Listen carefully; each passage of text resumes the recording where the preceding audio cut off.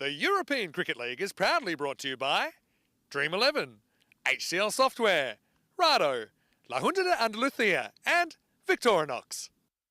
Well, Group C got off to a wet and woolly start with day one washed out, but we did get on the park yesterday. 5 matches determine who stays and who goes, and the Scots are out. A shock the result, and it came down to the very last ball last night. So this is wide open here. By the end of the day, we'll have another team for Championship Week. Welcome, I'm Mr. Maximo. This is the European Cricket League Group C Finals Day, and it starts right now.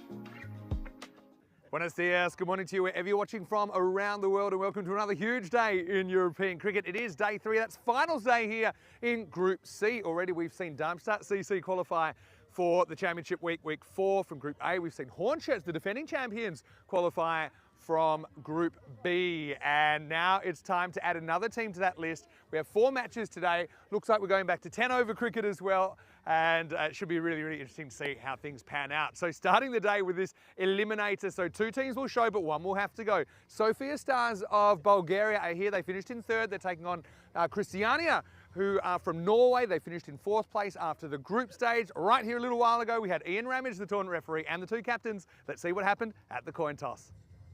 Sofia Stars, you're the home team, you'll toss the coin. Christiania as the away team, you will call. Yep.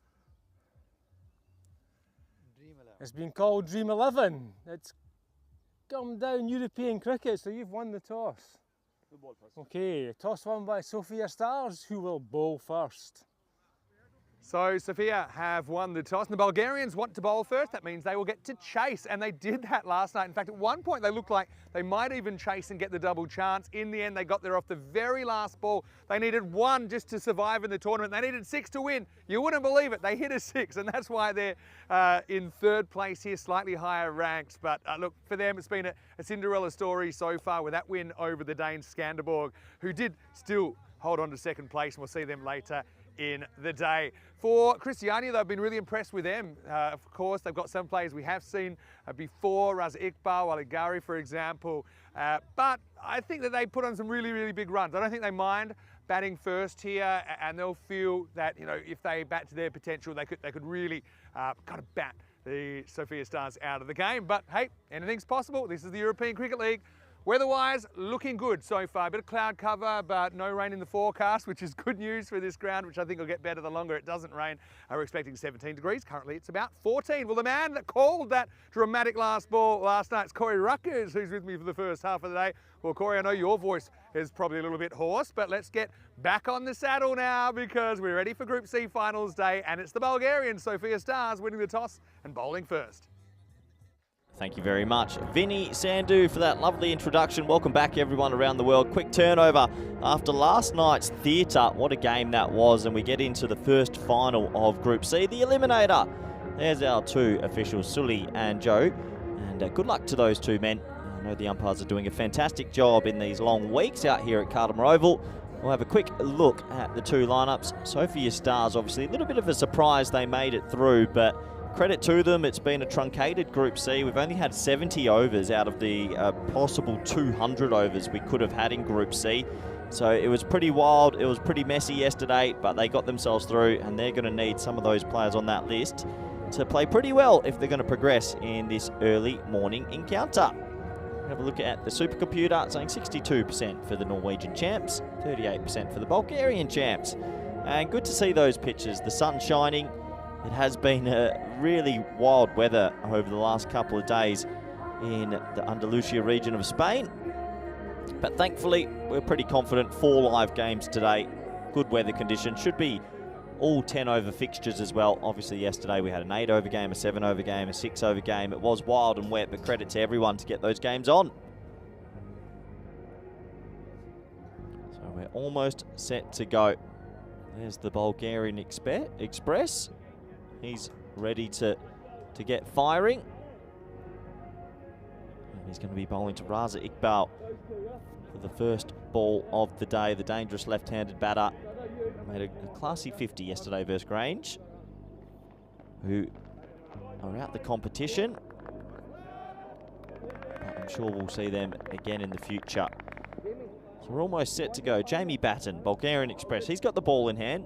Deep square, deep mid on the 2 boundary riders. Here we go. Ball number 1, finals day, Group C. First ball.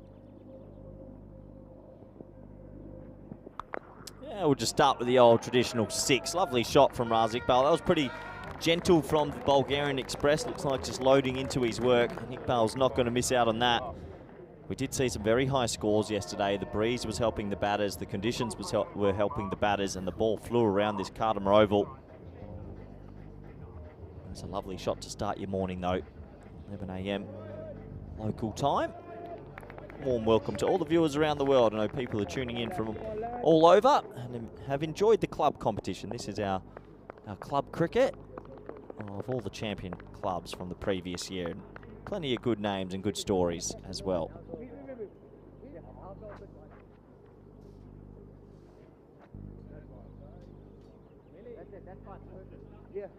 Just a little bit of a false start there, but yeah, great stories to see Sophia Stars win that crazy game yesterday and sneak themselves into finals today with a rather big upset.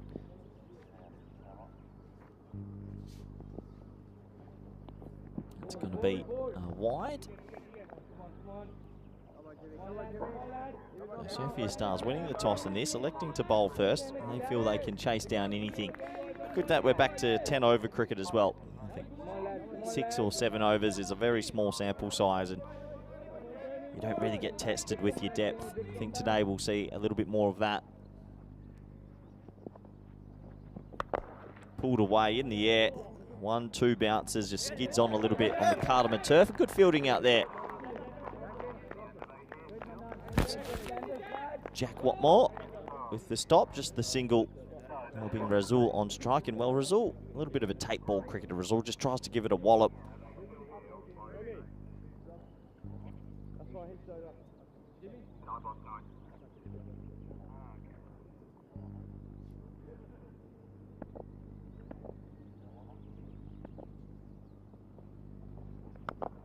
It gets a fair bit of bat on that though. That's going to race away for 4. So Batten just trying to build into his work. A couple of looseners. Nice start for the Norwegian champs. 6, a 4, a single. They're away. Always nice when both openers get their first boundary and get ticking together. Much more pleasant conditions here today. Very still. No breeze at all. Quite warm actually, and a little bit of cloud cover, but looking at the forecast, we will be fine.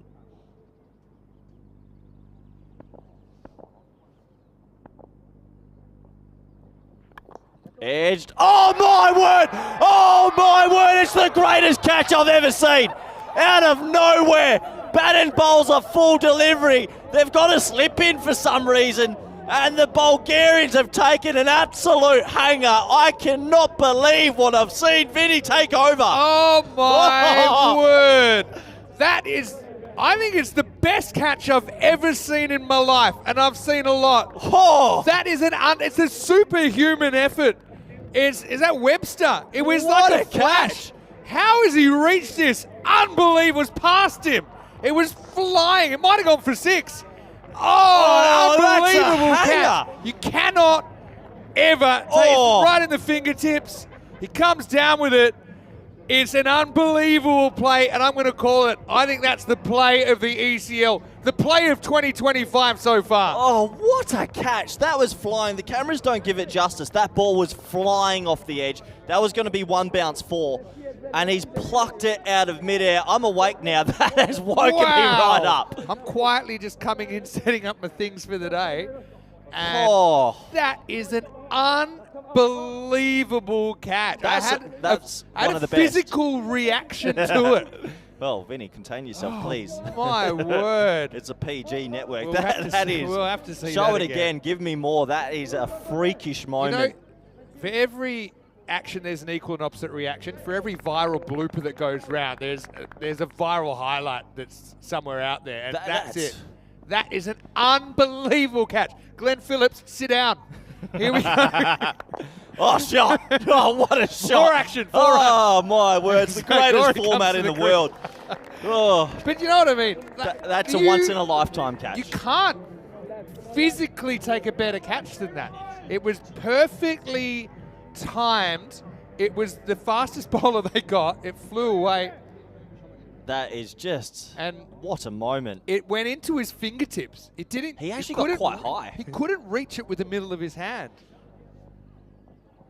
The over's still going to go for about 20.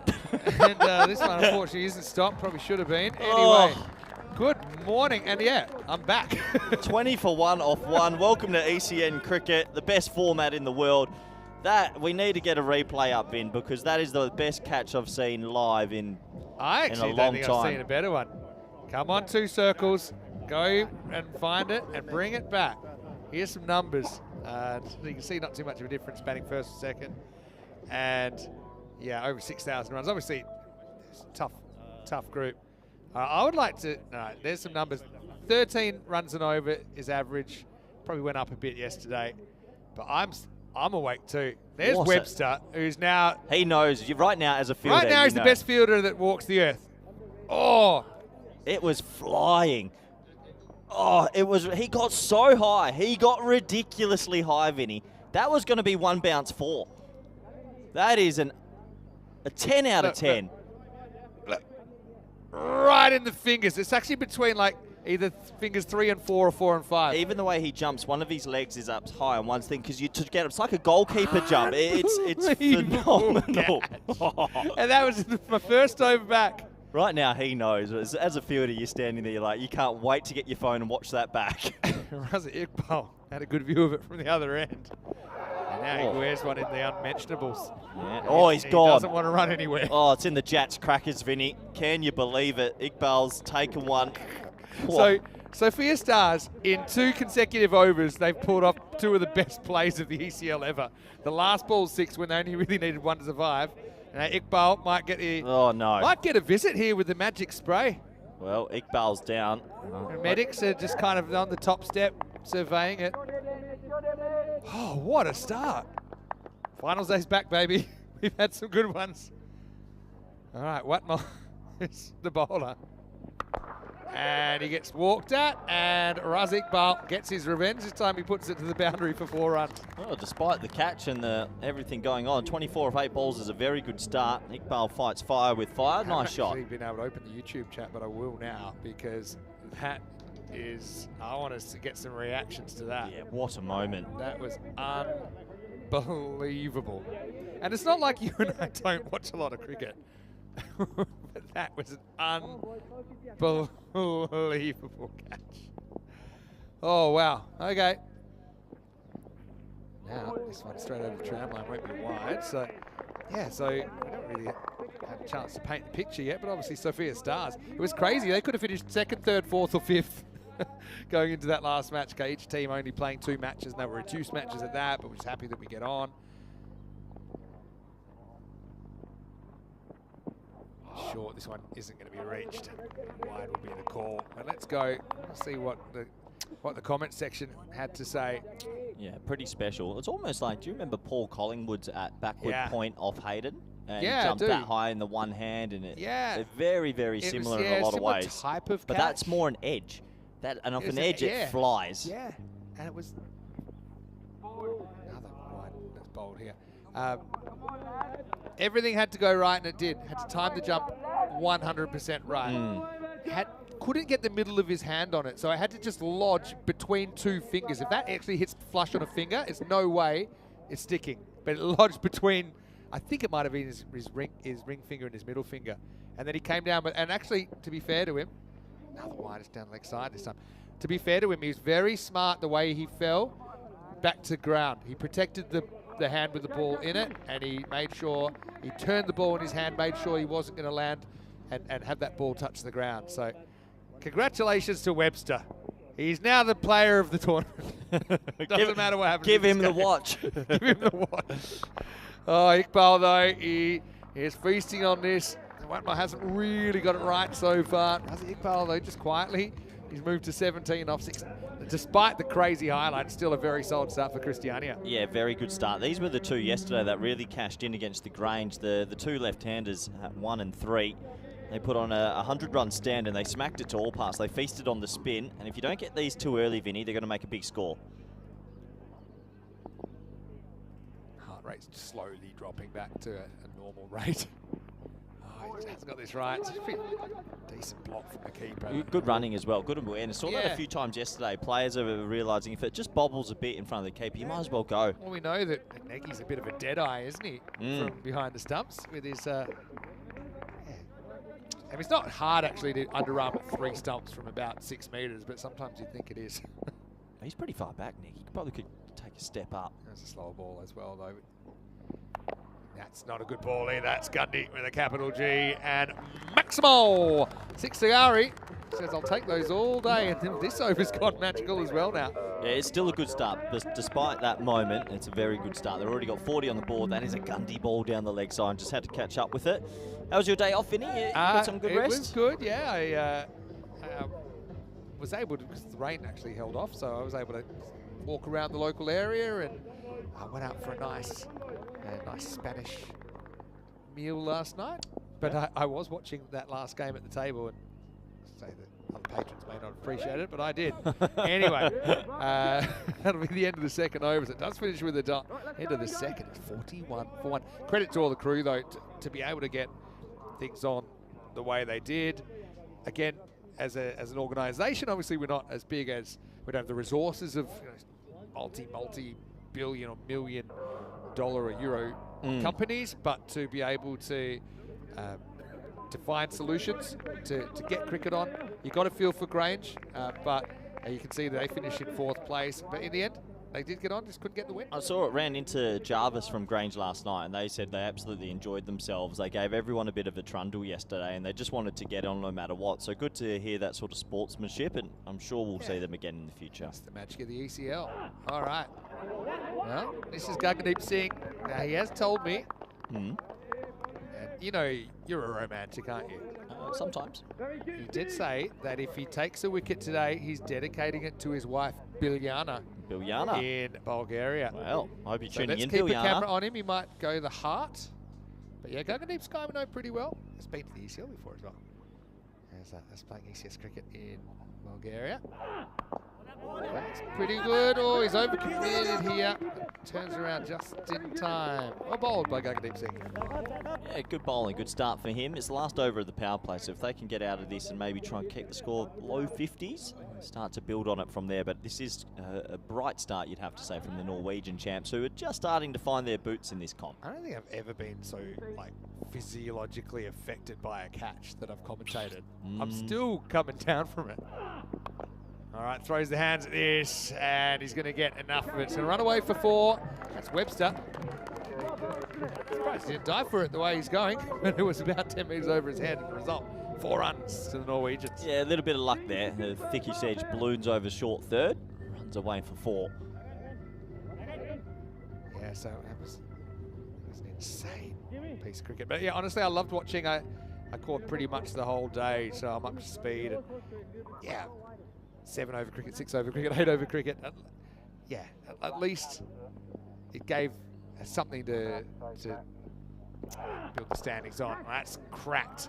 This time he tries the Yorker, and Gary's a very good player. First player to take an ECC hat-trick, actually, Wally Gary, back in 2021. He brings up the 50 here for his club, Christiania. Yeah, and good signs. These two left-handers are clicking again. The dreaded double click. So I see it sometimes at Carlton Road. When two players get going together, it's very hard to rein them in. The 50's up inside 16 deliveries today, and they look like they're set for a very big score. Shot. Rolling cutter, and he plays it really nice. He holds his shape, bangs into the vents. Maximo, saves Mars. One thing I really like about Gory, Vinny, he accesses the offside very nicely. He's not a leg side happy player. He really likes to say leg side of the ball and free his hands. That's a beautiful cricket stroke, and he's really ticking here. 56 sure now. Yeah. He's 28 off 8. Kind of been blinded by the highlight, but the reality of the fact is they're going at pretty much 20 and over here. Nice ball of the power play. And it's hit very well. So it will be a 20 and over power play. Christiania affirming as big favourites here to make it to the second half of the day, but still early. It's 60 for 1 after 3. Yeah, dream power play for them, going at 20s. And there's another example. He stays a little bit leg side of the ball, doesn't press his front foot across to close himself off, keeps his arms open, keeps his shape open, and pumps it for 4. So 20, 21, and 19. Despite that highlight, that one ball, it has been a dominant batting display so far. Can you win a power play just off a classic catch? No, you can't, Vinny. Unfortunately, it just looks like, on the scoreboard, looks like any other catch. We know it wasn't. Oh, man. Got to say, I didn't get to comment on the kits too much, but I like the kits here in the Group Stars. C as well. Sophia Stars have got a very nice kit. All the teams have nice kits, but for Sophia Stars, it's like I think I was saying yesterday, it's like a baseball collector's item, that one. Yeah, I quite like the Grange. It's kind of minty fresh. Do you reckon there's any viewer out there that's collected every single ECL shirt? I'm sure. One day it'll be worth a nickel. Nickel. So, good unit of measurement there. Thank you, Vinny. Right, Mishra is going to get worked away here. Long chase, unsuccessful chase. Raza Iqbal is going to knock it away for 4 runs. Yeah, good shot, Vin. Just turning around the corner. And, well, the two left-handers are really flying now. 64 on the board. Sophia Stars need to break the partnership, otherwise they're going to be chasing 180 plus.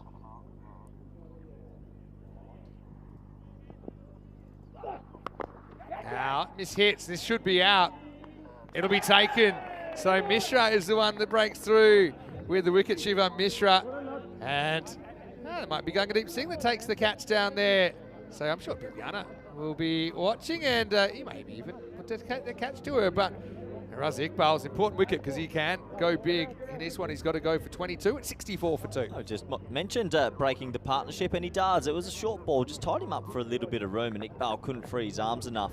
Just cramped a little bit, cloths it straight to deep square. So 2 wickets down, and this Sophia Stars team, you just can't count them out. They've got a lot of spirit, a lot of heart. Can they get a couple more wickets here? Disappointment for Raza. Just one miss hit ends him, and well taken by Deep Singh out there. So can Sophia Stars turn things around? I mean, their game had crazy momentum switches, didn't it? Last night. See earlier today they weren't able to get the win. Christiania, well, perhaps a bit disappointed with their first match. Otherwise, maybe they could have pushed up into the double chance. But hey, in the end, well, to be fair, I think after 4 overs they were 63, so they had a shot with the batter on strike. It just didn't work out in the end, and then yeah, it was a crazy end to the day. All permutations were on the table, but they crept over the line. Akram to the crease. slower ball. The old grunted slower ball always works. Oldest trick in the book, Uncle at Christmas. The old Sharapova. Good player. She was very talented. How many Grand Slams did Sharapova win? 3? 4? More? 2? 4? I'll go 4. Okay, I'll give you the answer. Thank you. It was World Tennis Day yesterday. Yeah, true. I heard that. Full of delivery, and that is a beautiful shot. Lovely batting from Gorey. He's looking $1 million this morning. He showed us his skill over the offside, but that's a beautiful leg side clip. Yeah, beautifully done. Just timing. Nice little pickup land. Just got such a pretty technique, doesn't he? Nice player to watch. Good, nice on the eye. Slow ball, takes it on, and just over the top. Oh, lightning can't strike twice there for Sophia Stars. Just climbs over his fingertips. Gorey survives, and the result, maximal 6 runs. Yeah, Gorey, 44 off 11, striking at a flat 400. Just got enough. Just got enough. Maybe half a metre over the rope. But that's all it takes. So she won 5 Grand Slam titles in her career. Well, that's close. Between 2004 2014. Ever play a bit of tennis? Good at it. 78 for 2 after 4. Yeah, a little bit of tennis. Padel's taken over. Fun game. I liked my squash, actually. Squash was a very, very fun sport. Yeah, myself as well. My favourite tennis story is nothing to do with the pros. In fact, at the other end, a couple of guys who I played cricket with had retired, and they'd gotten out of shape a little bit, quite a bit. But they were both quite good sportsmen. and they challenged in a bar one night. They challenged each other to a tennis match. In a bar?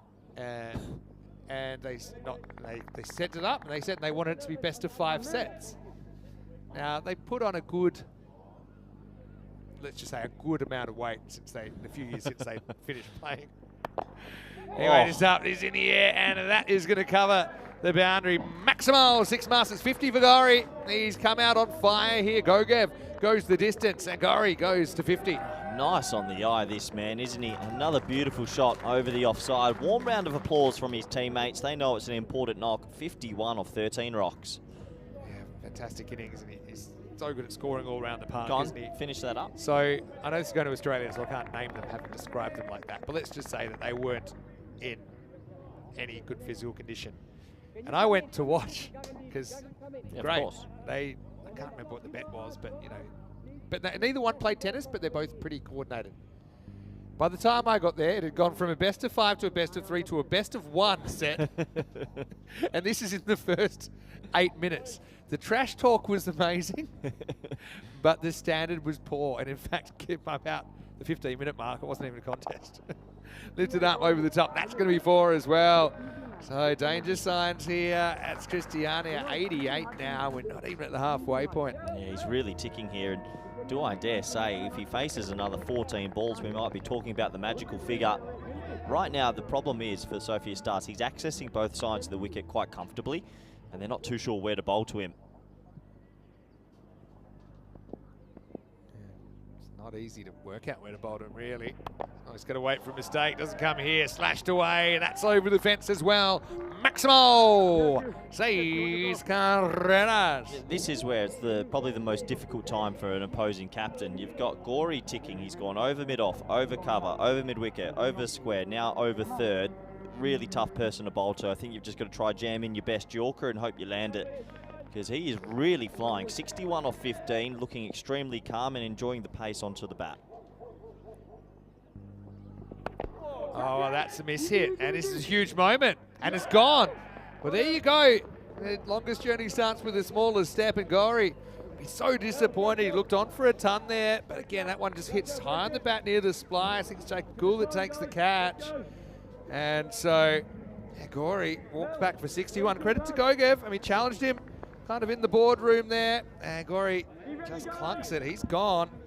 And the score is 94 for 3. Yeah, he plinked one out of nowhere, really. Proper innings, though. He's set up his team in a very strong position. And brave bowling to dig one in then. Not too sure if he meant it or not, but Gori goes. Very, very good inning. 61 off 16, 45 runs on the offside. Yeah. Nice to see that. Yeah, it's a brilliant innings from Gori. Probably goes into the category of high cameo. I mean, it's more than a cameo. That's substantial. Yeah. What's a cameo these days? 20? That's what I mean. That felt like a cameo because it just didn't last that long. Yeah. You know, when good what's a good cameo these? 20 off 6 or something? 20 off and over? Something in the 20s. Yeah. Something in the 20s off single digit. But would you say like 15 off 4's a cameo? Bit part. Oh. All right, Anwar strokes this quite stylishly through the offside for a single. Saeed Anwar for a moment then. It's Mirza Anwar. You know, one thing about Sophia Stars, they knew they were kind of outsiders probably to qualify, but they have, and now they'll give it everything they got. They'll feel, especially after last night, that anything's possible. Momentum could change quickly. Oh, I don't know what happened there. I think it's right off the cue end of the bat. It was hard enough to go past the bowler, but they won't get a run. So it's the end of the 5th over. What a 5 overs we have given you so far, and there's plenty more to come. It's 95 for 3. But anyway, let's welcome you into the commentary box. Vinny Sandu here, Mr. Maximo Koi Ruckers with me. Great job yesterday. What a day of cricket it was. I was an amazed spectator like everyone else. Rico Full will be with us a little bit later in the day for the second half of finals day. But what were your kind of thoughts? Any surprises here in Group C for you? Well, obviously the talking point's Grange, but I just think with the shorter formats of 7 overs, there was a lot more volatile. The tough conditions, as that one's misfielded, and they'll think about 2, but they'll surf 1. Obviously the tough conditions meant some of their quicks couldn't charge in, but they kept playing with a smile on their face. That was good to see. Yeah. So there's plenty of surprise Group C, but it's a very confusing Group C because Grange also didn't get to play on paper the two weaker sides. They took on the two more strong sides. So it's a bit of an odd group, and that can happen. When weather affects a T10 tournament, it's pretty volatile. Yeah, especially with these 3-day groups we have these days. Would have been very interesting if we had lost another whole day, Vinny, because then I think what do you do then? Or what happens if a whole group gets washed out? How do you decide a winner? You bought Monopoly. Maybe we have to play Monopoly for it. Tell you what, I was pretty good as well. Yeah, I did hear you mention that you won 4 of the 5 games. Grifter. Another slow ball, miss hit. Don't think anyone's reaching this though. Bermuda Triangle is after it, but the result will just be a single. That's a good miss hit. Yeah, it is a good miss hit. So just 1 to the total. Yeah, it was. I mean, this ECL, it keeps just going in all these different directions, as you'd say, left, right, up, down, around.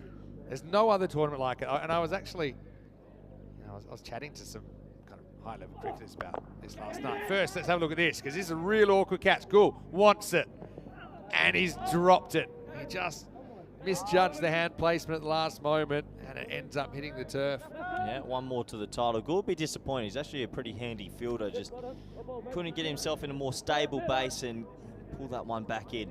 So I was chatting with some pros last night about it, and they had been watching the last couple of overs of the night. Oh, that's hit, and I think that's going to go the journey. Going, and gone. Great effort there on the line. Gogev had a look at it, but had to watch it sail over his head. Maximal, 6 runs. Yeah, nice shot. 100's up, 105 with 4 party overs to come. It's a half volley, and he pumped it away. Yeah, go on. Yeah, so, but they said the emotions and the kind of dynamics were so different to anything you'd see in any other cricket. So in pros, it kind of comes with the territory of, they'll have disappointments if they're full-time cricketers. They'll go to another tournament. They'll have another go with their team next year if it's a big tournament even. End of the 6th over here, 106 for 3. But just the fact that these are regular people essentially being put in this situation. Club cricketers with cameras. And the kind of just those scenes when that 6 was hit last night to keep them alive in competition. This is just not something they get to do all the time. And for some of them, it might be their only time they ever get to do it. So that obviously results in the kind of emotional scenes that we see spill over in ECL cricket. We saw with Al-Fatah and Sophia Stars that, it is about the club cricketers and having those isolated moments that mean a lot. They can take that away with them for life, and if they come back, maybe they get another one. But that's why I do enjoy sort of seeing all the different club teams from all over Europe. It is a special event. Definitely. Who would have thought we'd have a Bulgarian club team playing a Norwegian club team and things like that? And it's just, in the end, it's the spectacle. I know there's the higher standard cricket around the world, but nothing that's higher standard, I think, of entertainment. Anyway, Webster is going to try and pull this one off, but he won't be able to, as Anwar gets 4 more off the edge. Yeah, 4 more vital runs. Despite the good fight from Sophia Stars, the runs are still really ticking. It's looking like a 150, 160 score, and that's quite a lot here at Carter Oval. It definitely is.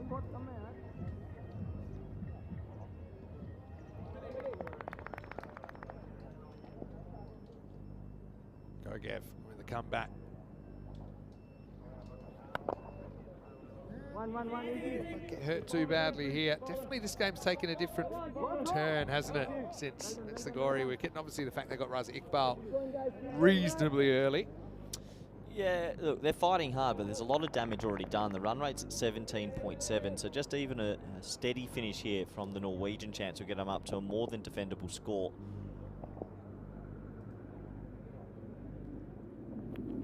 A ledge on this. Yeah, there is. In fact, he walks. Akram.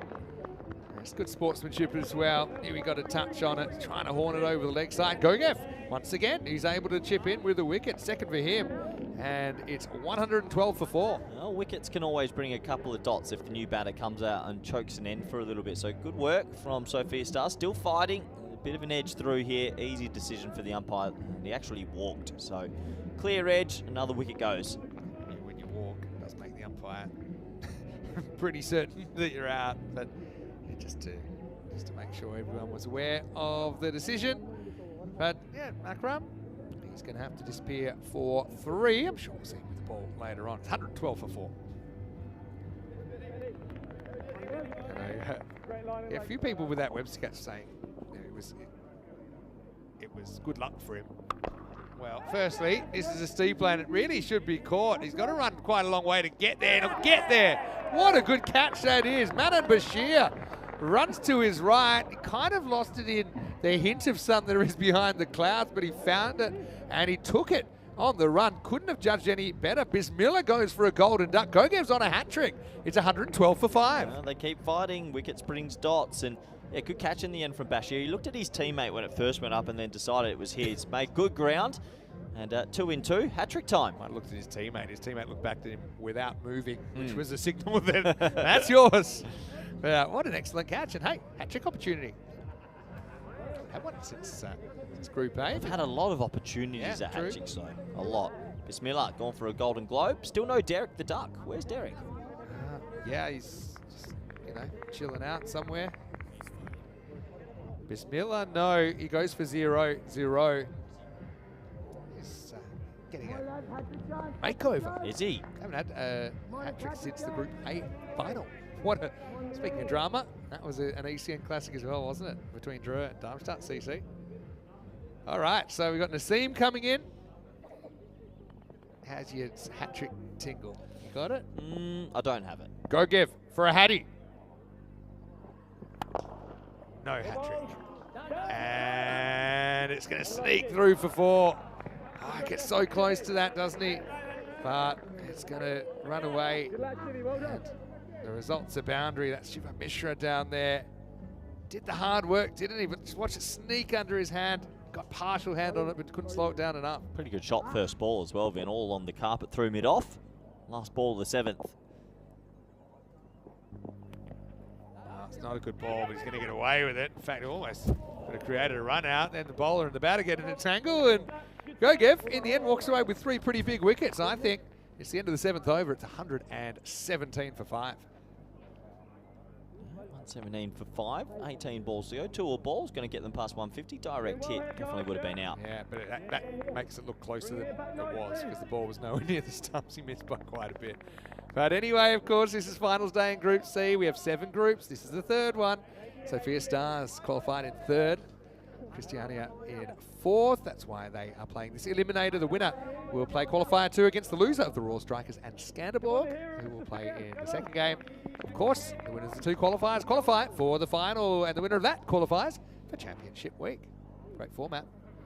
Sahil Kumar comes on, and kind of early on they got the bowling wrong, didn't they, the Bulgarians? Would you add anything to the format? You said great format, but is there anything you would add to T10 cricket?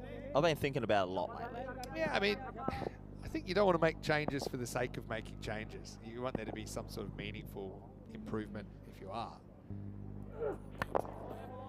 One thing that's interesting is that if you're kind of gruff when you're trying to work, when you start with complete chaos, and we don't, in the beginning ECL 19, we had 8 teams, no one really knew how to run a cricket tournament.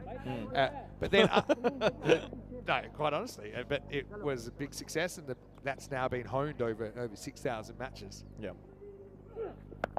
That's going to be 6, too short, Kumar.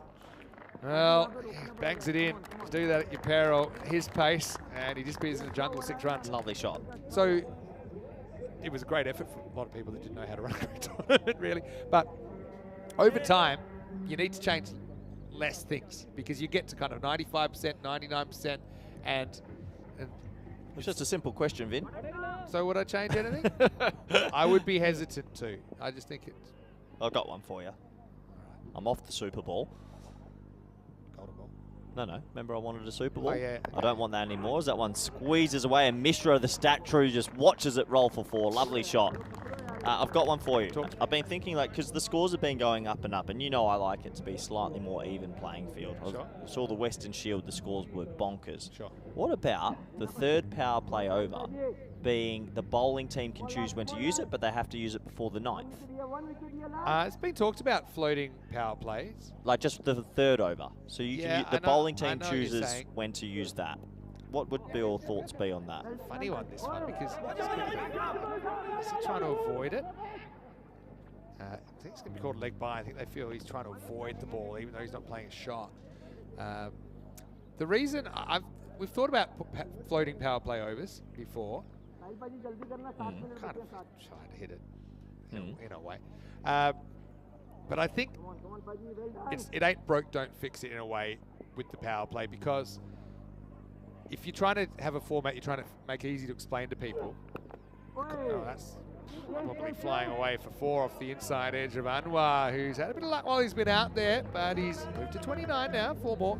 Yeah, I just think it's very easy. I love to explain cricket to new viewers in one sentence, and saying you're allowed 2 outfielders in the first 3 overs, then you're allowed 5 is a lot easier than having to say, okay, and now this happens, and then they get to choose it. So for simplicity, I favour leaving it alone. But it's an interesting idea.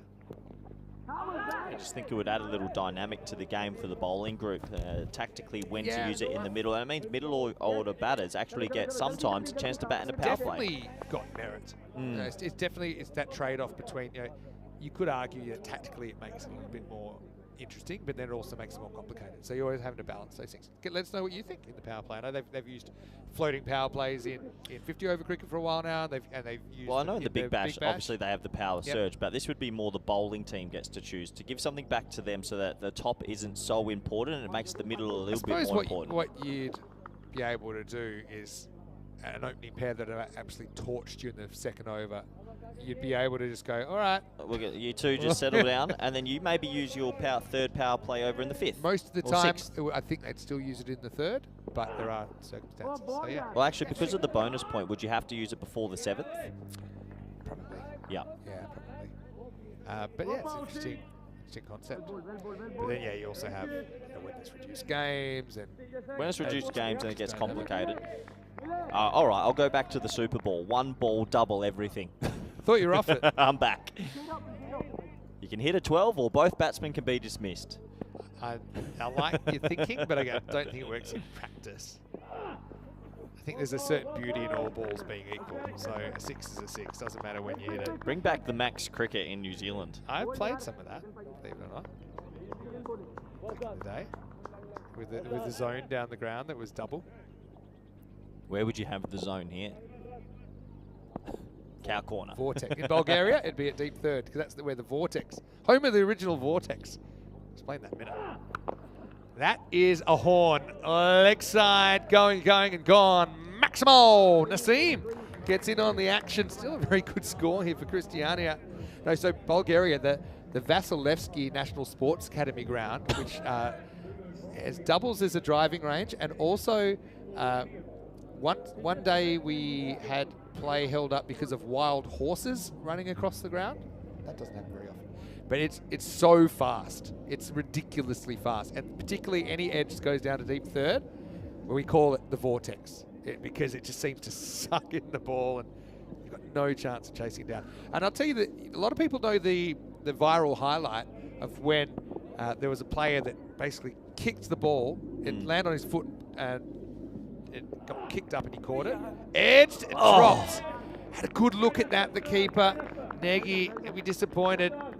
Get away with it's a single, but this is one I think you got to catch. It's not coming too quickly. It's one of those hanging edges and he gets 2 hands to it. Yeah, I think it's as he hit the ground, both arms just shuddered a little bit and it floated to him. He'll know he should have caught that. Has it? No, it actually popped out before he... Early, yeah. He'll be disappointed with that. All right. Well, it's well bowled by Gagadeep. This is the 9th, 144. I mean, there's a lot of pressure on the top order. I think we saw that last night with the Bulgarians. Well, if Webster can continue his good form, maybe Mishra gets some runs as well. You never know.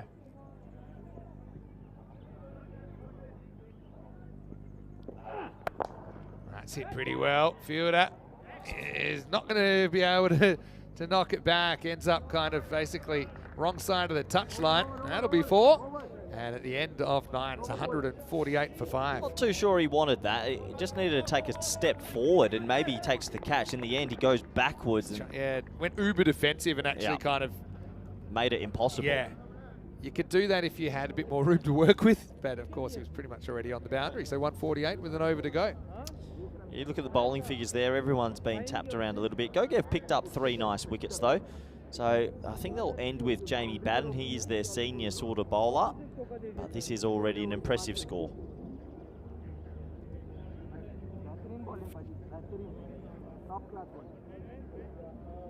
So a couple of birthdays today, Vinny, yeah, for we the haven't just touched on that yet, but yeah, you're right. It's our CEO, Roger Finer's birthday. Happy birthday, Roger. Very happy birthday, Roger. Hope you're enjoying it with your family. And he's not at the ground today with the family? I think he's allowed to have his birthday off. Good man. Kevin O'Brien. Couple of icon birthdays as well, right? Yeah. Kevin O'Brien. Kevin was here 2 weeks ago. Yep. And Max O'Dowd, our other icon's birthday. What are the odds of that? What's Ross Taylor doing? I can tell you, it's 1 in 365. Ross Taylor wasn't born on the same day. I can tell you that much. It was good to have Ross out here, wasn't it? Definitely. All right. First one down leg side. We're going to run to the keeper. It's probably smart run. He's so far back. So they'll get through for a bite. Yeah, rate that. Clever cricket. Why not? Take it on. And they'll go be 2 wides, I think, Vinny, actually. Down leg side. Of course, yeah. Yeah, that hurts bad, and it makes it pretty difficult for the keeper as well. Testing his range. He was pretty good last night. See, it's partly how much time you've got, how balanced you are as to how likely you are to hit the stumps. So Anwar gets the strike back. 150's up after that as well.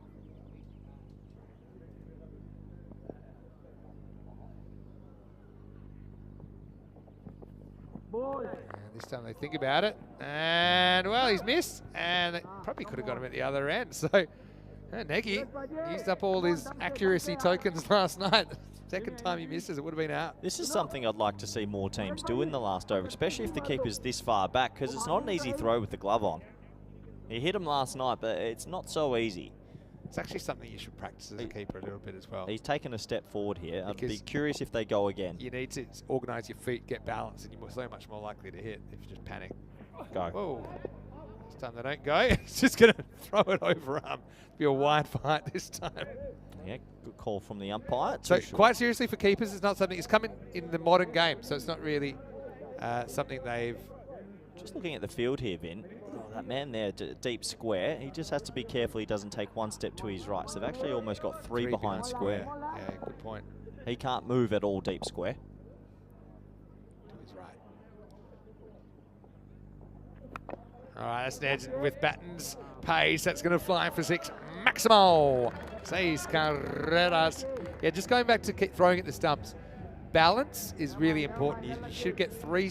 You should have 3 steps and be able to throw with a straight arm. If you're off balance, if you've had to dive, and you don't get that ability to settle yourself, then you're just less likely to hit the stump. So something you can practice if you're a keeper at home. Yeah, pretty hard luck there for Batten. It's a good heavy length delivery and the edge just flies for 6. What can you do? Pace can work against you in this format. Yeah, you're right. Come back ball. Pretty well bowled. It's up in the block hole. I think they're going to have to settle for a single. Yeah, 1 more to the total. So we're looking at a score in the 160. Still can get to 170 with a big finish.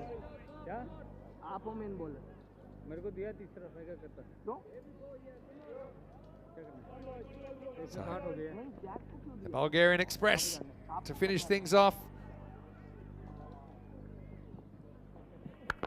And he'll get pumped. So what an interesting innings this has been. I don't know why I've just gone off the edge. I thought that was last ball. Yeah, well, keep your eyes forward, Vin. We still got, there was a couple of wide. We got 2 balls to go. 175 still on. That's a lovely shot, really. Interesting, they're still given a 9% chance of chasing it. Yeah, 9% might be a little bit generous. It would be one of the more famous chases we've seen here. Obviously, Sophia Stars weren't expected to make it this deep in the competition already. They've tried their best here, but they've been outclassed. All right, back.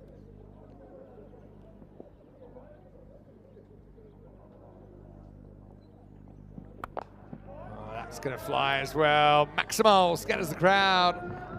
It's another thick edge that flies. All strikers get a good look at it. And 6 more. So tough to be a fast bowler sometimes at Cardamar. I mean, there's 2 edges there that have just flown for 6. There's benefits to pace, but there's downsides, and I think that's what we're seeing here in this last over. You might not want to be the Bulgarian Express anymore. Probably be better off just Bulgarian What? locomotive. Well, what's a Nah, bit slow. slower? Slower than that? Mm. Bulgarian. Snail. It's probably a bit. Too What's slow? an average size Last ball time. Bulgarian bicycle? Dangerous one. They're going to run, and they're going to get there. And they probably like the idea of 2. Oh, geez. Could have run. Poor awareness. Hit the stumps when they were in. They'll just get one by then. And it's going to finish 172 for 5. An epic chase if Sofia Stars were able to pull this off, but they're here. They've got a shot. But I think Christiania are pretty happy with where they're at after 10 overs of finals day. Yeah, they'll be going into the second half very confident indeed. Despite that amazing moment early, Vinny, one of the better catches we've ever seen on the network. It has been an impressive batting display. There was also 17 extras, which helped them along to get to 172. Yeah, so, yeah, well, they'll feel okay. We were going at this kind of pace last night for a while before the breaks came in. Sofia Stars, they're going to have to do it for longer. I feel like someone needs to make it big. I'm going to call it. You need someone to make 100, I think, if you're the Bulgarians here to pull this off, or at least kind of 85 or 90. Even to go back to where when Webster hit that 80 back in ECL 22 against VOC, the team score was 130. So I think you need someone to go really big. Finals day, back on the park here. Joe and Sully lead the teams out, and Sofia Stars, well, they shone brightly last night, didn't they? And they had a few issues with some boundaries getting hit early, but you just wait and see. You will see the best catch you've ever seen right here. What a grab that is. And Webster, well, he's going to remember that for the rest of his life, and he's probably not the only one. And even, I think the batter just had to shrug his shoulders and say, well, that's the way it goes sometimes. But while this was all going on, Christiania were building the foundation of a very healthy score. Yeah, that's one that he'll be hanging up and showing the grandkids in many years to come. But besides that, the Norwegian champs did pump that ball a little bit everywhere. Iqbal got going again, the dangerous left-hander at the top. Quickfire 22 off 9. We put that in the cameo category. But it was Wally Gorey. His shots over the offside were mighty impressive. He made 61 off 16, 6 sixes, 6 fours. But I think it was 45 runs on the offside for him. Just really showed that he's a difficult player to bowl to. Overall, Sofia Stars tried their best to rein them back in, and they had their moments here and there, but it really was the Gorey show. He hit it left, right, everywhere you want. It's a gorgeous stroke play. That was his 50, and his teammates really appreciate it. On finals day, he gets going.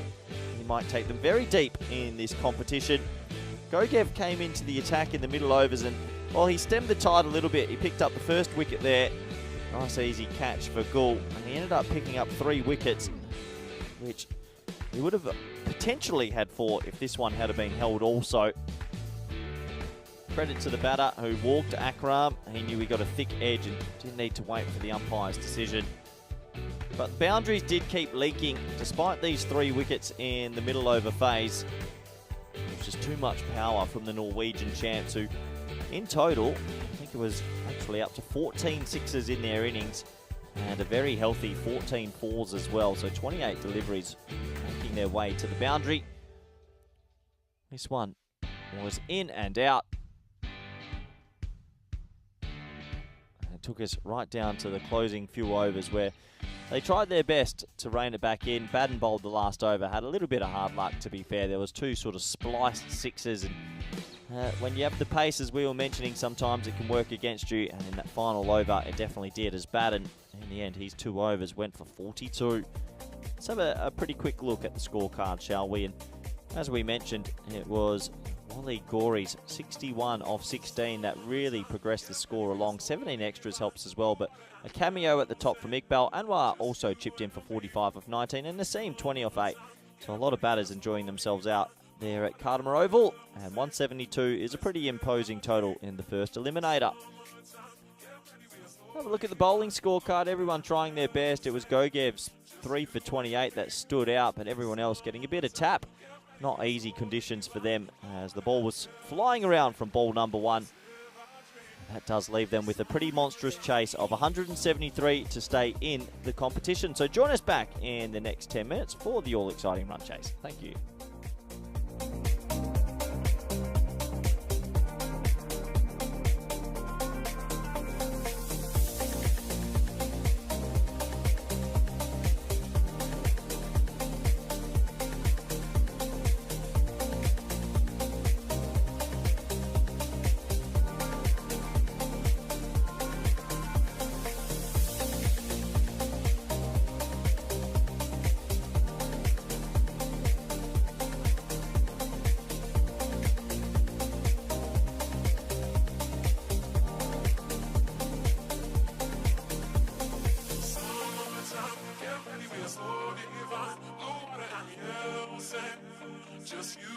and me.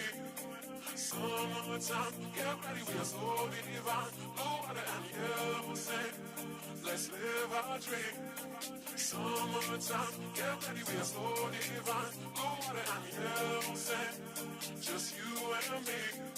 Summertime, get ready, we are so divine. Blue water and yellow sand. Let's live our dream. Summertime.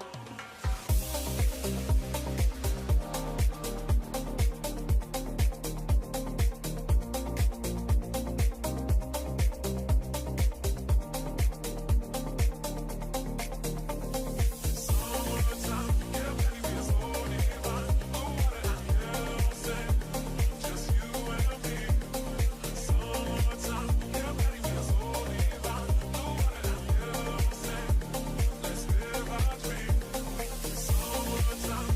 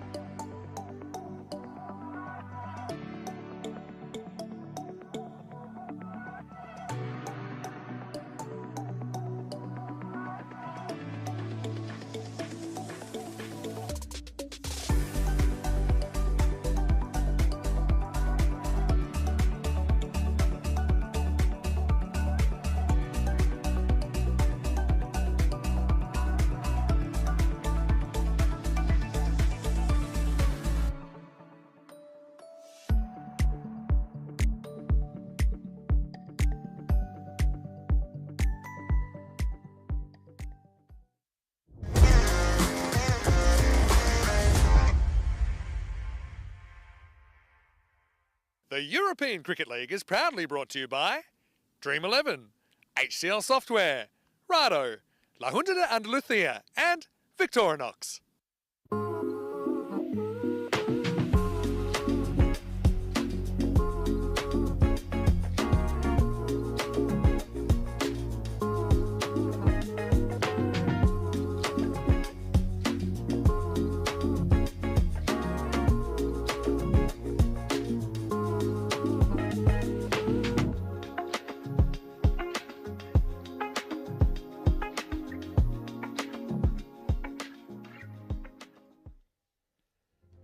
Hello and welcome back to the European Cricket League live from the Cantama Oval in the beautiful Andalusia region of Spain.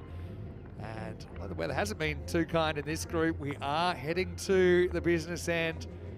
And now we're going to have to say goodbye to one side. At the end of this innings, of course, with Christiania putting a very, very healthy total on the board here in the Eliminator.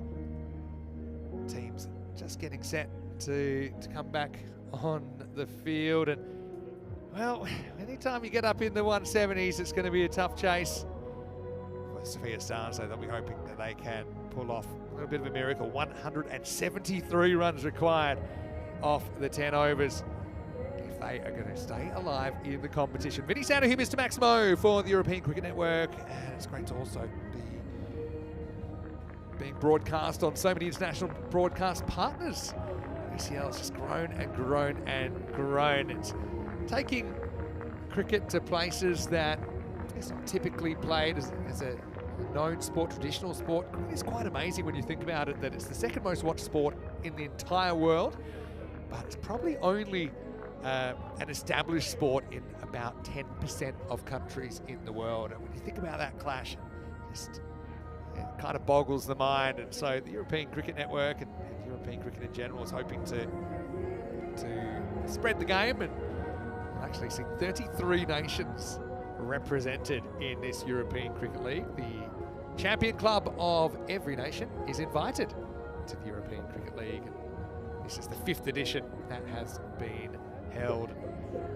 Well, we saw one of the all-time great catches in the first half of this game. Chris Webster, absolutely incredible. In a kind of floating slip position, took one, just kind of lodged in his fingertips. A flying edge off the Bulgarian Express, Jamie Batten. And now Chris Webster gets his chance to let his bat do the talking. There he is, getting ready to face up. His regular opening partner at the other end is Manan Bashir.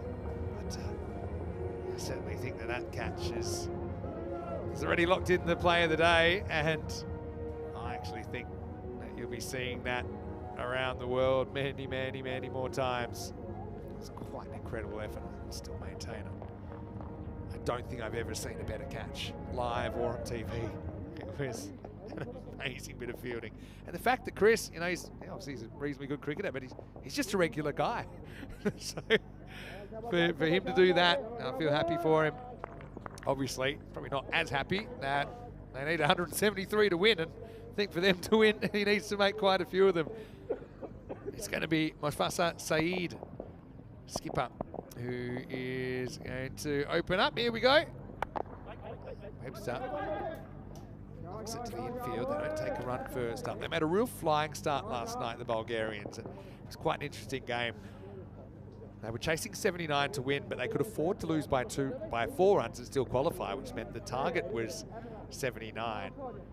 But to stay alive, they had to make at least 74. They were 73 before the last ball. You'd think staying alive in the tournament is probably a priority, but we saw a 6 attempted and hit. And we might see another one here as that goes straight down the ground. Webster, Maximo. Stars away. Stars were shining brightly last night. Can they do it in the daytime? Probably a bit of a slot ball there from Saeed. And he steps, he hits it straight. It's good batting. It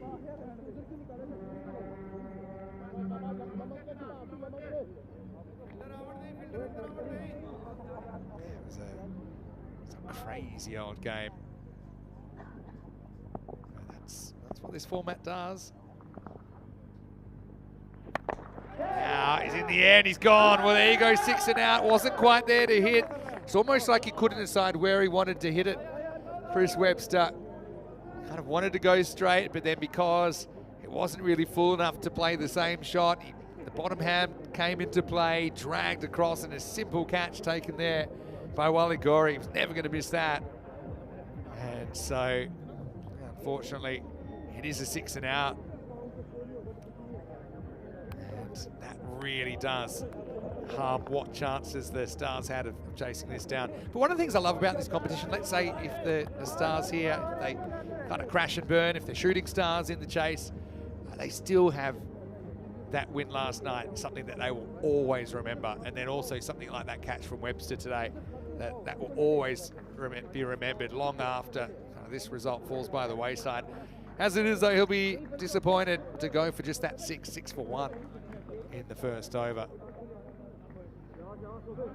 Sahil Kumar last night, that quite incredibly went large last ball and just crept over the rope.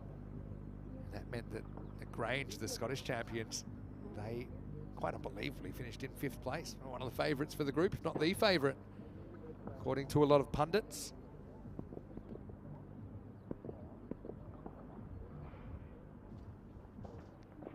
Probably just a wide. Remember, the regulations here say that if the ball passes the popping crease and even any part of it is over that red indication line,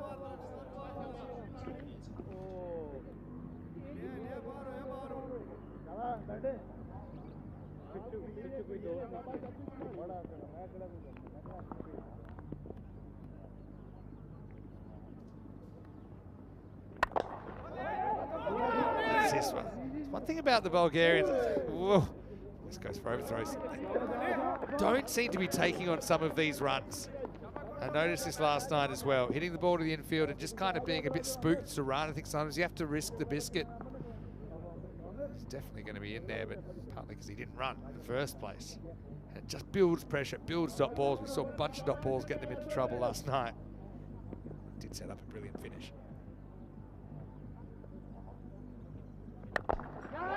This is up in the air, and that's going to be gone as well. So it kind of shows you, probably shouldn't have been on strike there. Mishra, Shiva Mishra that is, he's going to go for a duck 2-ball aside with a double strike here in the first over. And so that will be a fairly easy catch. Gari does the job again. This time he's gone back on the fence, but just as easy. And it's 7 for 2 in the first over. So what I will say, I know a lot of people are in the comment section, and we love that. We have that two-way conversation. Corey Ruckers joins me back in the commentary box, but also Corey, one thing we like to do is sometimes share our social media. So I know that yours is cruckers_28, right? Yeah, correct. cruckers_28. Or you can get me at Mr. Maximo with 5 O's. And if you want to send in any random questions, now's a great time to do it. Or let us know where you're watching from. Let us know where you're watching from. If you have anything you want to say, if you want to shout out, now's probably a good time. We don't get to do it too often because it's a hectic pace here. Yeah, 7 for 2. Good to be back, Vinny. And oh boy, Sophia Stars, they got in here with a miracle, but it's not looking good so far. Go Gev, his first ball. Across and stays good as well. So end of the first over. And things were tough to start with. They're even tougher now. Sophia Stars 7 for 2. Yeah, the Norwegian champs played a pretty good game so far in the first 11 overs of it. You'd have to imagine they're going to progress from this point on. Sophia Stars, though, if they do get knocked out, they've won some hearts around the world. 35 matches since our last Golden Ball. I think we'll get at least one more this tournament. I hope so. Yeah, well, we had, I think, 3 last year in the ECL. One on opening day. Isn't it quite freakish? We had one on opening day last year and this year. Amin Asim ready to bowl over number 2. I want to say a quick hello to Zishan Siddiqui. He's messaged me, actually. And he said, hello, hope you're doing well. And he's also excited for the Portugal internationals with the Norwegian team touring Portugal, men and women's sides. Oh, how exciting is that? That'll be the first time I think Portugal's women's team will play. Yes, that's true. Very Norway have played a exciting. little bit. All right, that's up in the air, and that's going to be 6. They need more of this. Bashir, well, he is kind of a bit of a freak of nature in a way. And I know that Rico mentioned last night that his first ever hardball innings was 100, and after he reached 100, he started batting left-handed and hitting some crisp off drives. That's He started the 10th over, game 1 of the ECS Bulgaria, and he's made 100, and then he's just left-handed. It wasn't like a 6, but it was just a proper, proper drive. Sounds like he was living a dream, Vinny. But his dream has turned into a nightmare occasionally at the Cartermere Oval. Missed the rest of the series with concussion after getting a ball in the helmet, I think, in the first tour he had here. But, Christiania, Superman colours. All our viewers in Australia, I know we're on Fox Sports down there. The Western Bulldogs fans will be all over Christiania. Yeah, good call, actually. Dead ringers, aren't they? And then you've got almost, the red's a bit complicating, but you've always got a Richmond versus Western Bulldogs situation in this game here. Oh. Maybe. But look, Gogev comes out. If you're the Stars here, you've got no kind of point to play for. You're just... Oh, you're swinging from the hip. You're swinging, and if you go down by 100 or more, yeah, it doesn't matter. go down. Yeah, give it everything you've got and hope you get a little bit of luck along the way. It's been a wild ride. I think that wild ride's coming to an end in 8 overs time, Vinny. Beware the batter that starts with a few dot balls. I think we saw that last night with Sahil Kumar. Oh, it was a great game to watch. I actually really enjoyed watching it as a spectator because, yeah, I suppose we do this quite often, and I still am a spectator even when I'm commentating. But that one, it was just... It was up there. It was an Does that fit into the ECN Classic category? 100%. How big's the category? Big. Edged. Oh! Keeper couldn't really organise his feet here, and it was kind of going down when he wanted to be going up. I think he would have gone... missed it anyway, but someone called Chris Webster. That's going to be 4 runs. Have a look here. Yeah, that's... Had a few issues, Barty, yesterday at times, I know. You know what I'd like our social media team to do if they're listening out there? Get Paul Collingwood's catch and split that with Webster's catch, because dead ringers really, really was a special moment. Handy 4 runs for Gogev there. Him and Bashir up against it, but I'm sure they're going to give it their all.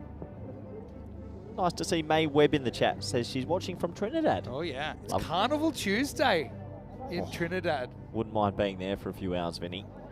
It would be a one-way trip for you. It would be over.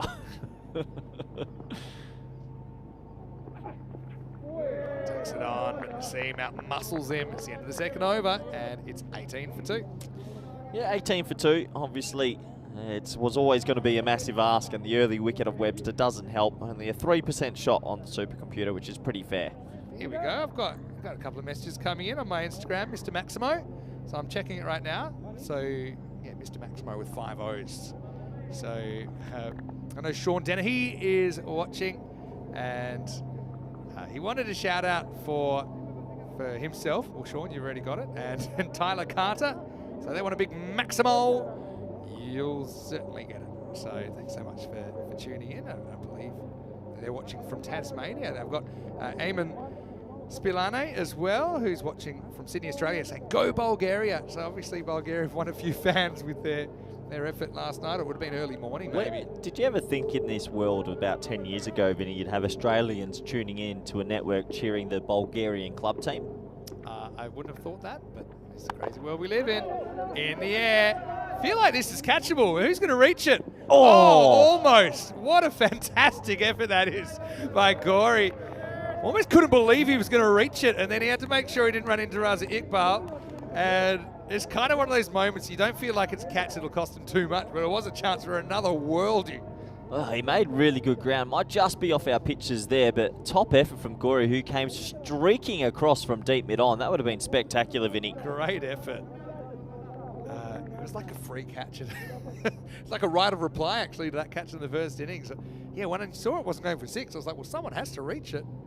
Catching it's not another thing, though. This is up over the top, and nobody back on the offside. Pitch is just inside. Cuatro carreras. Yeah, it feels like this is the sort of pace Bashir wants to bash a massive over and get them going in the chase.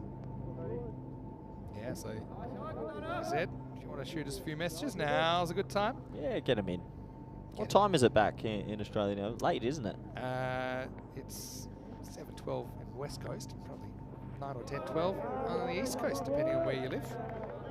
I'm still waiting for when we do go to ECN network down in Australia. ECN, We must be getting closer. I can't believe we haven't done it yet, but I can't believe We it. must be getting Logistically, closer. it's a bit tough, but we need to do ECN Australia. Yep. Club teams, artificial turf, small boundaries. Just think about it. January in Australia. We didn't have any cricket in January this year until the very last day. 4 weeks in Australia. Would you do it in Perth? Time zone slightly better in Perth for all the European viewers. It's up and If you put an invitation out to, let's say you're doing it in Sydney cricket or in Perth cricket, how many club teams do you reckon would sign up and say, yeah, we want in? I think it'd be off the chart. Well, you tell us in Australia. Message us right now. Get in the YouTube channel, ECN European Cricket Network, or message me, Mr. Maximo, on Instagram, or you can see Rutgers_28. I think we get inundated with people that want to play. All right, that should be out. Anybody? Gone. Well, Bashir is going to have to go. Really, Sophia Stars. They're shooting stars, but they certainly shone brightly last night. That'll be a wicket to Saeed. So now he's got 3. As his power play rapidly comes to a close, it's 26 for 3. Look, we know this one's pretty much all over. With that wicket there, Bashir goes. Maybe he was their last hope. Just clothed it, didn't he, straight up. And the old crocodile style of catch. Kids, I don't recommend it, but at least he held on to it. But, you know, yeah, crocodiles eat fingers. But what I think people it's taken a bit of time, but I think people are starting to get their head around that this European cricket, it's a different format of cricket. It's not T20. And T20, when T20 first burst onto the scene, no one could quite get their head around that. But over time, that's become mainstream. So T10, and not just T10, but it's the dynamics of European cricket make it such an interesting format to watch. And yeah, it doesn't matter what time of the day, you can tune in, you can catch some cricket action. If you... Oh, we've got a jumper issue here. Oh, okay. Oh, get the police out there. The player that's taken the catch has the wrong number on the shirt. Oh, big trouble. Penalty runs. Need to be 100 of them, I think, to make this game close. But yeah, I want to say hello to other boys from Peel and St John's and Isle of Man. Good bunch of boys. So yeah, well, Jacques actually sent me a message. So he said, watching from a tropical Isle of Man. I bet it's not. Do you think we're ever going to Isle of Man with the ECN? Love to. All right, Prakash is here. Prakash, you saw him just playing the anchor role to perfection in that classic match we saw yesterday morning. 26 for 3 after 3. But the thing is, European cricket's all about characters as well. And Prakash is a great character. And he would have been as proud as anyone of that effort last night. Right now, though, they still need about 150 in 7 overs. And I think they've got 7 overs to enjoy themselves. No real pressure on them here, I think. But just have a look at those big overs. Started with a straight to the 21, 20, 21, 19, 18, 17. A couple where they pegged it back, but then the 24-run finish just put Christiania up and out of sight. Yeah, so yeah, thanks for all the messages. We try to keep up. It is a bit tough with you know, obviously what's happening on the field. Yeah, just one down the ground.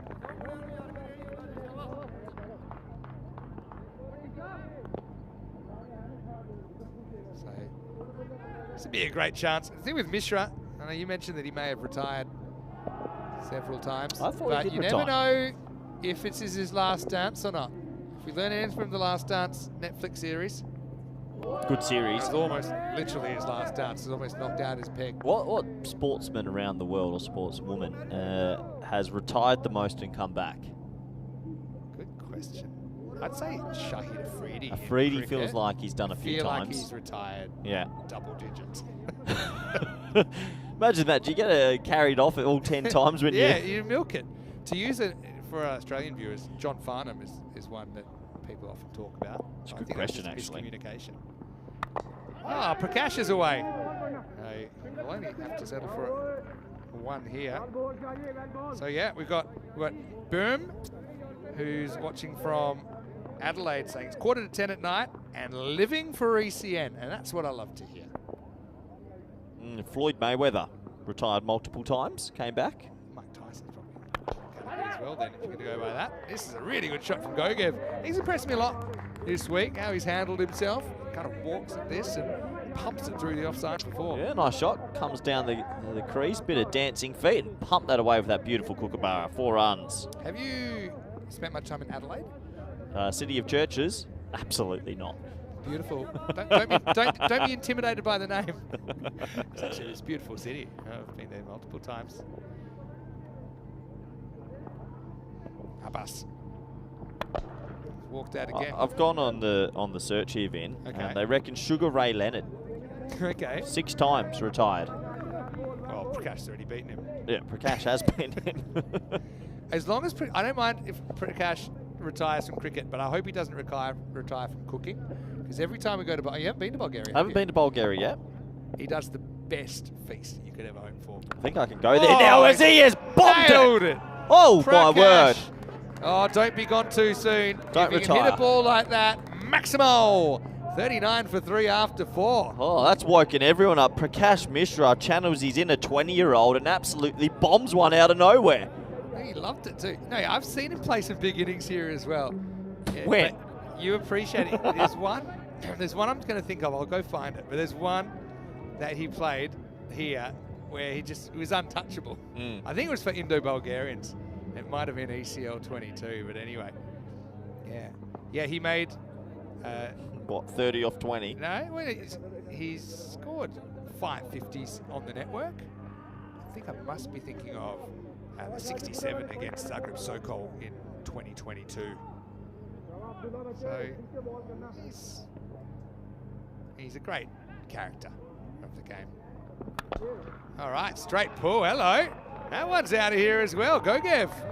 Isn't it great to see some of the native talent? I mean, Bulgaria, actually to the women's team last year as well. They've got a lot of native players coming through. But Gogev's guys, Bulgarian guys, played all his cricket there. But that's a proper shot, isn't it? Kind of standard deliver shot. Cannon then off the bat. Gogev absolutely mullers one. 2 big sixes. It says 1%, Vinny, but it could even be 2%. You never know. Gogev it. Gogev, good name, Gogev. Sounds like an app. Well, if you had an app, what would you name it? It's a leading question. Thanks for all the messages, by the way. Do appreciate it. And I know Ian's tuned in as well. He's already posted what he thinks is going to be a viral catch, the Webster catch. Ben Blandford in the chat saying he's watching the ECL while on Cyclone Watch in Queensland. Yeah, it's a bit of an issue in that part of the world sometimes. Have you ever been through a natural disaster yourself? I've got to say, coming from Perth originally, I've never had to deal with, for example, earthquakes. It's something that kind of frightens me. I think I was quite young and they had the big San Francisco earthquake in '89. I'm just old enough to work out. That was pretty scary. Yeah, the odd big storm. That's probably about it. Probably not quite tropical enough in Perth to deal with proper cyclones. You? Category 4 up in Karratha, actually. That was interesting. 3 days locked inside, and yeah, not the nicest experience. Not quite Category 5 though, is it? No. The thing with Mishra is he's going to play one shot, and if that ball should meet the middle of his bat, it's going to fly, and we've seen that already.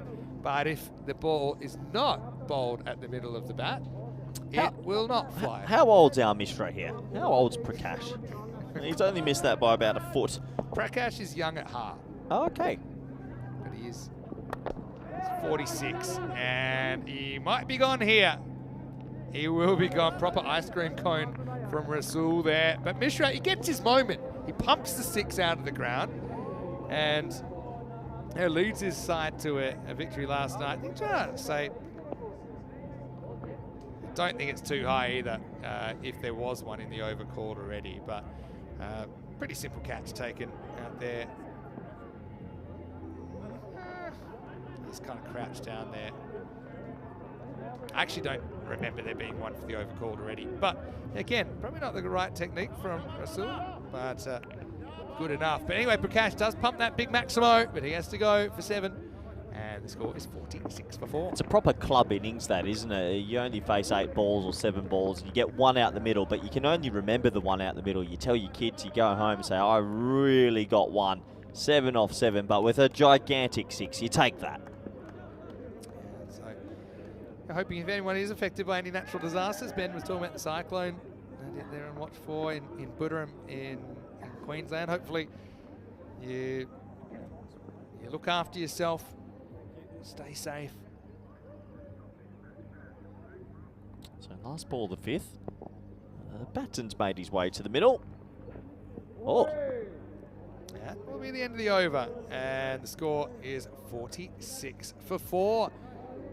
And, oh well, as we pause, I think this game, we've had a few classics. I don't know if this one will quite be a classic, the way things are working out. Let's welcome in the commentary box Vinny Sandu, who is to Maximo. You've got the slow hand clap going. There's always something to talk about, though. We just said if you want to get in touch with us, you can get me at Mr. Maximo. You can get him at CRuckers_28. Send us messages. Instagram's probably good. We'll check the inbox. We can talk to you. We'll talk back.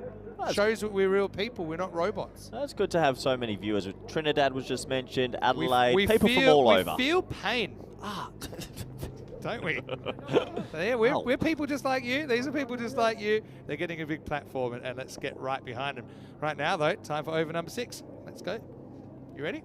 Fitty. No full toss. Just a single. Yeah, this game meandering out. Obviously, Sophia Star still trying their best, but it's not going to happen.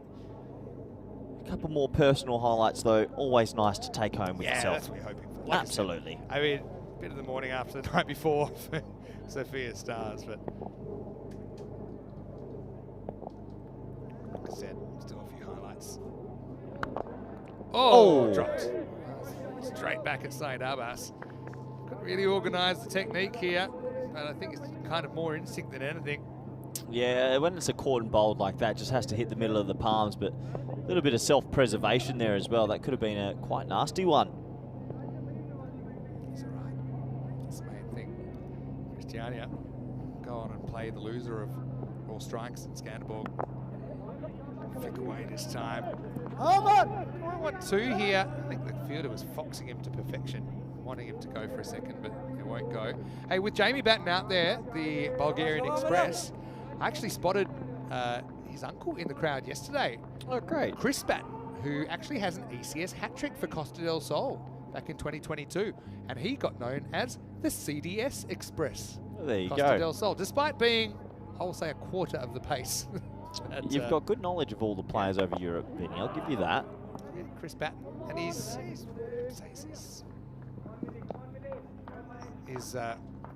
twilight years of cricket, if you want to call it that. Maybe that's a bit unkind. But yeah, Chris, I remember he took a hat-trick here. It was the same series Viv Kingma was actually playing as well. Yeah. I think Viv Kingma's down in Namibia now. The Dutch have a series starting tomorrow. Chris Batten, 62 years old. Let's get a bit creative here. Oh, no. Run out waiting to happen, but they'll scramble through for a leg by. But the main thing about the European Cricket League, it's a festival of cricket. You've got players here that have qualified through their respective countries, and it just has a certain festival atmosphere, unlike anything else that you'll see. The spectators get to get up and personal with the players, and yeah, hopefully that translates through the screen. Anyway, here's Abbas. But good stop down there by here's Anwar. They're taking it slightly dodgy too, but the throw came back wide of the mark. 50's up as well for the Stars. Yeah, 52 for 4 after 6. 24 balls remaining in this game, Vinny. And I think we start to preview the afternoon's cricket coming up. Looking forward to seeing the qualifier between Royal Strikers of Malta and Skanderborg of Denmark. You got feelings about that game? Obviously, Strikers came out and struck them well yesterday. We've had such a small sample size of this group. It's quite hard to read. We haven't seen too much of the Maltese team. They've only played a handful of overs and one of their batsmen clicked. So I still think it's pretty much a 50-50 and looking forward to commentating that one. I suppose one of the things is that can't rely as much theoretically on one player in a 10-over game versus a 6 or a 7-over game. This one he's gotten wrong. Fielder comes in and takes the catch. So Bismillah, well, he went for a duck, but first ball he bowls, it's going to work out pretty well. Batten gets that all wrong, as the Bulgarian Express will have to head back to the station, and the Stars are 52 for 5. I'm sure we'll see the Bulgarian Express in the future somewhere, Vinny, but wasn't his day today with bat or with ball. Another wicket goes. This game meandering out, but credit to the Norwegian side. They've played a pretty good T10 performance. So Warren Casey has sent me a message. He said, always the most entertaining form on the television. Was he here from Ipswich in Queensland? Keep up the good work. And big thanks to Wazza. I've actually played in Ipswich before. I think I have as well, yeah. Nice part of the world. So yeah, thanks so much for sending a message. If you want to do it, you can. This is the time. Good comment from Deborah Hall in the chat. Being through a natural disaster, does marriage count? That's pretty good. That's the kind of chat we're here for. You got to poke some fun sometimes, don't you? Watmore comes to the middle now. He's got a chance for some personal highlights, and he's going the old Shivnarine Chandapur. I like it. The old frontage. It just bats normally in the last step and pushes a single. Boom. Do you think that Duckworth and Lewis tried to shorten their marriages using their own method? Good. Don't know where to go from that now. I'm curious. Watmore's gone the old Shiv Chandapur. Shiv Chandapur, tell you what, underrated cricketer. He churned out runs for a long time, and he used to bat. He used to bat with the old baseball sort of. Of course, yeah. The paint under the eyes. How come that hasn't caught on actually? It's an extra thing to do, isn't it? Unless you're really. What's the difference from zinc? Probably. Is it easier to apply? What actually is it? There was a thing that came a few years ago saying you shouldn't use white zinc because it can reflect the light into your eyes, because white reflects the light. So you should use coloured zinc. I don't think I've ever seen black zinc. I use yellow. Yeah, yellow's okay. I guess better one. Oh! Well, he's not dead, so that's probably a good thing. Gee, I thought that got him. Actually gets him in the hands. That's one of the more scary things that it's going to happen one day, Vin. But I only saw that at the corner right. I thought it laced him. Yeah, you got a hand on it. If you're really unkind, that's drop catch. But have a look at it. Oh. Thank. It's like, don't worry, everyone, I'm fine. He actually he's pounded it. That was on target, wasn't it? Magic spray time? Well, kind of got the heels of the hand on it. It was less he was trying to catch it, more he was trying to protect his face, which was. Does that go down strategy. as a dropped catch? It's nothing official, but I think any ball that's touched, particularly with the hand or the arm, has to. Did you see a couple of years ago the New Zealand bowler that started wearing a helmet as he ran in? Yep. Here comes the magic spray. Well, magic spray could really help here. Need the old jiffy finger straightener as well, maybe. Yeah, I saw that. And I actually think it's sensible, but it's about it being practical. Some baseball pitches, it's exactly the same issue as baseball pitches. They don't have a physically possible reaction time, especially in baseball pitches as well. They've got a big follow through. So there's been some really nasty incidents. There's one from the Zimbabwe bowler. I can't name his name due to his name being quite difficult to say. Yeah, difficult to say as a commentator, but he took one really bad, and that's when they started discussing in cricket, should bowlers have some more protection? Yeah, I mean, we see umpires sometimes you see with umpires, a helmet. so yeah, it comes down to what's required physically of bowlers. And also, I think the bravado of the players comes in a little bit as well. So the general thinking would be, if this guy's running in, bowling in a helmet, he mustn't fancy himself as much of a bowler. Does the umpire in the Big Bash, does he have the grill on as well, or has he just got? Why? The grill. I think that you could just do the jockey lid as a umpire would actually look okay. As long as you can see. The thing is, you could have the ball deflect off the stumps and into your face. There was a very nasty one actually in Italy a couple of years ago. The ball deflected off the bowler and did some really bad facial damage to the umpire, and that's not his fault. It bounced off the bowler's fingertips. So I think the grill makes sense if you're going to wear the helmet. It's also being comfortable with it, I suppose, as well. It's one of those tough things in cricket. There's no obvious solution. That's the end of the 7th over, 56 for 5. Let's have a look at the teams of these two teams that are coming up. Royal Strikers versus Skanderborg. with Clinto Paul coming into the side for Raw Strikers. Chandral Sudasanan will be behind the stumps, led by Savio Thomas. But yeah, Pushparajan, where do you think? I think he's got to open. I think. I don't know about him at 3, but anyway, we'll see. Divya Kumar and Dinesh are listed to open. For Skanderborg, Darmgard and Shangiv T. I saw you balking at his name a few times, but he gave it a go yesterday. Shangiv Tadikaitasan is going to be there. And the supercomputer, I think, has strikers as slight favourites in that game, but I'm not sure if I agree. Yeah, it's going to be an interesting game because we've had such a small sample size. You know, it's pretty even to me. Maybe a toss-up. Shot. Yeah, nice little kind of manoeuvre from Gogev. It's going to go all the way. Maximal! Shining light here for the Stars as well. I like his innovation. He's a natural kind of sportsman here. And the Bulgarian says, yeah, okay, I'm going to try something. And he gets it perfectly. 6 runs. Yeah, lovely shot. More runs to the total. And look, they're going to go out, but it'd be nice if they can go out with a bit of a bang, Vinny.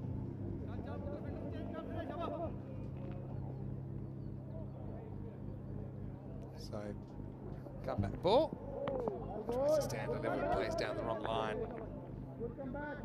Good to see the sun again, Vin. We went through a pretty few hairy days there with the weather. I have a bit of a reputation, and I had a scheduled day off yesterday. Yeah, sure you did. But I have a reputation of just the weather gods being unkind when I'm at home, safely tucked up.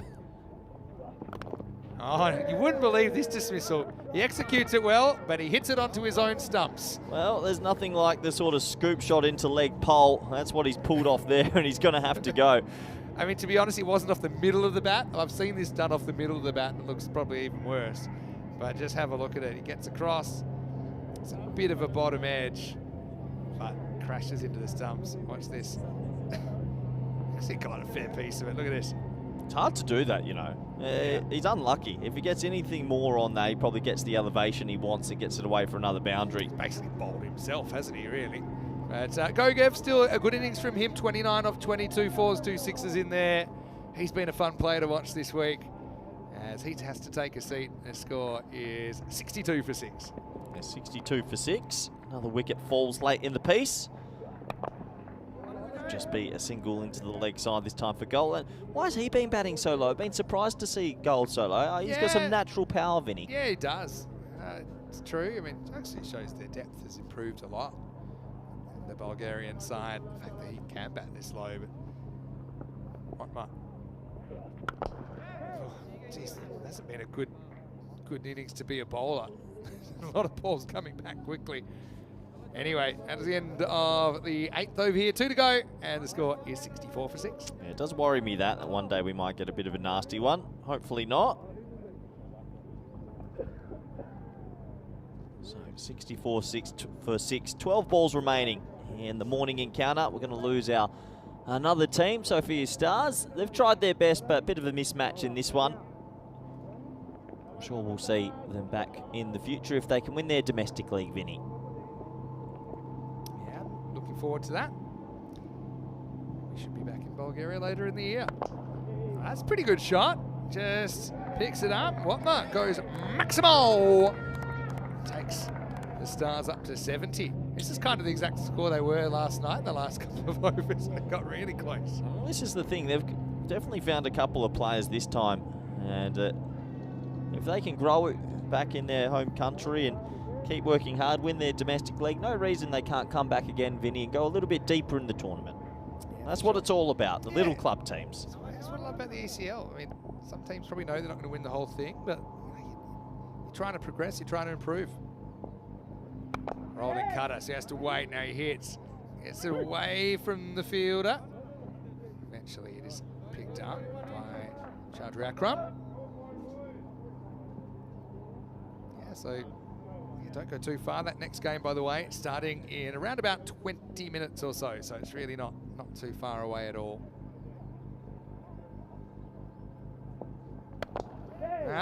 Cool is going to put this one up and over the top, and it kind of illustrates your point, doesn't it? He's a guy with unnatural power, and he goes maximal, even though he's 1 He's probably late on it. He's opening up to hit the leg side, but he still makes good contact and gets the result. I don't even know if he was trying to hit that over the offside, but he's just got power. He just swats at it and it flew.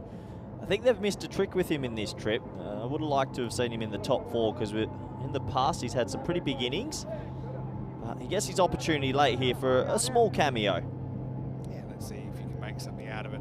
Just individual highlights is the best you can hope for here, I think.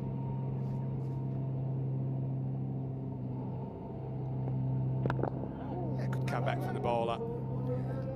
Just keep it out. Yeah, I'll try and get you on the Bulgaria trip. You'll enjoy it a lot. It's a nice walk from the hotel as well, normally. And this is something, I'm not making this up. A couple of years ago, Bulgaria was voted that it had the most beautiful women in the world. If you had said that to me a couple of years ago, Vinny, you would have had my name first, but these days, don't think so. Hope you're not listening, Em. Anyway. I can just see Corey's now. He's had to put the line through Bulgaria for the rest of your commentary career. Oh, Vinny. But yeah, that's facts are facts. Facts are facts, are they? That's what. Yeah. You know, we love our fun facts.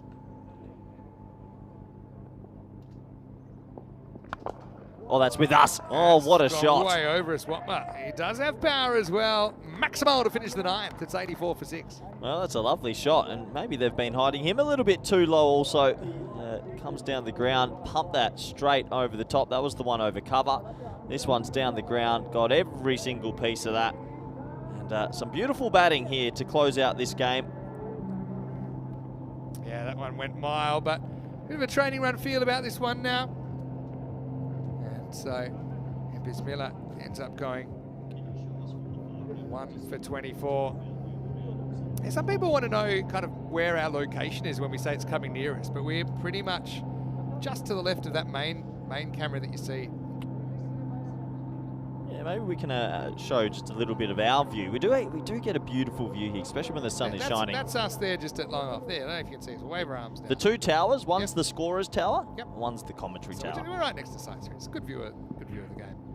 An extra bounce here for Chad Akram. Starts the last over of this game. I don't think we've had the old grizzly ball fly into the scorer's box or the commentary box yet. It'll happen though. Yeah, we know we get a couple at some point. Taking a few catches in the box as well.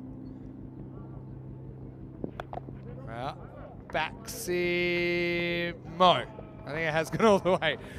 That's 6 runs for Gould. Once again, I think the shots intended and the shots played don't necessarily match up, but they'll definitely take the run to the Stars. There's 6 of them. Yeah, the old Baximo. He swings hard, loses his shape. Doesn't really matter, does it? Closing stages, and it carries all the way for 6. Yeah, so this is only the first 4 games today, don't forget. So it's night time where you are. Settle in. Slower ball this time, maybe a bit too slow. And scramble through for 1. So maybe they can get up to 100. They're 91 with 3 balls to go. Let's see. Yeah, a little victory, personal victory for the team if they get there. They've enjoyed their stay. They'll still be disappointed that day 1 sort of got washed out, Vinny, but they came roaring back in day 2. And they got the bonus game today, let's be fair. 3 balls remaining.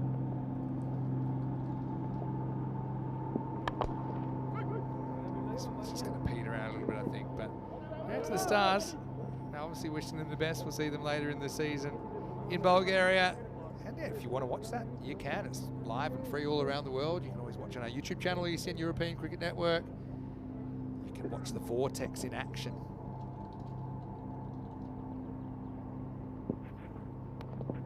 Swing and a miss. They're going to run. Keeper thinks whether it's worth throwing. Eventually does. Last ball coming up. Yeah, Watmore pretty clever there. Gets himself 1 more delivery. Try and end with another big highlight. Final question before we move on. Yep, talk to me. Any other countries that you'd like to go to that you haven't gone to yet in the network? Been to quite a few. I don't think I've done Romania yet. I'll get you there. You'll enjoy that as well. Last ball. Oh, bowler has to find it, can't find it. Takes the catch. So Akram will take a wicket in the end. Watma got that done by a good slower ball. So Sophia Stars are going to go down here in the eliminator, and the final score is Christiania of Norway 172, Sophia Stars 93. So I'll make that 79 runs the margin. But credit to the Stars, they were able to qualify fair and square. They had that huge highlight last night, a game they'll remember for years and years and years in Bulgaria. Today, plenty of highlights as well. The Webster catch. And, I certainly think that's something that we'll see again and again and again. But I think all credit has to go to Christiania. They had a job to do here. They were at risk. If they had an off game, they risked being eliminated from the tournament. But they have put on a big score, and they will survive to the second half of the day. So yeah, just confirming for you now that Christiania have qualified for qualifier 2. The next match we see will be qualifier 1 between Royal Strikers and Skanderborg. That's actually starting in about 15 minutes, so don't go too far. Now Christiania confirmed they will take part in the second half of the finals day, and now they are 2 games, Christiania, 2 wins away from coming back for championship week. Yeah, and you never know. The Norwegians have done exactly what they needed to do this morning. Pretty disciplined performance. Sophia Stars won a few hearts along their journey. I'm sure we'll see them again in the future, or if not, we'll see them in Bulgaria when we head there. When I head there. But anyway, we're looking forward to seeing the highlights of this. And look, they kind of needed to play almost perfect cricket, didn't they? And we're saying, right, let's get loose, let's get real about this. Well, Webster, he got started pretty real, didn't he? First one went for 6, second one was kind of in betweeny, and he ended up finding Gori. That was a bit of a body blow. Any hopes they had, I think, probably walked off with Webster, and then very next ball was 2 in 2. It was 2 balls later, I should say. Mishra was caught by the same fielder. Having said that, they gave it a good old-fashioned try, didn't they? They kind of knew they were playing for pride, I think, after a little while. So you can't really begrudge them that. They still tried to be attacking. That would have been an amazing catch if Gori had pulled that one off. But yeah, just trying to make something of the innings. Some good catches taken as well. I mean, these catches probably didn't have a lot of pressure on them later in the day when Christiania play. There probably will be a lot more pressure to hold on to these chances. But yeah, Prakash Mishra with a blow heard around the world. He got that one out. You see all his teammates like that as well. Like I say, he's done a lot for cricket in that region, supports it a lot, and yeah, just ended up going for 7. A couple more wickets fell. Jamie Batten ended up popping up a simple catch to Razi Iqbal. Then we always had a couple of bowlers that were hit into a next dimension. But luckily, you can see that one thing about the teams as well here, generally speaking, the teams all want the best for each other as well. They don't want to see anyone getting hurt. They want to see everyone enjoying their cricket. It's kind of festival atmosphere. So the Bulgarians, I think, get on well with most of the other teams. Didn't want to see anyone get hurt. That was hit pretty well towards the end. Cool, actually got a couple away. So Watma with some pretty decent blows as well. But he would get caught off the last ball of this eliminator, and it brought down the curtain with the final score 172 to 93. Christiania through to the second half of the day. Coming up next, though, Royal Strikers versus Skanderborg, the champions of Malta and Denmark. Royal Strikers, led by Savio Thomas, they will bat first after being sent in by Skanderborg.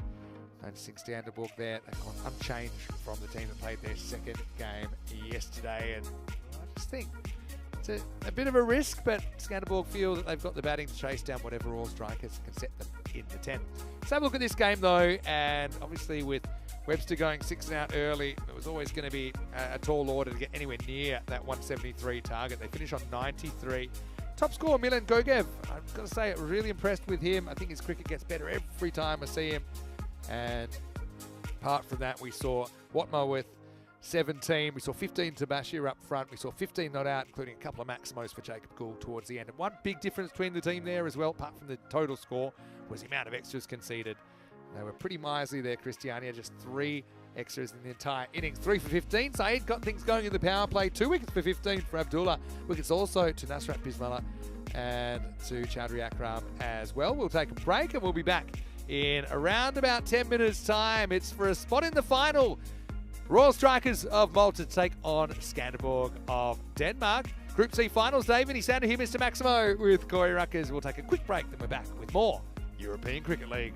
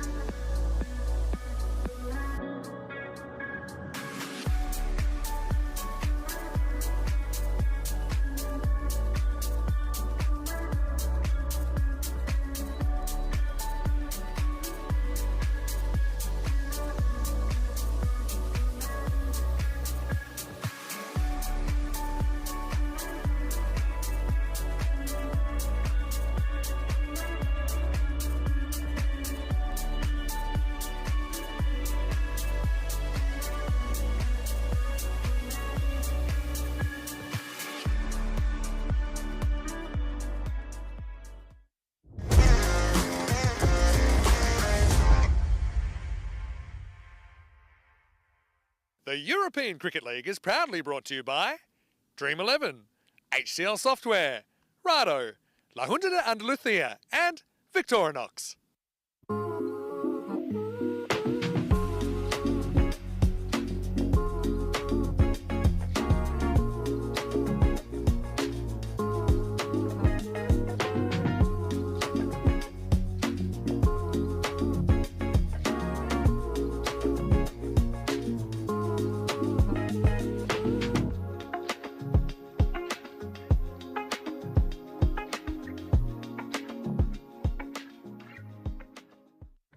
Hello and welcome back. Great to have your company. One game into Group C, finals day, and we're heading into qualifier 1, and the first spot in the final tonight is up for grabs between these two teams that finished in first and second position after the group stage. And I'm talking about Royal Strikers of Malta taking on Skanderborg of Denmark. Let's see what happens at the coin toss now with Ian Ramage and the two captains.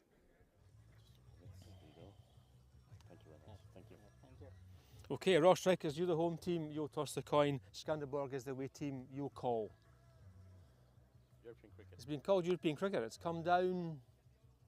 European cricket, you won the toss. Okay, toss won by Skanderborg, who will bowl first. Well, Skanderborg, the Stingrays win the toss, and they have decided to insert the Royal Strikers. Very interesting. Obviously, we saw the Royal Strikers, I won't say a surprise packet yesterday, because we have been to Malta many times. We know a lot of their players very, very well, but geez, how they played in those conditions, they were almost unstoppable, weren't they? Priyan Pushparajan was really, really important. And I think, you know, for Royal Strikers to go further in this tournament, he needs to keep playing well. Obviously, now we go back to 10 overs, so it's probably a situation where you can't rely as much on one person. But I mean, the Royal Strikers, I know that they're a very confident team, and they'll feel like they can get a good score on the board. I don't think they mind batting first. For Skanderborg though, well, they had that dramatic loss last night to Sofia Stars, but they still were able to hold on to the double chance. So that's all kind of water under the bridge now. Nikolai Damgaard, well, he's a very, very good cricketer, I think, with the bat, with the ball, and he's got a very safe pair of hands. He's not the only one. There's a lot of kind of muscle in there. They also have some kind of genuine fast bowlers that I always like to see operate. So I think we're going to have a great contest. A spot in the final on the line. Of course, the loser will have to go the hard way. I don't think anyone wants to do that. Let's get ready for qualifier 1. Corey Rucker's standing by with Skanderborg Stingrays, the Denmark side, deciding to bowl first after winning the toss. Hello everybody, welcome back to Cardamar Oval. It's 1v2 in this very interesting Group C. We lost day 1 of Group C. We only got 70 overs in of day 2, but now it's finals day and we're down to our final 3 teams in Group C. We've got the Danish champion Skanderborg taking on the Maltese champions Royal Strikers. These two teams yet to come up against each other just because of the way the format worked out in this group. Royal Strikers, look, they've got a very good top 3. Rocky Dinesh, look out for him. Kumar, Pushparajan was in incredible form. But it's going to be an interesting test because Skanderborg, who were surprised last night, they look like they're ready to rumble, winning the toss, electing to bowl first. And great to see the support. Get their cameras on the supporters. They are going off in the fan zone. They're pumped up for today. And I'm sure they're happy to see the sun peeking through the clouds after a couple of wet days. There they are, enjoying themselves. Really nice pictures. Good luck to the supporters and all the crew and everyone involved in this game. Warm welcome back to all our viewers around the world, wherever you're watching from. Been fun interacting with you all as we're almost set to go in this one. Supercomputer saying 54-46. I would actually flip that just the other way and say 54-46 to the Danish champions, but obviously we've not seen too much of these teams just yet due to the weather we had previously. I reckon we're on for a little bit of a surprise. I think that Skanderborg have changed their tactics. Looks like they're going to open with Nikolai Damgaard first over, so we're going to see some left arm sort of in swings. He's listed as a left arm off spinner, but he'll bowl a lot of arm balls here. We've got some genuine pace in that lineup as well, do the Danish champs. So let's wait and see how this game pans out. Good luck to our 2 officials. Looks like Shub and Suleiman are taking control of this one. Deep mid wicket and deep mid on the 2 boundary riders. So this ball will be looking to swing back in to the stumps. Big Nikolai Damgaard, one of the taller bowlers you'll see on the network, one of the tallest players you'll just see on the network. He's going to bowl over number 1, a change of tactics for the Danish champs compared to yesterday. The umpires just about to say play. This should be a good game of cricket. The winner progresses to the final under lights tonight. The loser definitely have to take on the winner of our previous match. Here we go. Ball number 1. Decent length, but he gets it away. Just missed his Yorker. And it's very small margins at Cardamore Oval. If you don't get the Yorker in, if it turns into a half volley, it usually gets crunched away. And that is a nice shot for 4 by Rocky Dinesh. The Norwegians who won this morning's game. Watching this one quite closely. Oh, inside edge this time. Not far away at all from disturbing the stumps. He'll get through for a single. A little bit of luck there for Rocky Dinesh. He'll bring Kumar on strike. Dumgaard couldn't believe his eyes there. He thought he snuck that one through. One thing about Dumgaard, he actually races through his overs as well. Doesn't mess about. Tries to hurry you up as a bowler.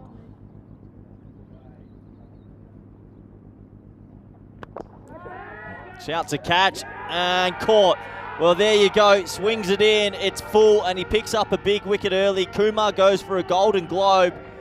And that's exactly what the Danish champs were after. They've changed their tactics. They went pace heavy early yesterday. Not this time. Darmgard picks up the early blow.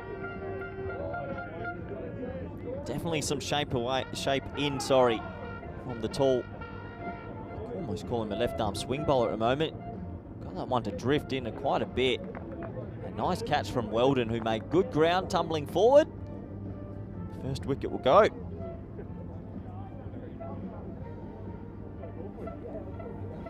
So Kumar, golden duck for him. He'll be disappointed, but he'll get another opportunity at some stage today. Here's the big matchup though. Coming out at number 3 is the man that smacked 2 50s yesterday in under 13 balls both times. Pushparajan, he's a very good player. This is a different test though. It's a 10-over game. And one thing about Royal Strikers, they did get the luck of the green, you'd have to say, with their draw, because they didn't have to play 2 of the more senior teams in this group. But this man was in imperious form yesterday. How will he go today? Well bowled. They're going to go off for a quick single. Direct hit could be trouble, and it wasn't far away. Big moment early. And the reaction from the fielding unit tells me they think a direct hit there might have been out. Oh, very close. Might have been just home. An intense start to this qualifier. Oh, bowled. He's landed his Yorker there. It's a very good length.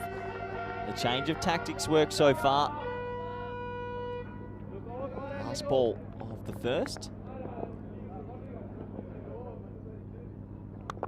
Just misses at that time. He gets pumped for 6. Rocky Dinesh, that's a glorious shot. 12 off the first, a wicket down. I have to give that over, I think, to Skanderborg. They'll be happy with that. Feels like we're in for a good game of cricket, though. Score at the end of 1, 12 for 1. Great to see so many people in the chat. Wayne, Dave, Premier League Cricket Club, Gollum, all of you out there. Hope you enjoy this final. This is where we're at with today's schedule. Royal Strikers finished first, Skanderborg second, so they get the double chance today. The loser will play the Norwegian champs in qualifier 2. And then Group C final under lights tonight. And always love the cricket under lights. The ball zips around and it is a really nice showpiece for these players and for all the viewers to watch. So we're going to go back to pace now. Weldon's going to come in. He bowled well yesterday without too much luck. And this is a big matchup. Fire versus fire. An in-form batter versus a quick young tearaway. This would be good to watch.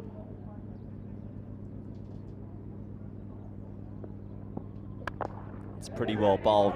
Jams in the Yorker first up. Just the single. Definitely hear the horns and the Danish supporters here today. They truly believe that they've got a team to go deep in this competition, but first things first, they have to get through the group. Rocky Dinesh, he loves going square of the wicket against pace.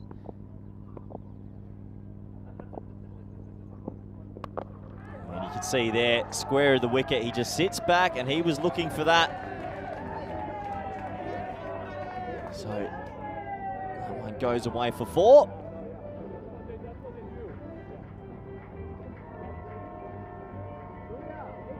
Bowled. But unfortunately for him, he's bowling to a guy that really enjoys sort of playing the cross-bat shots. I think he'll look to go a little bit fuller here.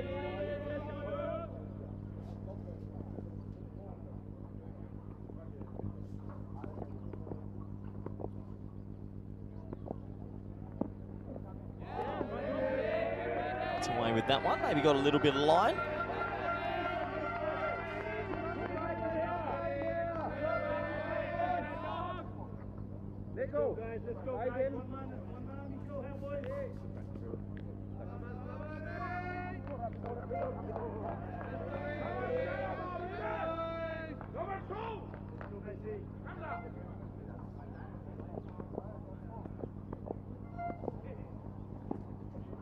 Well bowled, that's the cutter.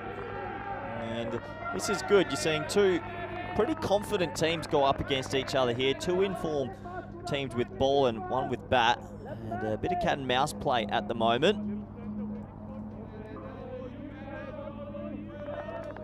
And so welcome back, Vinny Sandhu. Vinny, welcome back. Nice to be back. Bit of everything the first over, hey?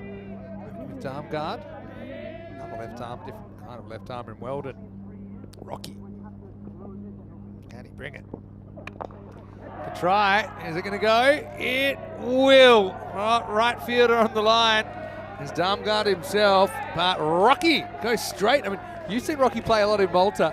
And he seems to be getting better every time we see him. He's the master of the 52-metre 6. That's what you normally call him, and I think he judged it to perfection there. Yeah, he really is. He loves just a little 52-metre loft wedge over the top, but I like the way he goes square of the wicket. That time he's gone straight, but look out for his cut shot and his uppercut. He's got a very good uppercut. Pulls out occasionally.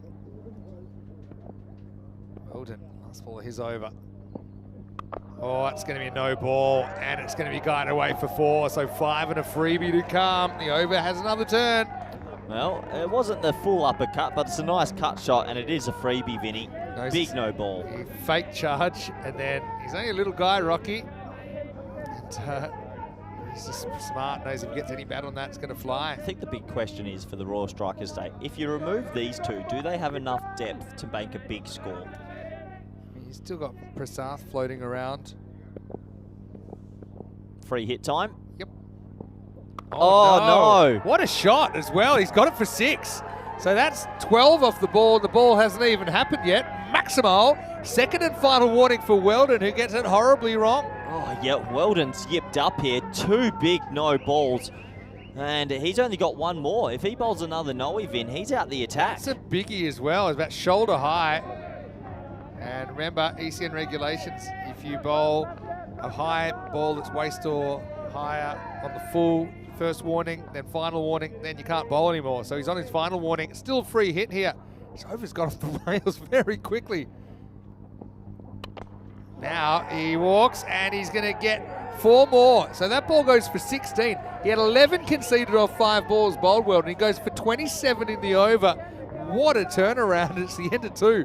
And it's 39 for 1. It's the old 16 runs off 1 ball, Vinny. Not quite the Jack Hogarth magical ball, which was 20 off 1 ball, but ouch. Yeah, that really hurts. This is how the table ended up, and, well, I guess Royal Strikers earned their double chance. A little bit of luck with the way the draw walked out as well. It's the way it went.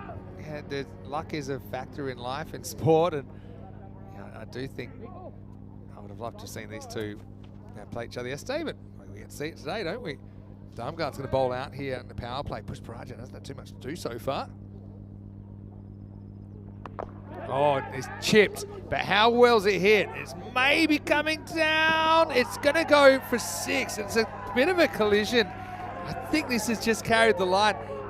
Even if he caught it, I don't know what he was going to do next. This is going to be a really interesting replay. Great effort, though. It was Weldon running back with the flight. Gee, I'm glad they didn't hurt each other because it was a proper collision. Let's have a closer look as it comes down. Yeah, just crept over the line. We had a good view. It was right in front of us. Oh, This that's one mine. is, That's mine. Corey. Oh, he yes! dropped it. What a catch! Yes! But, mwah, I knew I'd get one today. You can't That's count a off catch. the chair. That was a catch. I will give you it didn't hit the ground. That was a catch. Thank you very much. Oh no! Look. No!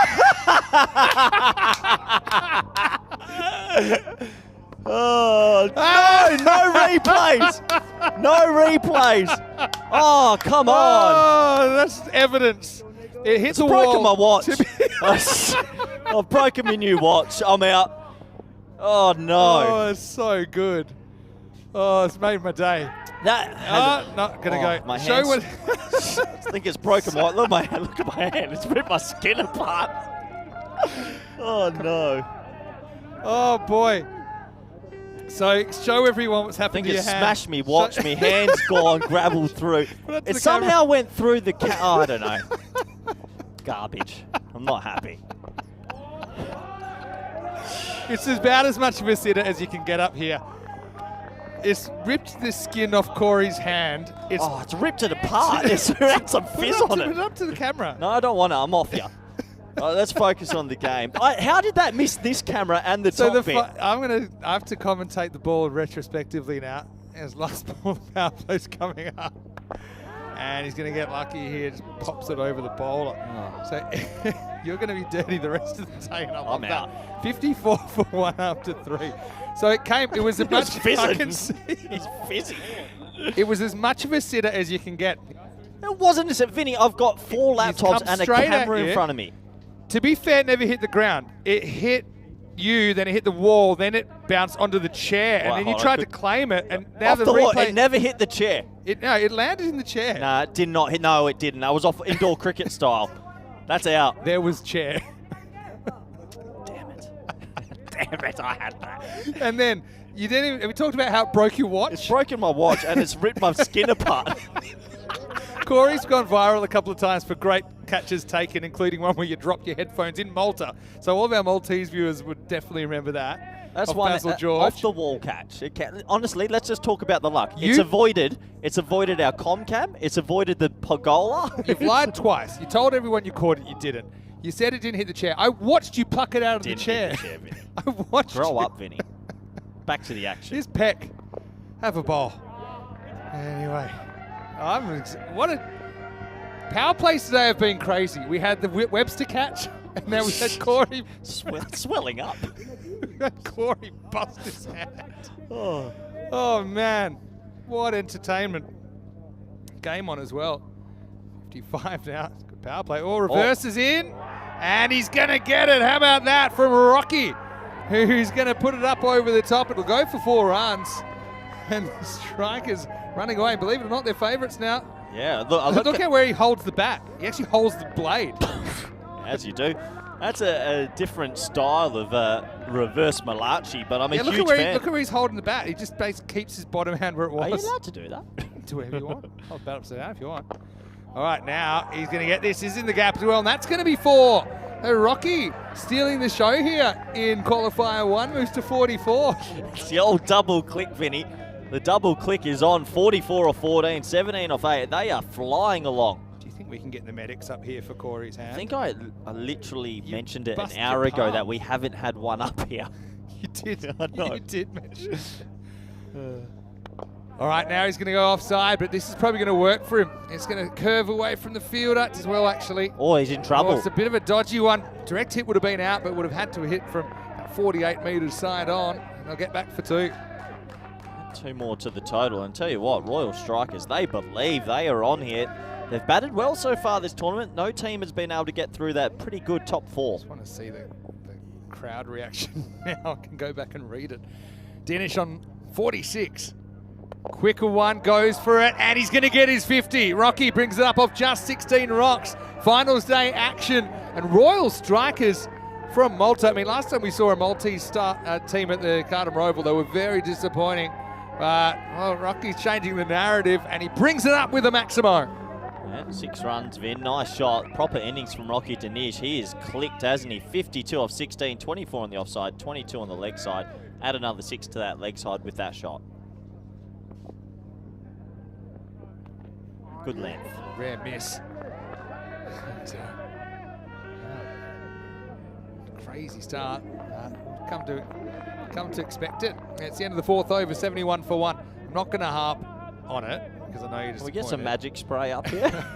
I know you're disappointed. How hard's the grizzly ball? But you did adhere to rule 1. There was no equipment that was going to get Honestly, hurt. it's gotten our camera that does our commentary cam. It couldn't be any closer. And we got a bit lucky. Can I give you a task? If I send you to get magic I'm not spray, going to get magic spray.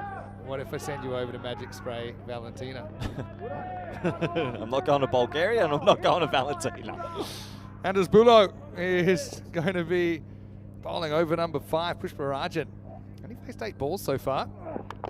It's right off the end of the bat, but give it back to the hot-handed Rocky Danish. And you're pretty hot-handed as well right now, aren't you? It's all happening. What a game on our hands. Rates at 17. There's so many things I loved about that, but my favourite is when you told everyone you caught it, and then the camera Absolute garbage. straight away. What a liar! I thought you said you were going to stop talking about it, Vinny. We're commentating a cricket game I'll here. give you till start of 6 though. Bulo, good player. Side of the line, get through for a single. That's a shot Rocky likes to play a lot. Little pickup shot over square leg, but that's just a leg by. I love it. Wayne said you tried to claim it though. So Aussie. It's off the wall, Vin. It's indoor cricket style. Did the ball ever touch the ground? The answer is no. If you tried to claim that and I was batting, you'd end up with a bat in an uncomfortable position. Oh, in the air, but that's away from the fielder. That's going to be 4 more. Pushparajan, the scary thing is, he hasn't really even got into his work yet. But they're up to walking 677. They're on track for 150 here, Vin, and that's a big chase, especially in a final. I think the Danish champs are a little bit in shock at the moment. They started well in the very first over, but since those 2 no balls that went for a 6 and a 4, the game's completely flipped. Ball. Can you think of any other cricket in the world where something like that would happen either? I've seen baseball announcers occasionally catch one because the fouls go a long way back. Yeah, fouls go a long way back. Saw a hockey announcer take one in the head recently as well. Yeah, you're right, Vin. He hasn't really flown yet, and that's a good sign for the strikers. He's got a nice action below. He gets it through. A little bit of pressure now, though. Needs to make sure he finishes this over well. It's been a good first 4 balls. Thanks, everyone, for your contributions. You're making my day. Let it go, Vinny. We're trying to commentate a game here, Vin. Grow up. And Wayne's the kind of guy to back you all the time, but he referred to you as a scammer. I've never scammed in my life. I'm a grifter. That's exactly what a scammer would say as well. I've got the brown scam suit on today as well. Can we have a hand update after 5 overs? Probably just crossing the line. We'll be on the camera in a second. No, you can't see it on camera. I've just checked. Use your other hand for comparison. You can't tell. Let it go, Vin. We're trying to commentate a game, Vinny. I'm just worried about you, and I'm not angry. I'm just disappointed. Because you are a very good fielder, I will tell you that. Look, I've saved all 4 laptops up here. Oh, what a day to come back to work. Last ball of the 5th. Oh, big moment. In the air, should be gone. And he's taken it. Well, so Rocky bats through the first half for 52. But Bulo, he bowled a good over. He built pressure there. Rocky tried to take him on, tried to muscle him down the ground. The catch was taken by Christian Peck. And, of course, the Vuvuzelas are out.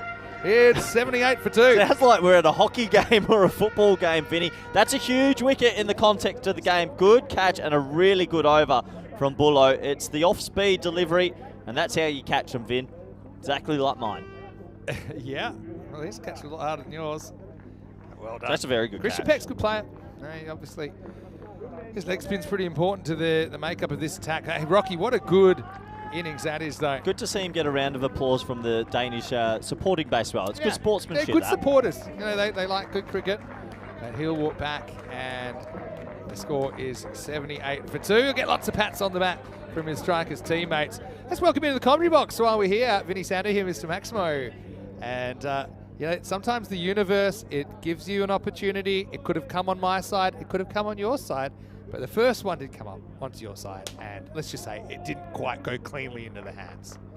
And how is the hand, by the way? Pretty sore, actually. You can't see it on camera, but it's pretty red. It's swelling up. It's swelling Zoom in up on your TV if you've got the Ultra HD. But anyway, we'll let you off the hook now. At least you had a go at it. I'm very happy it didn't smash the camera in front Rico's of me. the only one that hasn't taken a crowd catch. So if Rico was here, that would have been, because there's no way of avoiding that one. Oh, that's big. No way of avoiding this either, because I still think they've got batting to keep this rate up. Obviously, you got Varun Prasad coming to the crease now, although that is Pushpa Rajan going bang, Maximal to start the sixth. Just another spinner, and I'm not convinced yet that teams that play 3 spinners can get away with it. Well, it's a huge over this. They've picked up the big fish, but there's another couple of big fish at the crease now. Amjad's got to get out of this over.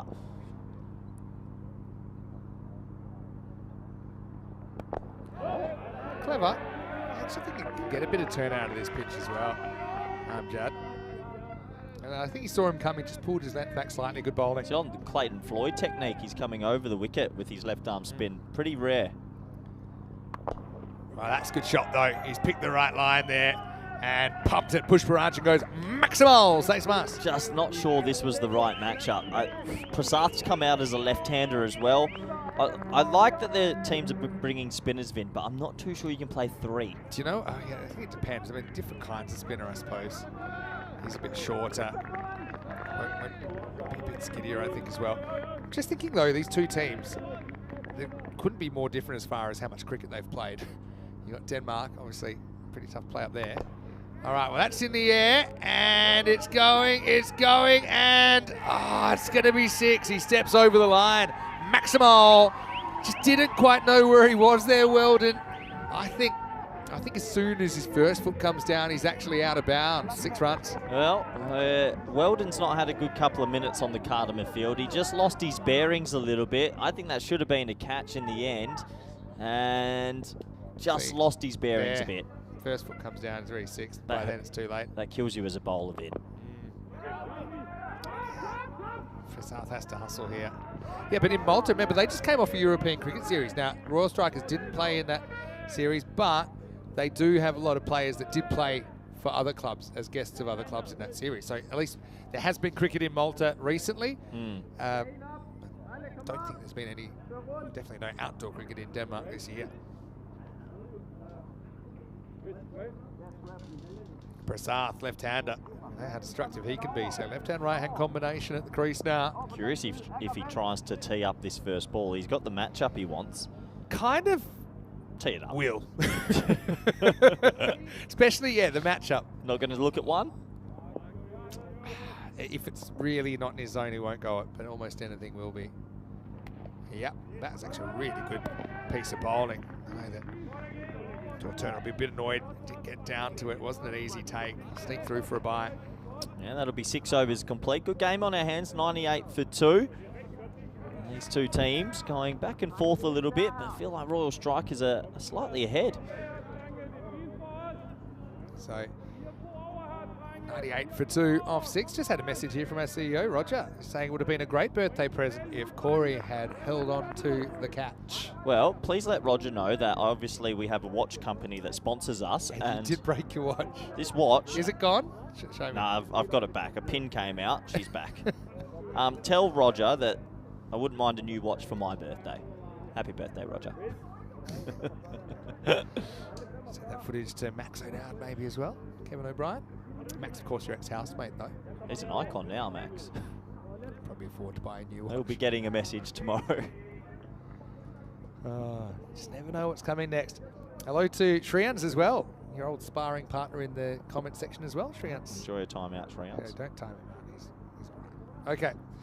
Surya Anand, the bowler. First one is pulled away. Anand, he was the player yesterday that came on and bowled that freakish maiden, Vinny. And all of a sudden, it felt like it was going to be game on again. It looks like we might have a little break. It looks like a bat change here. Cracked his bat. He can do it next ball, though, because he's not facing this ball. Had some good bat breaks in our time last couple of weeks here at the Carden Oval, haven't we? Oh, we've had a lot. Was it Maxi's bat that's Max shattered in half? Shattered in half. That really promotes a top-grade Kookaburra bat for the pros, doesn't It's it? the old 2 grade. But I'm going to be honest, this Grizzly ball, it's harder than Mercury the planet. Thing is, sometimes in European cricket, this will be literally all the bats that a team will have. Like, choose one. Well, the old MRF. Yeah, tyre Rubber company. factory, yeah. Jinx. What's your favourite type of rubber? When it hits the road. Good answer. Good 12th manning as well.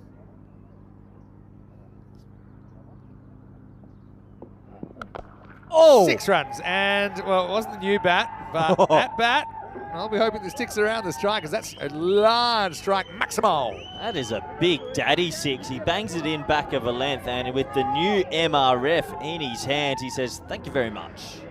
Look at his wrists as he connects here. Bang. I thought it was Prasad that was going to change his bat, but No. it does look like it's in the hands of Priyan. Yeah, pretty good 6 off 1 for that bat.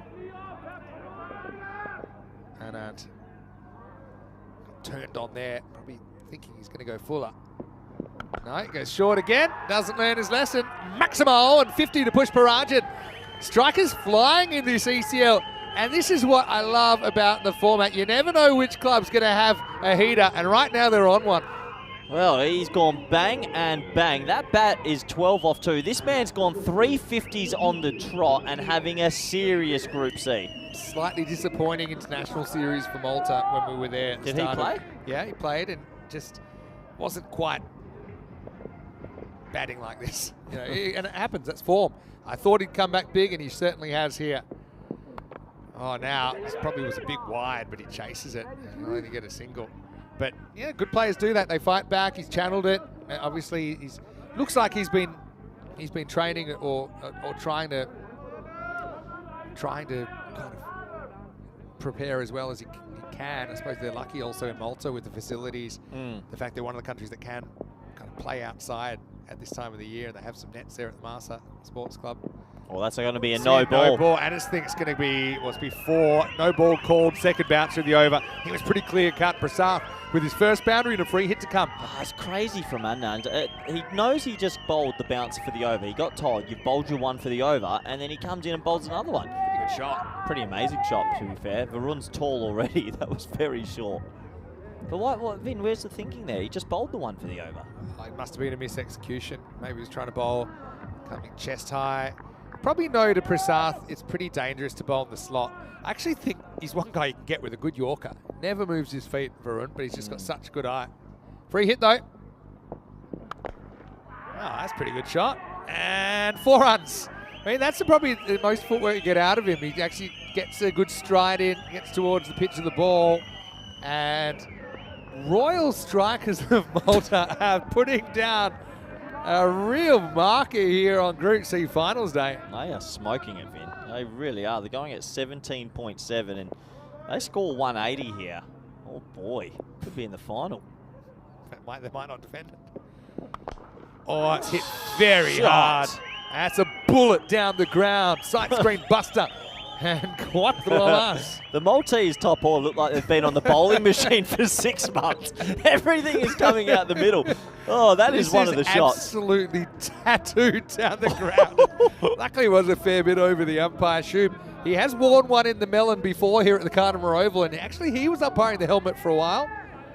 It's, honestly, it looks like they've sat on the bowling machine for 6 months. 5 for 2 after 7. Of course, previous editions. You were part of the first team ever to win in 2019. Yeah, Happy memories. That was good fun. We didn't know what we were coming into. We had a pretty strong team. It was good. Yeah. Pack I Care Badalona there in Group D, which starts tomorrow. Looking forward to that. A bit under strength this year, Pack I Care, if in the group stage, but they're confident if they can get their way through. It'll be interesting to see.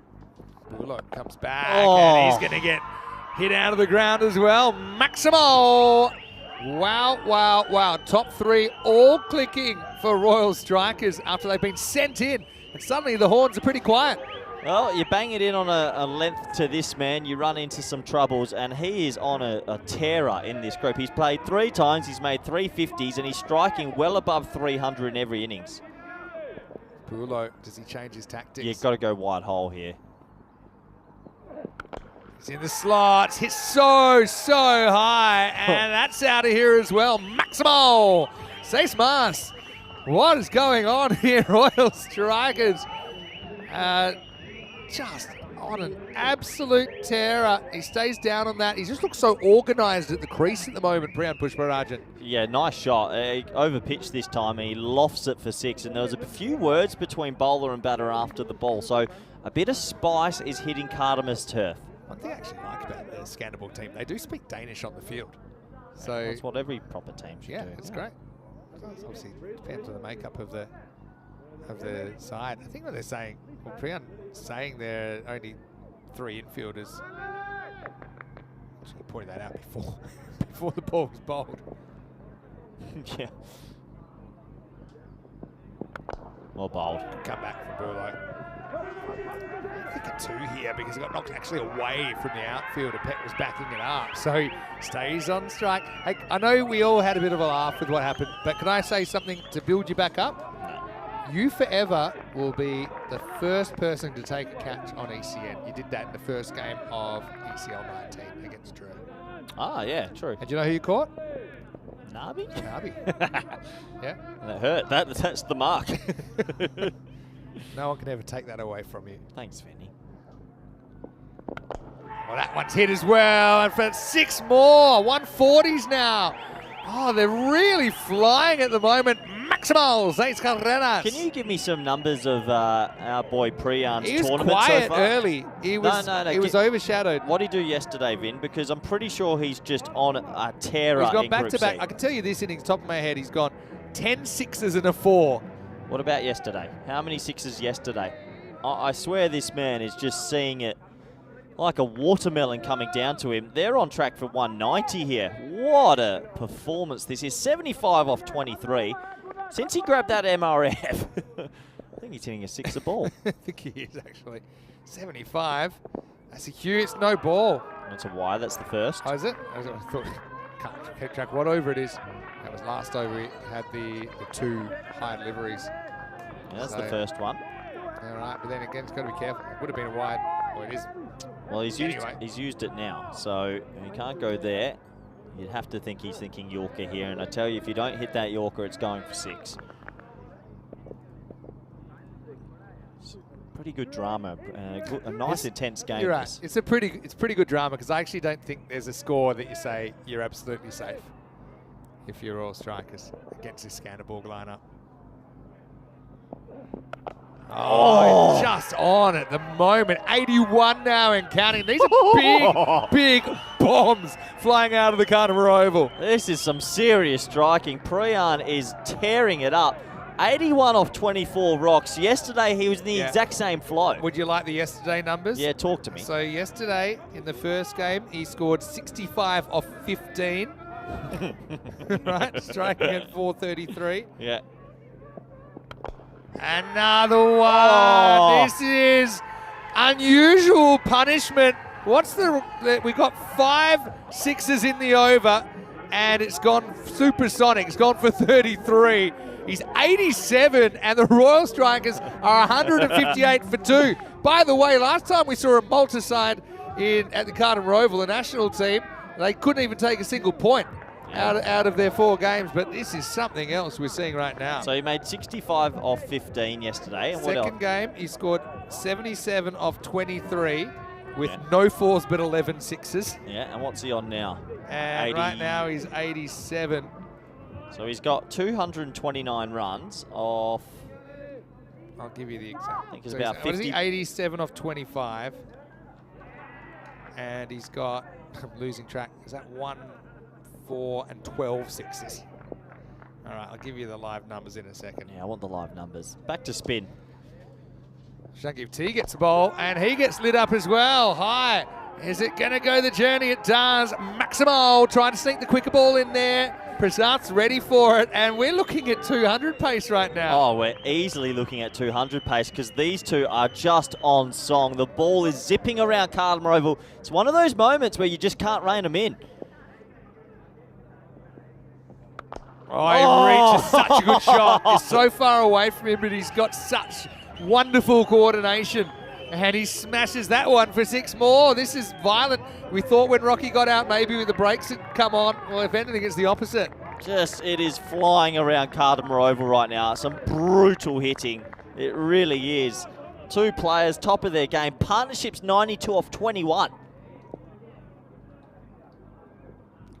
Oh, it's tries again. the same ball. This is unbelievable hitting.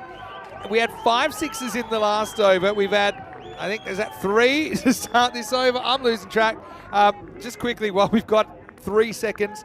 So now, Pushparajan's 229 off 63. He's only been out once, so he's averaging 229 off 63 at a strike rate of 363. And he's only hit 2 4s in the series in those 229 runs, and he's hit 32 sixes. Unbelievable. Look at the last 10 balls, Vin. Look at the last 10 balls. If you're Danish, you won't want to. Now, straight up in the air, but is he going to get away with this long chase? Fielder had to cross the prime meridian, couldn't get there, and everything rolling the Royal Strikers' way right now. It's got to be a great feeling to be in that bench right now. Oh, they have got 1 foot in the final. I mean, they could bat them out of it here. If you make 2, you're saying they might not be able to do it, but you make 210. You ain't chasing 210. Pushparajan. Heater and a half. It's like, yeah, it's a double heater. Oh, it's atomic. Credit to Sangeev. I think you've got to take the pace off. They tried the quick ball a few times and just got absolutely laced. Unbelievable hitting. 100 partnership off 24 balls, Vinny. It's a pretty violent number. Pretty violent 5th wicket partnership. Pretty casually. Anyway, wow. Last ball of the night. He wants it too, Prasath. Smart. He got a ball slower to him. They won't run here. So rare dot ball in a 9. As the throw misses the keeper. And the wheels are off, actually. Skanderborg right now. He hits 178 for 2. Well, incredible stuff, isn't it? 178 for 2. They're on track for 200. And since that bat change, it's just been raining sixes. No, look at the bowling figures, Vinny. Oh, besides Dumcard, everyone's been taken to. you wouldn't want to. I think they're going back to Weldon, who just had that one ball that went for 16, and the rest of his over was all right. Remember, he's on his last warning, though, for height. No balls, for full height balls. Oh. I just heard someone in the crowd saying, wicket maiden, come on. If it's a wicket maiden, I'll eat my hat. Oh, well. You don't think you would have seen last night coming. Make ECL great again. All right. 6. Oh, it's the biggest. Wow. Oh, it hasn't bounced yet. Oh, it's gigantic. That is an absolute ginormous ball. Well, the Madras Rubber Factory, I think is what it is. Their shares have gone up. That is up the hill. He has hit some bombs. What's he on? He deserves 100. I forgot. He's 93. He's having the tournaments of all tournaments right now. Single-handedly Madras taking Rubber his team Factory deep. shares are up 8% since the bat change.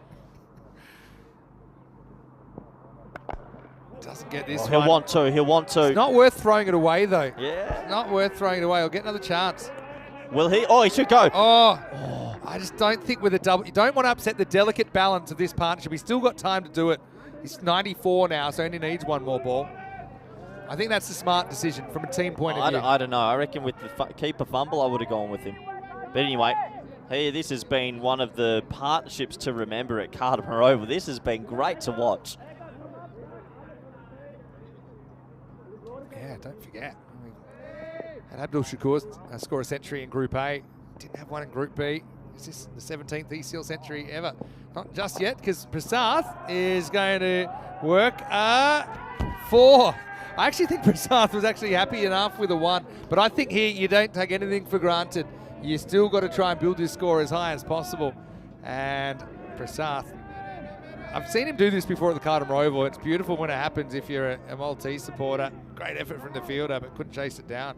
It's Bulo out there. What a story this is. Royal Strikers have a foot in the door of the final. Is that magical 200 on the cards?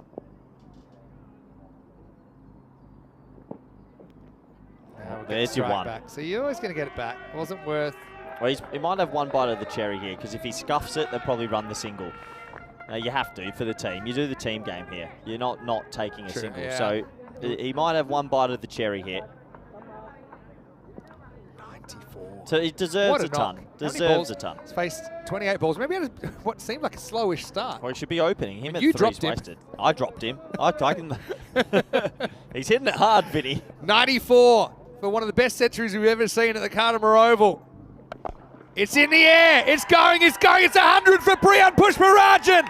What a magnificent knock on finals day. This ECL continues to deliver stories, action, entertainment, and it's going to the heights we never thought possible. Pushparajan, what a knock. Take a bow. He thoroughly deserves the three figures. He's gone 50, 50, 100 in his 3 knocks this tournament, and right now it's an incredible display of batting all over the ground as well, but monstrous sixes from this man, and he's put his team very close to being in the final. Third ECN 100 for Priyan Pushparajan. First here at the Cardimer Oval. And he's going to finish with another boundary. It'll be 6 more to finish, so they do reach the 200 as well. What striking. We wondered, would they be able to sustain their form from yesterday over a full 10 overs? Oh, you bet they have. 106 not out of 30 for Pushparajan, and Royal Strikers 202 for 2. Skanderborg, the Danes, will have to be great if they're going to get anywhere near this. Look, at least they do have the double chance, obviously, but hey, what a knock. Let's just take a minute to appreciate that. Yeah, let's enjoy this warm round of applause. Keep the cameras on him and keep the cameras on the crowd here, because everyone will be giving him a warm round of applause. That's one of the best knocks we've seen at Cardimer Oval. Definitely in the ECL, in club cricket. It's probably one of the best I've seen. And great to see everybody being good sports here and giving him a warm clap, because that innings was fantastic. And he has put his team in the driver's seat to get to the final. Yeah, he has. Although we've never seen 200 chased. We have a feeling it'll happen one day. It's low 200s. You've got someone like a Darmgard there. Malta will say they're not really a renowned bowling side either. But hey, let's have a look. And let's not forget, little Rocky, the engine that could, he came out and his 50 set the pace here and kind of set the tone for this innings. Yeah, he did. Rocky Danish got going, didn't he? And while he was there, Kumar went for a golden globe. Probably good for the Royal Strikers that they can get big Priyan out there. Yeah, it was that third wicket partnership that got flying. The second wicket partnership got flying as well. And they just never could rein them in. I think Skanderborg got a little bit shocked at the situation, and the ball was going everywhere. But the 2 no balls, Vinny, that went for 6 and 4, just everything swung from then. Flipped the script, didn't it? Yeah. 6, we had Weldon. Everything was going fine. Okay, 11 off 5. It's kind of normal. This was the moment. That's a where catch. That's a catch. Yes. You can clearly see the ball land on the chair there. And You can't see the chair. You can't even see the chair. I've got it embrained. Embrained. Embedded in my brain. It embrained me. But I tell you what, it was a crazy innings. Rocky Danish made it to 50. Ended up being out pretty much at the halfway point of the innings. Nice catch taken there by Peck, sliding in. But be careful what you wish for, because that just activated full beast mode of Pushparajan. And that was one we did get caught, but they ran out of real estate there. Weldon had a bit of a 10 overs to get. Here comes the MRF. And when the MRF came out, the balls really started flying. Along with Prasad, they end up with this partnership, which is worth 124 in 5 overs. So that is 248 pace they were going at. It was unprecedented, really. Yeah, it was beautiful striking. And also, credit to our number 4, the big man, Prasad. He never slowed up either. But this over of Bullo, 5 humongous sixes. He hits that pull shot so nicely, and it was a joy to watch. It really was. The ball flying around the ground. Sometimes you get pairs batting like this, and it's the double click, Vin. It was like a double cannon, wasn't it? And that must have been a real fun bench to be a part of, because they were watching it like everyone else. This is where we got towards the end, where Pushparajan was on 94. Would he get a chance? He did, and he made it count straight as the day is long. What a knock. Brought up the century off 29 balls, had 1 still to go. And he's a man on a mission, isn't he? Priyan Pushparajan ended up edging the last one for 6 for good measure. And the Royal Strikers made 202. In T20, that's a good score. They've done it here in 10 overs. Skanderborg, the Stingrays, will have the right of reply, though. And, well, let's put it this way. It's 203 or bust, so you know they're going to be going for it. 52 for Danish up front of just 20 balls was a nice little kind of prelude to what would become the main event with Pushparajan. 106 off 30. I'm sorry, he's got to open. He basically opened here because Divyesh Kumar was out first ball, but he's got to open. Prasath with 37 not out was a good foil and kept things moving at his end as well. Just 7 extras, but 202. There were 22 sixes in that innings. There were 11 fours.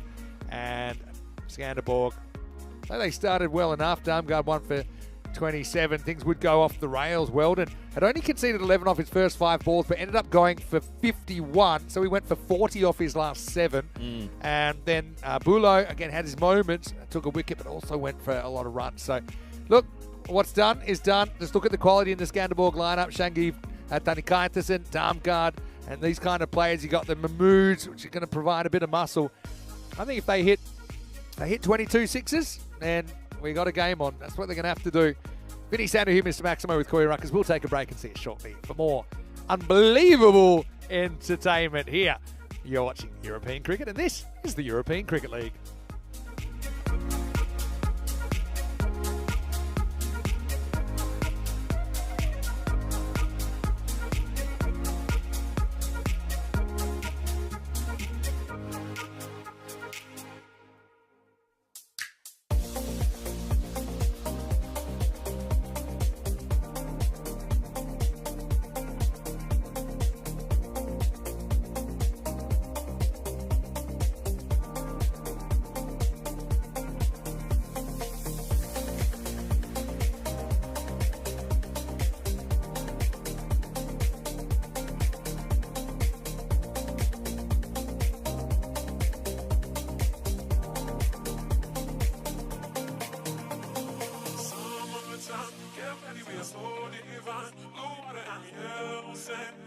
Just you and me.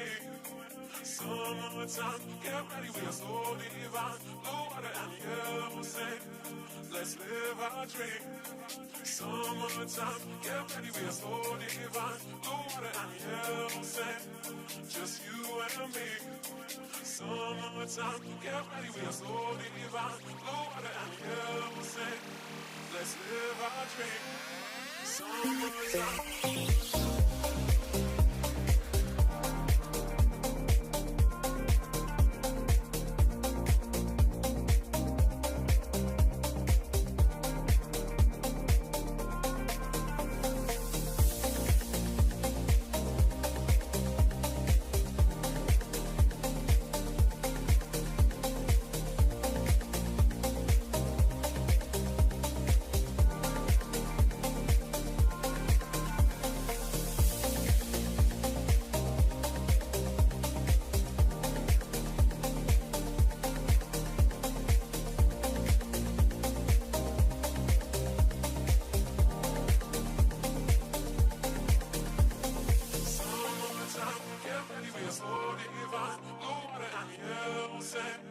Just you and me.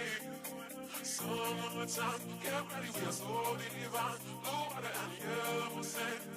Let's live our dream. Summertime, get ready, we are so divine. Blue water and yellow sand. Just you and me. Summertime, get ready, we are so divine. Blue water and yellow sand. Let's live our dream. Summertime.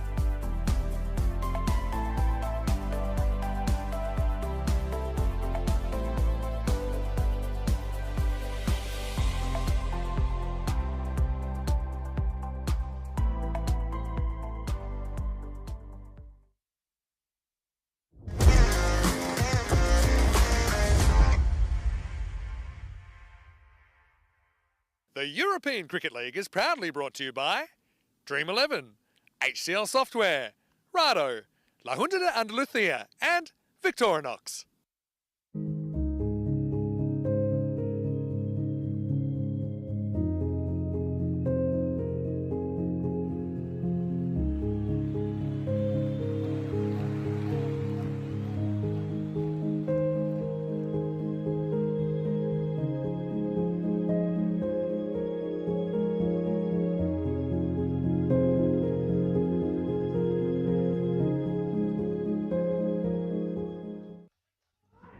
Hello and welcome back. Great to have you with us. And what a show we saw put on in the first half of this qualifier one for the right to qualify for the Group C final tonight. And of course, the right to come back in Championship week 4.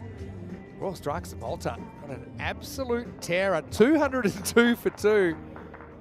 And we had our first century of Group C. Our second century of this ECL. Interestingly, both of the centuries so far have come in qualifier one. It was Abdul Shakura that did it for Darmstadt CC on Group A finals day. And now we've seen Priyan Pushparajan take his game to scary new heights with 106 not out of 30 balls. 200's never been chased, but Monday will be chased. I'm sure of that. Will it be today? It was certainly something you had to see to believe. A lot of the cricket we've had today, in fact. It's great to have your company wherever you're watching from around the world. It's been thriller-minute stuff. Scandalborg, don't count them out here. I know I don't know what the percentage would be, but there is a non-zero chance they could do this. They're obviously huge underdogs. 203 required, significantly high, about 10% higher than the previous highest chase that we've seen achieved. But time will tell if they're able to do it. Vinny Sandu here, Mr. Maximo. We've had one of the best one-handed catches I think that anyone's ever seen. We've had Ball join us here in the commentary box as well. All the chaos you could ever hope for and more here in the European Cricket League. Thanks again for your thoughts, ECN European Cricket Network. We love to have the comment section light up, and it certainly has been that way today. Looks like we've got Siddharthan who will open up for the Royal Strikers. Nikolai Damgard will be facing the first ball at the other end. Shangiv Tanikantas. So, the thing is for Skanderborg, it's basically they make 201 or 41. It's the same result, so they might as well just go for it. Damgard, good player. He's going to start with a boundary. He's going to run away for 4. And they're talking about the field. There's nothing illegal about it. It's just unusual field. He's gone right arm around, and there's hardly anyone on the leg side. There's no fine leg. But quite get in the middle of the bat on that. Does Nick? I've seen him playing for Team Europe. I know he was really disappointed he was unavailable for the Western Shield, but he would love to press for selection. Yeah, was actually selected but was unavailable for the last series.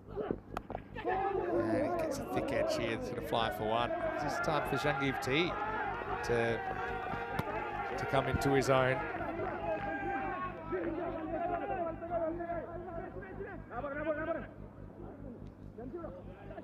So power play, let's talk power play. What do you need? A lot, but you're talking 60s to be on the pace. And ideally you want to kind of get a bit ahead of the game. So it's kind of just if you can not be hit for 6 or not be hit to the boundary a couple of times in the over, you're pretty much safe. He's created one of those so far. Siddharthan. This one will be called a wide. Good signs there. I mean, carries through to the keeper. Chandraj Sudasanan behind the stumps. Marginal.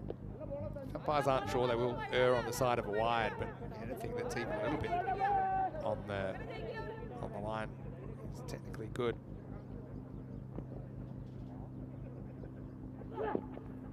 Swing. Moving the ball a bit here, Siddharthan. Shagiv. That's a slash away. You know what, there's a fair few vuvuzelas at the ground, but they've kind of gathering dust at the moment after what we saw in that first half. 22 sixes. So 2 sixes and over. Seems a bit of a must here. We haven't had one so far. And this won't be one either. It pops and come back for 2. Have to hustle. It's good hustle from Tanikartisen. But just not happening so far. Having said that, I will say there was nothing overly remarkable about the start for Royal Strikers either. They obviously had Rocky Dinish with some good stroke play in there. But it was just a point. It was a 16-run balls, what we identified, where it really just lit up. There was no way back after that.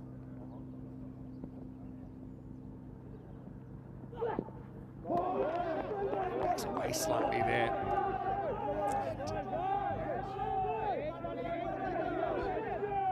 See there, it's come forward. To be honest, it's probably the same ball, the 50-50 that was called earlier in the over. If it is a true 50-50, maybe that's the right result. But remember, any of that ball goes over the line, it's good.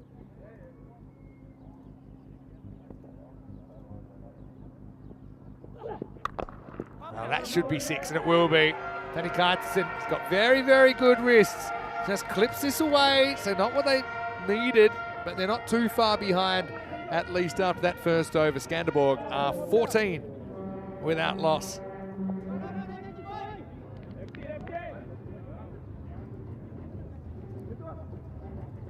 Finish out of here, Mr. Maximo for ECN. Joining me once again is Corey Ruckers, 36 matches since Golden Ball. Seems like a long time, but in the ECN universe, the games just rack up really quickly, don't they? Yeah, they do. They rack up very quickly, Vinny.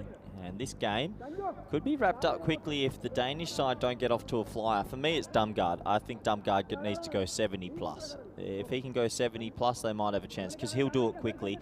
Looks like Johnny's going to come up with his left arm around the wicket to the left-hander, which is interesting. Deep cover and deep third, so he's going to have to take it right across. Always happy when he comes on the ball, because we can say, here's Johnny. It's hit hard, it gets through the fielder, Prasath. Not to his preferred side, offers out a hand, I hope, but it rattles the Pickets 4 runs. Yeah, nice shot. It's over pitch and Dumgaard pumps it straight for 4. And yeah, he's a quality cricketer. He sets up outside off stump. That's clever there. Yeah, just tries to close the sort of zone where Johnny can pitch it. I think I'd prefer Johnny to come over the wicket to the left-hander, but he's going to stick with around at the moment. Yeah, I mean, it's an unusual angle, isn't it? Well, what Dumgaard can do is actually just put his heels on off stump and basically try and hit leg if you want. Still can go offside as well. He's got a good technique. Guy Dumgaard. Just missed out on a freebie. You can't miss out on an easier 6 in your life. Yeah, Dumgaard. He's got a bit of a gift there. I think they're checking this for height, but it hits him below the waist. So hits him on the knee. Yeah. So he's pretty tall, Vinny. But that's just a freebie. And when you're chasing 200, you need almost everything to go your way. Just not happening. So far, that rate, 24 is my point and over return. 21.2 required. Johnny to take on a bit of a dodgy one. Wasn't the greatest throw coming in from Jamshid Kunancharakal. Yeah, one more to the total. They're not getting that massive power play they need. These next 3 deliveries have to go. Johnny, 5 off his first 3. That's okay. Like this, yeah. Comments about the crowd. They like the crowd noise. Yeah. I still think, give it a few years, we'll have a fair few spectators here at the Carlton Oval. Grandstand full. Well, actually does well. Gets a bit of a Tortuga there. Does Ashwin Raju. Knocks it down. Got on the end of the fingers, but I mean, every time the ball's kept on the field, that required rate just creeps up a little bit more. Yeah, and the problem is at the moment, they're just not finding the boundaries in consecutive deliveries which they want. So 21 off the first 10 balls, chasing 203. It would take something crazy from here to get close.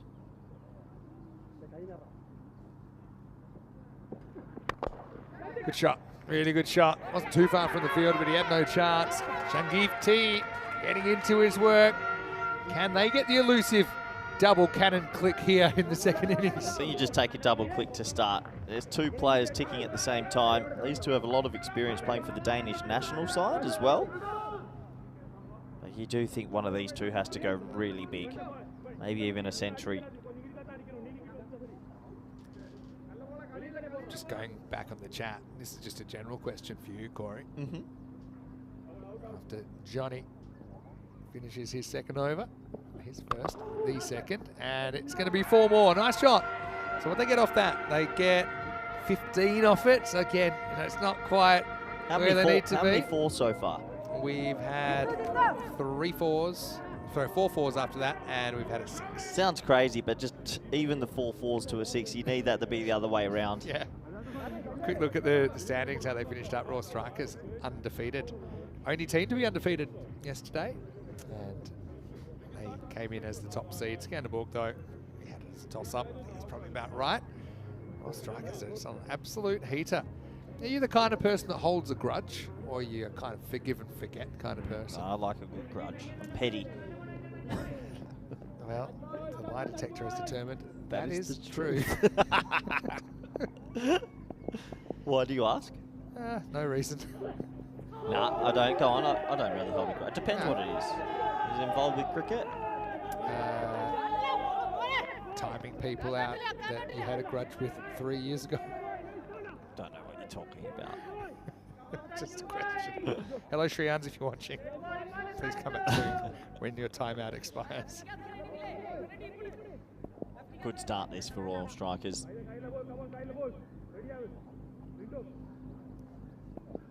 Guard on the start he was looking for. This is right here, so nothing.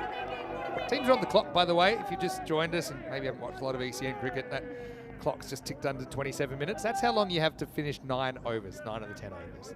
10th over, we understand. You know, sometimes you want to take a bit more time, but it's been really effective. I don't think we've had a clock fire. Have we had one maybe in the ECL so far? Yeah. I don't think we haven't had one.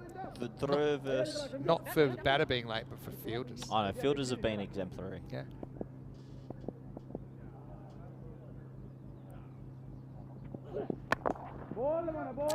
It just feels like it's one of those fizzlers. Yeah. They just can't get going. And isn't the game funny? Sometimes it's easier to hit when it's quicker, and when it's this sort of medium pace, you just struggle to get it away. Your head a bit. You're trying harder, but you're hitting them worse. It says 6%, but if they're to win from here, this is a 1% shot, 1 in 100 from here.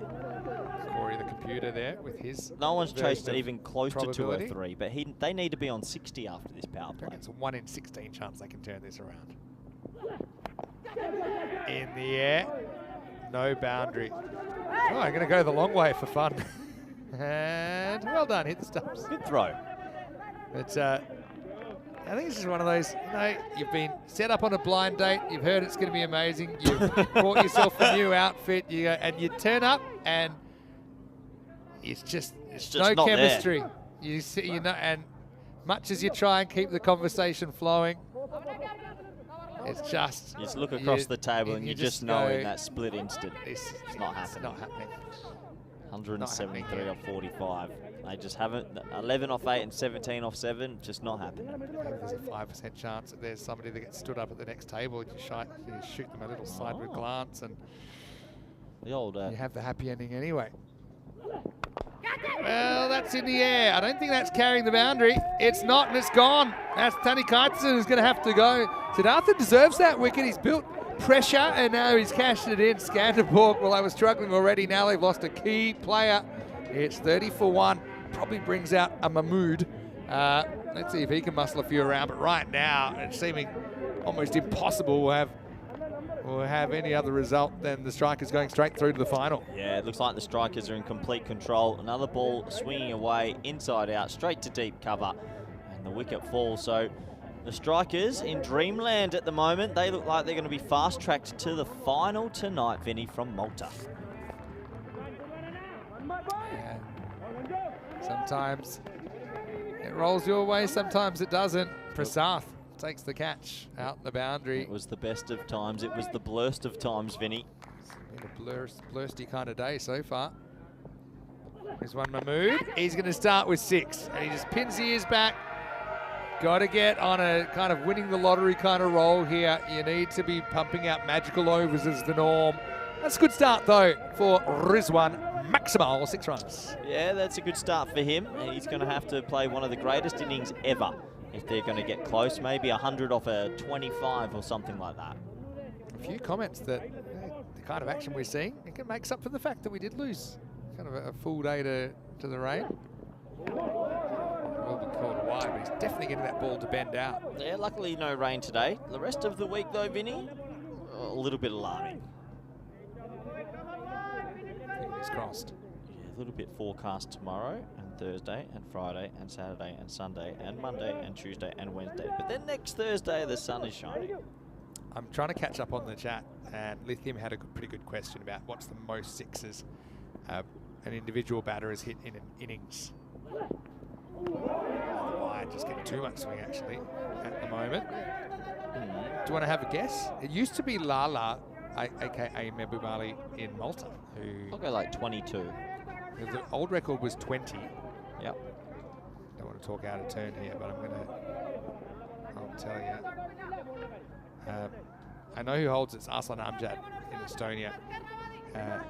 And he hit 25 sixes in his 183 not out of 42. So a flat 150 in sixes. Yeah, just, for fun. That's a good shot as well. Vinny, no. It's over us. Please be over us. Straight on the roof. That was in the sunshade, so it was at me. We're fine over here. We've been under attack today. It's a good shot, though. It's a proper cricket shot. And if it rains again, we might have a leak in the roof. Watch this one.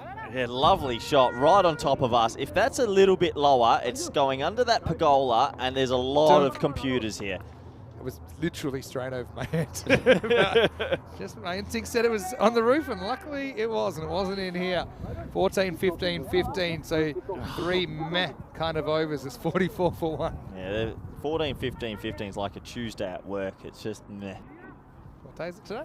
Tuesday? Okay. Hamza Salim Dar, by the way, in his 193 not out, he hit 22 sixes. Pretty good. Which is not too bad. There we go. Here's the Centurion with the ball. This will be quick. Good start. It's had a pretty good game so far. And Dumguard's not got going here, Vinny. It's not. Priyam Pushparajan. There he is. 17th century in ECL history. And the second of this ECL. Now he's going to get lit up with some of his own medicine. Maximal. Dumguard hits back. Can Dumguard get on a tearer? Can one of these two just get absolutely motoring? It's going to take something extraordinary, but you never know. It'll happen one day, the 200 chase. We've been close 2 or 3 times It'll now. happen one day. How close we've been? 3 times? 2 times? Yeah, 3. Depends what you mean by close. But yeah, maybe 3 to 5 we've seen. I think 3 I can recall. I can remember When DDC hit 100 for Pankaj yeah, that's Care. one. We had one almost last week. We also had one in Switzerland. Nomads were involved. We'll see them in Group D. Let's pace on here again. It's kind of converted into this kind of hybrid bowler. He can bowl seam up and used to, but I think he's a pretty smart cricket. He's worked out there's more value in this kind of bowling. Just being a bit more crafty. Western Shield Smoky. If he hits him like that, give him the captain's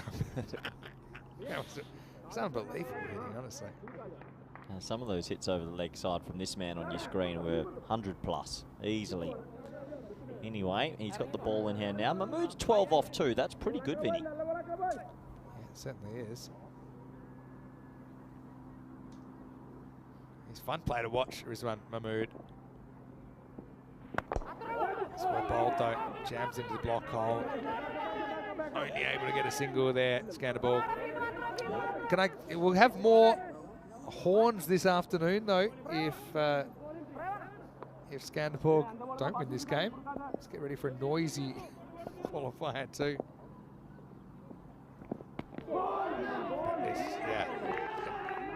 They will go bang over the point of no return now, I think, after that ball.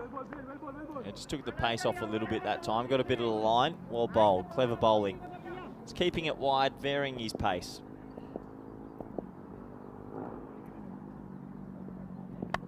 And now this is a slightly slower ball, but it's going to be connected, and it's going to have just enough to get it over the fence. Maximal to finish the 4th over. Still a good one, though, for the Royal Strikers. The 2 6s in it, 2 singles and nothing else. 14 off it.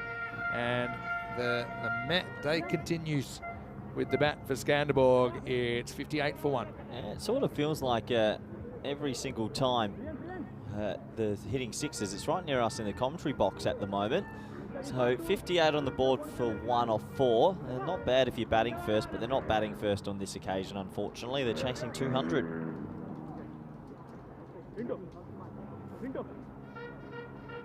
So, Skanderborg over 4 a ball to get 6 overs. They're a good side. It just kind of shows you how freakish the first innings was. Yeah, it was just I think there was 10 legal deliveries and 60 runs almost came. It was almost like 10 perfect sixes. Happened when Noah Cross and Max O'Dowd were chasing the edge of it. They hit 10 balls to the boundary in a row, and it just kills the opposition. Well, we've got 2 possibilities for the final now, and it's either this again or it's Royal Strikers versus Christiania. You're calling it? This one's done? 24.16 and over? I'm asking the waiter to make an excuse.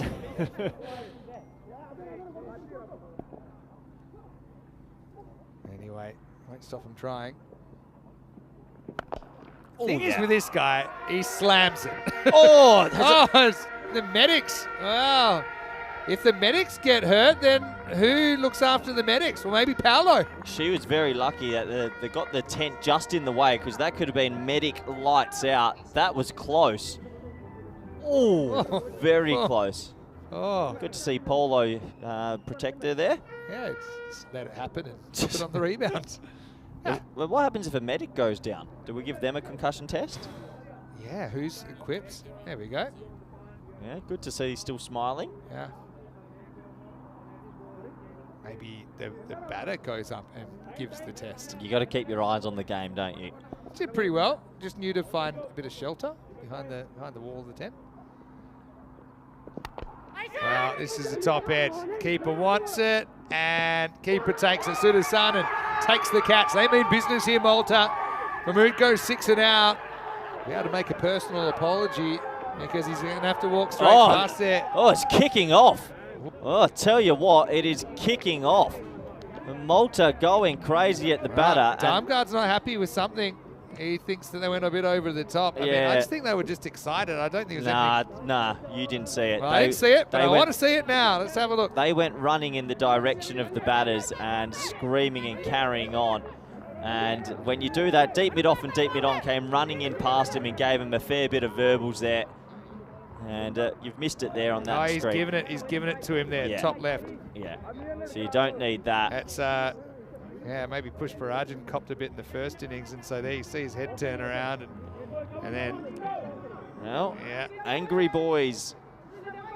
What was I saying about the teams always getting... Not always. For the most part, they get on. It's still heat of the battle there.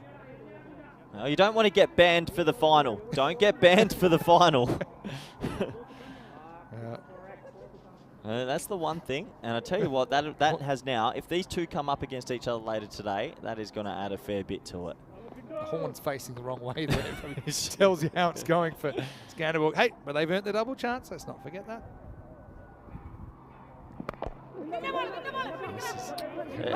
Cameron Mahmood now. You see this a lot from certain teams, but there's no point getting extremely lippy when you could play them again later, because it adds a whole other layer of belief into the Danish. They'll be fired up later if they come up against each other again. When you're so hot, though, you probably just feel completely like above the law. I know you're not, but If I'd ever batted that well in my life, I don't know how it would affect my personality either. Time card. This hits one. He's hit the odd ball in the middle, but not too many so far out of the 14 he's faced. Well, 2 balls remaining.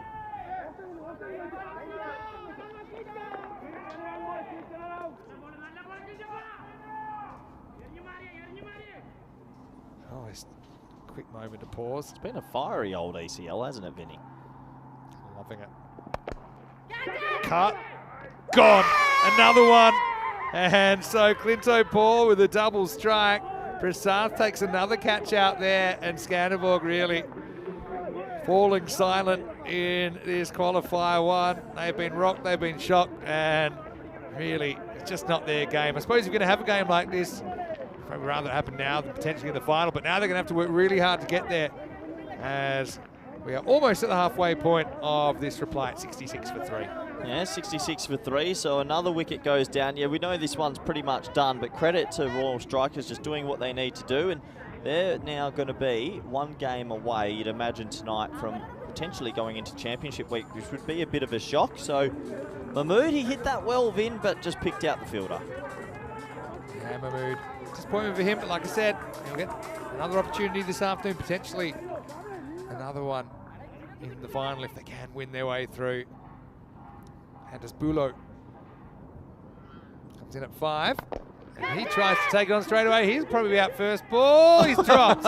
He's tried to take Mark of the Year out there. Jamshid Kunan Chirako tried to take it out in front like the fullback was chasing him, and for some reason it pops out, and Bulo gets super lucky first ball. Yeah, he should have been gone for a golden. I don't know why he's gone the AFL style mark, but in the end, puts it down. Well, there's been a few bowlers that have actually been charged with a 50-metre penalty in this game, I'll tell you that much so far. Vinny Sandu, Mr. Maximo. Got Corey Ruckers with me. Corey will be off the second half of the day. I know you'll be watching later on, but Rico Full will be in here, and I'm certainly looking forward to that. You've done a good shift. You did cop a bit of the weather yesterday. Yesterday broke me a bit. I'm not going to lie, it was pretty windy up here. It did come back pretty red, and it's a bit of a wind factor, but it's great work by everyone to get back on. For the Danes, I mean, they'll be experienced enough now, I think, to know that this can happen. And I will say they're trying to break a bit of a Danish curse here. Oh, probably if he hits, he's gone. Oh, add some fire into it. So, don't think there's anything in this, because he chooses his line. Well, the batter's not happy. This is just adding a lot of fire to if these two teams come up against each other later. So he runs. Does he change his? No, a little bit, but not much. Oh, a little bit. Borderline. Bet him to the doubt. Like he didn't cannon into him. Yeah. Putting his body on the line. Again, they're going to lose by a lot. In the air. Gone. And that's it now for Damgard. 25 for him. Pushpa Rajan gets his man in the end. I think he keeps the lips sealed. But who knows? Maybe we'll see the rematch. Maybe not. Skanderborg falling away in the chase, 68 for 4. I just feel like the Danes are taking some tickets here, and they know they're going to lose this one, but if they come up against each other again later tonight, I expect a fiery encounter. How has Shreyan's got a blue moderator? No, he does too. Oh, ridiculous. Anyone just gets it. Goes for 25. Score is 68 for 4. Some people might ask the same question about you. But anyway. Oh, that's funny. Yeah, look, I was talking a little bit about the fact that Danes 4 times, either the Danish national team or the club in ECL has made a final here at Kardama Oval, and they're 0-4. They've never made a championship week, which is quite amazing considering how much talent they have.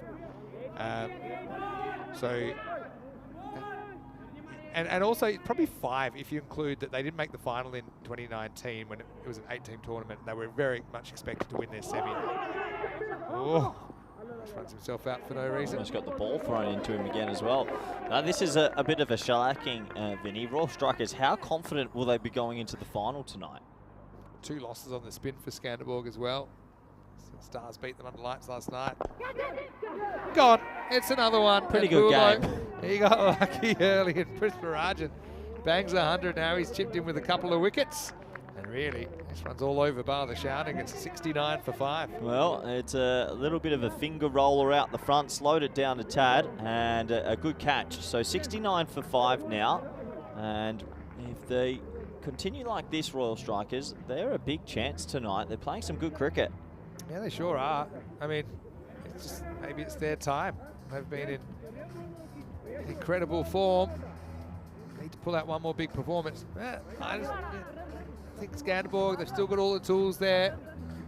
And Boulogn's a big part of it as well. A couple of hours is a long time in ECN, so that's the way the cookie crumbles. Right now, 69 for 5, and there's 25 balls left in this cricket match.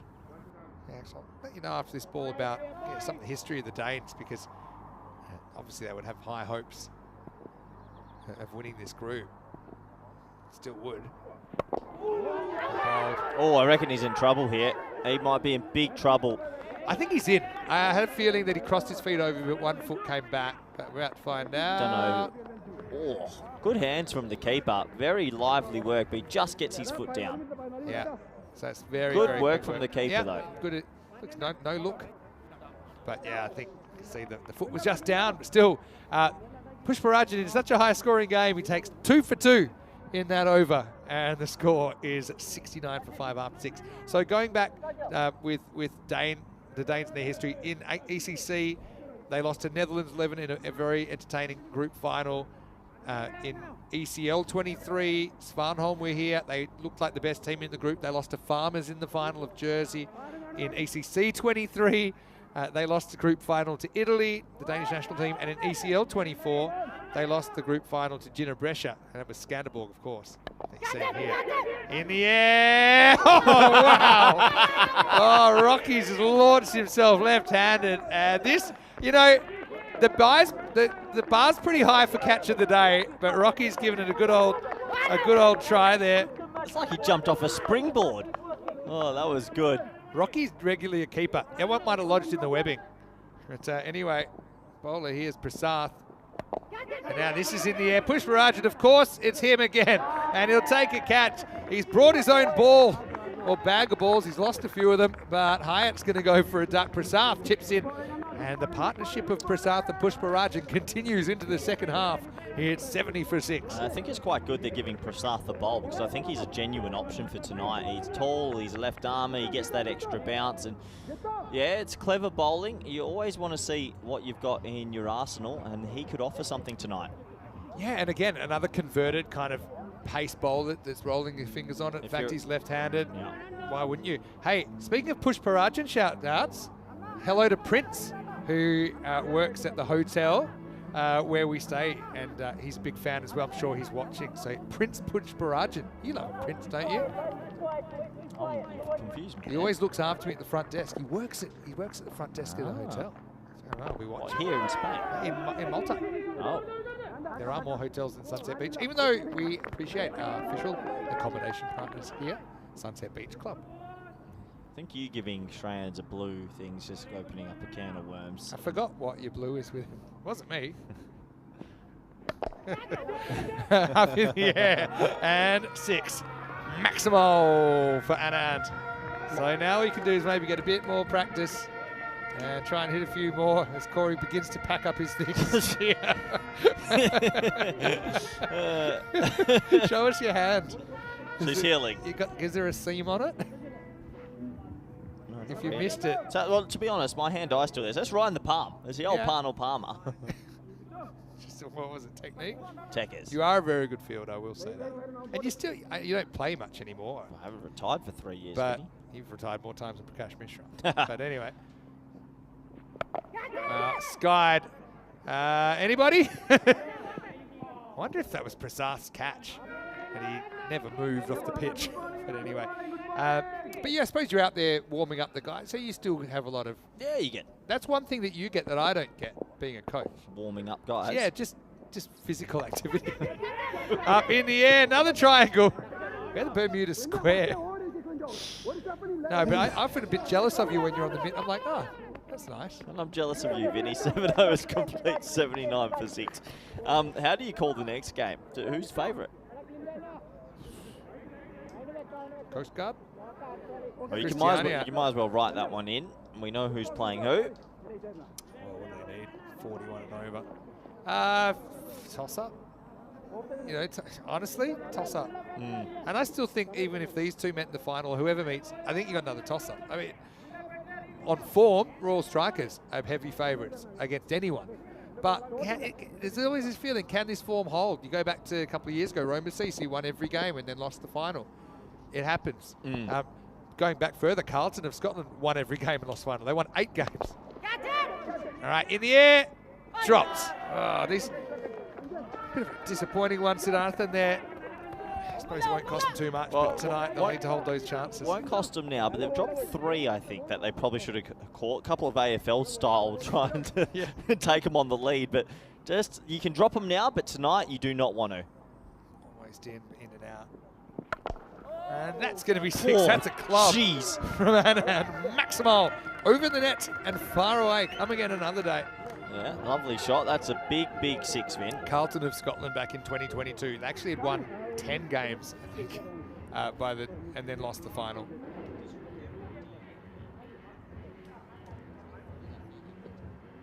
So, it's a really good strike from Anand. Sorry, Anand. Quinto Paul still bowled pretty well here. 2 for 16.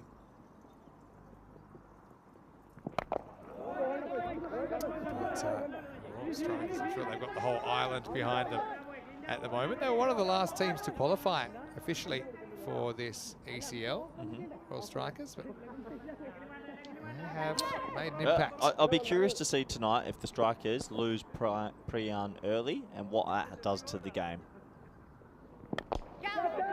I mean, they almost had the triple click today, didn't they, really, with Dinesh. Their best 3's gone big. Top 3's What's gone big. Kumar doing? Do you think that you have to move Kumar and go just the top 3, top heavy? Yep.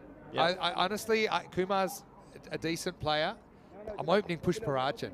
Yeah. I'm not leaving it to chance. You don't need to wait for an early wicket. He pretty much opened in that last game, effectively. It has been. All right, another club. This is high. It's in the air. Going, and gone. Maximal. You know, you see some players with just a nice bat swing. Yeah. Anand's got a really nice fluid bat swing. It's golf. Yeah. Oh, that's what it's called. Look at this. Bang. Straight down the middle.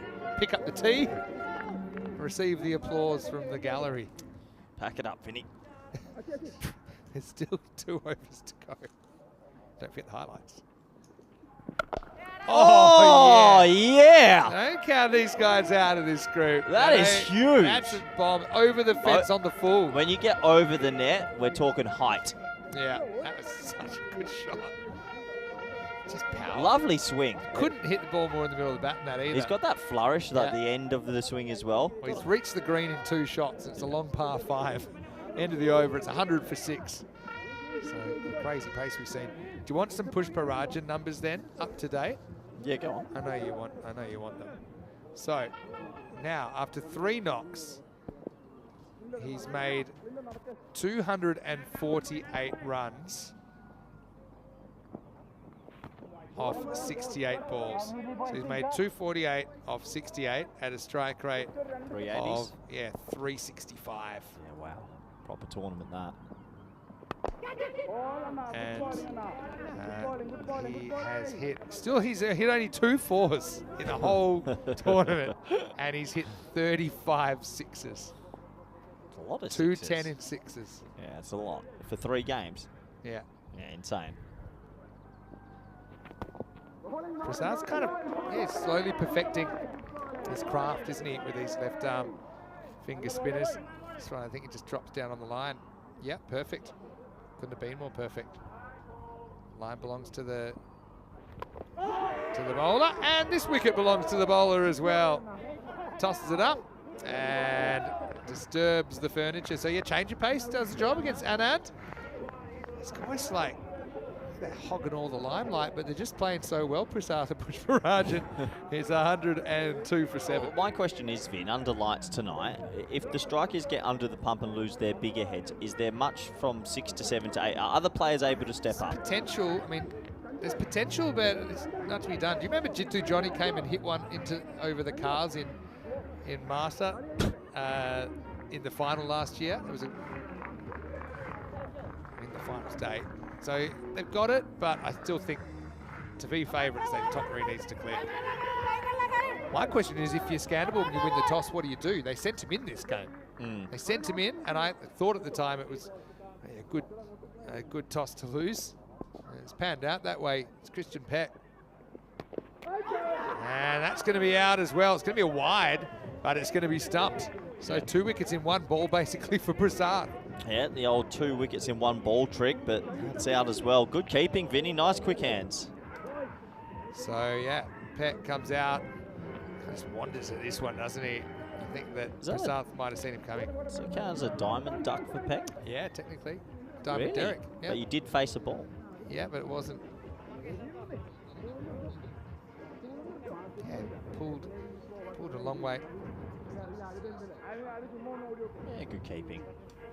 Yeah, waited for it to pass the stumps. It was wide. Just okay. Yeah, it's fine. Good hands though. So is this does this go down as a hat-trick ball or not? Technically, according to the Wisden definition, a hat-trick cannot contain wides or no balls. That's a shame, but you can take 3 wickets in 2 balls technically. Good. Wow. Man cannon for good measure. Fake hat-trick ball. And it will be clipped away. The only time this has come up is Cosmin Zavoiu in Romania did that. And there was a contentious debate. Eventually it was ruled as not officially a hat-trick. But it was okay, because he took 5 wickets in the over. But here's the best bit. I know you love this. Oh, that looks like someone should catch that as well. Herring in, Pushparajan. Remember he took one of the great catches here in the ECL last year, playing for Gozo Zalmi. This time he puts his name on it. The only thing hasn't gone his way. But Cosmin, native Romanian player, went for 32 in his first over.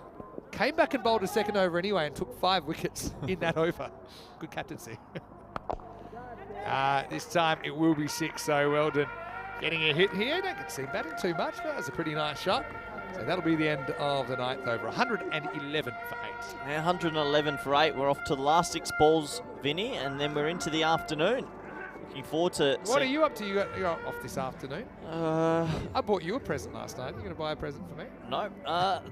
This afternoon, catch up on a little bit of rest. A few emails that have gone missing. I've got to go retrieve. Oh, Hillary Clinton. Missing emails. Eat something good, maybe a steak tonight. Just recharge the batteries for me. I think the Fizz is back. Might go catch up with the Fizz. Oh, is he really? Yeah, they flew in of course, just before. they've been tonight.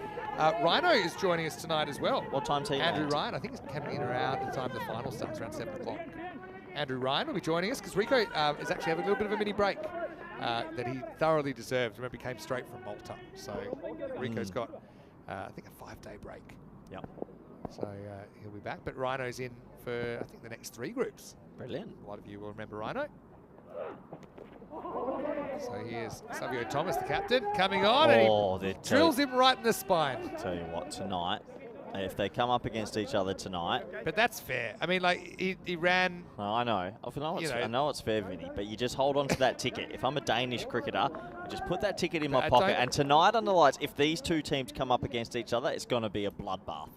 And I hope you talk it up tonight. I don't know if that number 5 provides that much protection from the Grizzly. It's thrown from about 10 metres. Right in the spine. Could pick which vertebrae, but this one is going to be up and it's down to the ground. Weldon! Oh, how about this? It's a good hitting. It's coming from the lower order batter. Maximal, 6 runs. Yeah, 6 more to the total. Nice shot from Weldon. Hasn't had the tournament with the ball he would have liked, but he's been striking them nicely now. I gave you your present last night, Ben. Gave you $10. I gave you 5 back. And when you offered to buy me a drink, I knew there was something sus. Weldon. A bit of a heater. That's good bowling. So, it's going to be an interesting night. Maybe you and Rhino could put your feet up, get the popcorn out. If he's landed, I'll catch up with Rhino for sure. I think it'll be an interesting finals. I think there's still a few more twists.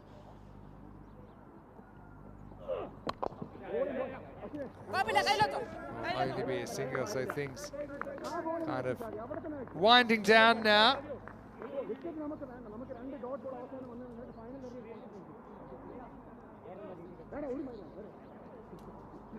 So 2 balls remaining in this one. Credit to the Royal Strikers. They put the runs on the board. They've defended well. They've taken most of their chances. It's going to be an emphatic victory.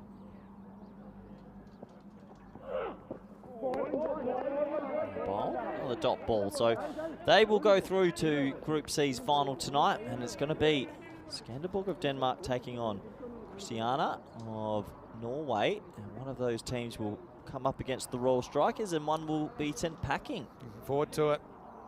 I'm not really looking for anyone being sent packing, but I'm looking forward to seeing who gets it. Gets the coveted spot. Anyway, last ball, Vin. And it'll run away. It will make it to the boundary, but it won't make too much of a difference. So it'll be 202 to 124, 78 runs the margin. And a memorable qualifier one. But it's all over. Royal Strikers get the first spot in the final. Yeah, get the first spot, but they dominated with the bat and then did exactly what they had to do with the ball.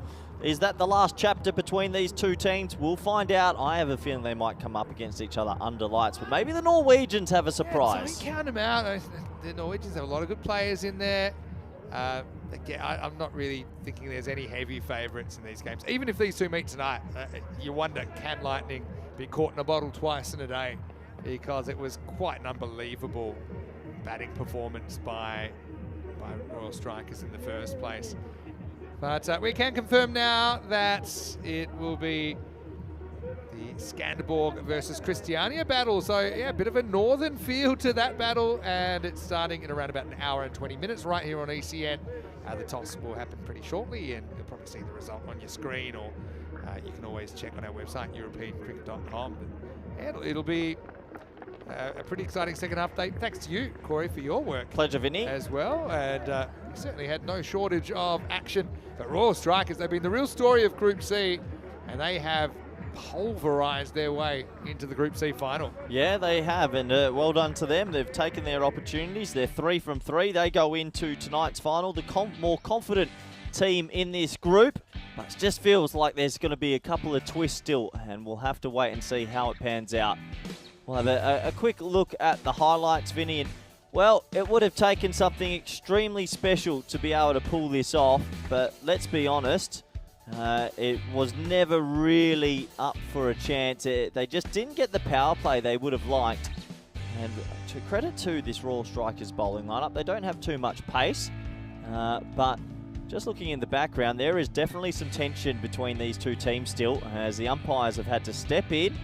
And Vin, come to have a look here. I told you this game is simmering. The two teams have gone to shake hands, and let's just say, if they come up against each other tonight, it's going to be a bloodbath. Well, I mean, obviously something's going on there. Hopefully something too serious. No, it just shows you what it means to these two teams. I mean, a day of everyone being in danger of the Grizzly, hasn't it? And they were just on, weren't they? I think part of it came from the fact that, you know, Pushparajan maybe had a bit to say, maybe copped a little bit earlier. But yeah, you certainly wouldn't want any of that overshadowing what we've seen so far, which has been outstanding entertainment. So, yeah, I guess we'll see. Just when they had that power play and it didn't really happen, it was kind of all over bar the shouting. Meanwhile, he was just quietly going about his work, taking catches. I mean, look at that. Rocky flew through the air there, but wasn't able to quite make it happen. But in the end, it was Pushparajan that would get ready to celebrate with his teammates. But yeah, I mean, yeah, you mentioned the fact that towards the end, we had a little bit of an unsavoury feeling, I think. It's a long way from us. Don't know if we'll get any footage of it. But, I mean, look, one thing about Skanderborg, they've got guys that can hit. I think that's pretty obvious. And, yeah, and he crunched a couple. And Prasath had him on the tramline. Then he hit the stumps. And then he had the red. 2 wickets in 1 ball.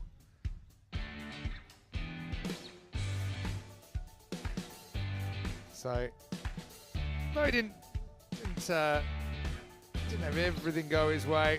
Chris Rudd had most things go his way. Almost put off a crazy catch late in the piece as well. Credit to Weldon, actually. He was able to get a few away towards the end. But yeah, Royal Strikers, they have flown in. Well, they have done the business. But look, we want to bring you all the live action. And I'm just telling you right now, there was some frosty handshakes. There's been a few people called into the match referee's tent. And if these two teams, and it's blowing up on the side right now, if these two teams come up against each other tonight, I will tune in, and I hope you make it sound like it's a boxing match. Well, it was a match that kind of was a bit of a knockout punch early, wasn't it? When you look at the first half, Malta, their Royal Strikers were all over the Skanderborg bowlers. The second innings weren't quite able to catch their form. Skanderborg, 28 top score. I know, big hits though. Darmgard never really found his feet. Likewise with Danny Kite and Rizwan Mahmood, despite the odd large one leaving, but it wasn't frequent enough to keep this game alive. A pretty disciplined bowling, just the 6 extras in the innings conceded by the Royal Strikers. Looking at the bowling figures, and I suppose once the game had pretty much all been won, you can't read too much into these figures. They weren't under a lot of pressure, the bowlers. But no one really went more than 15. So again, a sign that they had a lot of bowlers that were able to come on and to be effective in this game. But again, it'll be a different feel under lights. I'm sure about that. Hopefully you can join us for the second half of the day. We'll be back in about an hour and 15 minutes then to take you into the second half. Vinny Sandhu here, Mr. Maximo. Big thanks to Corey Ruckers. Hey, enjoy it, Rico, because it's his last day with us for a few days. He finally has his little mini break. So we'll be back in around about an hour and 15 minutes as Q2 will be on the park. It'll be Skanderborg and Christiania, the northern neighbours, with their last chance to survive in this tournament. Vinny Sandhu, Mr. Maximo, back with Rico Full when we return to Spain for more European Cricket League.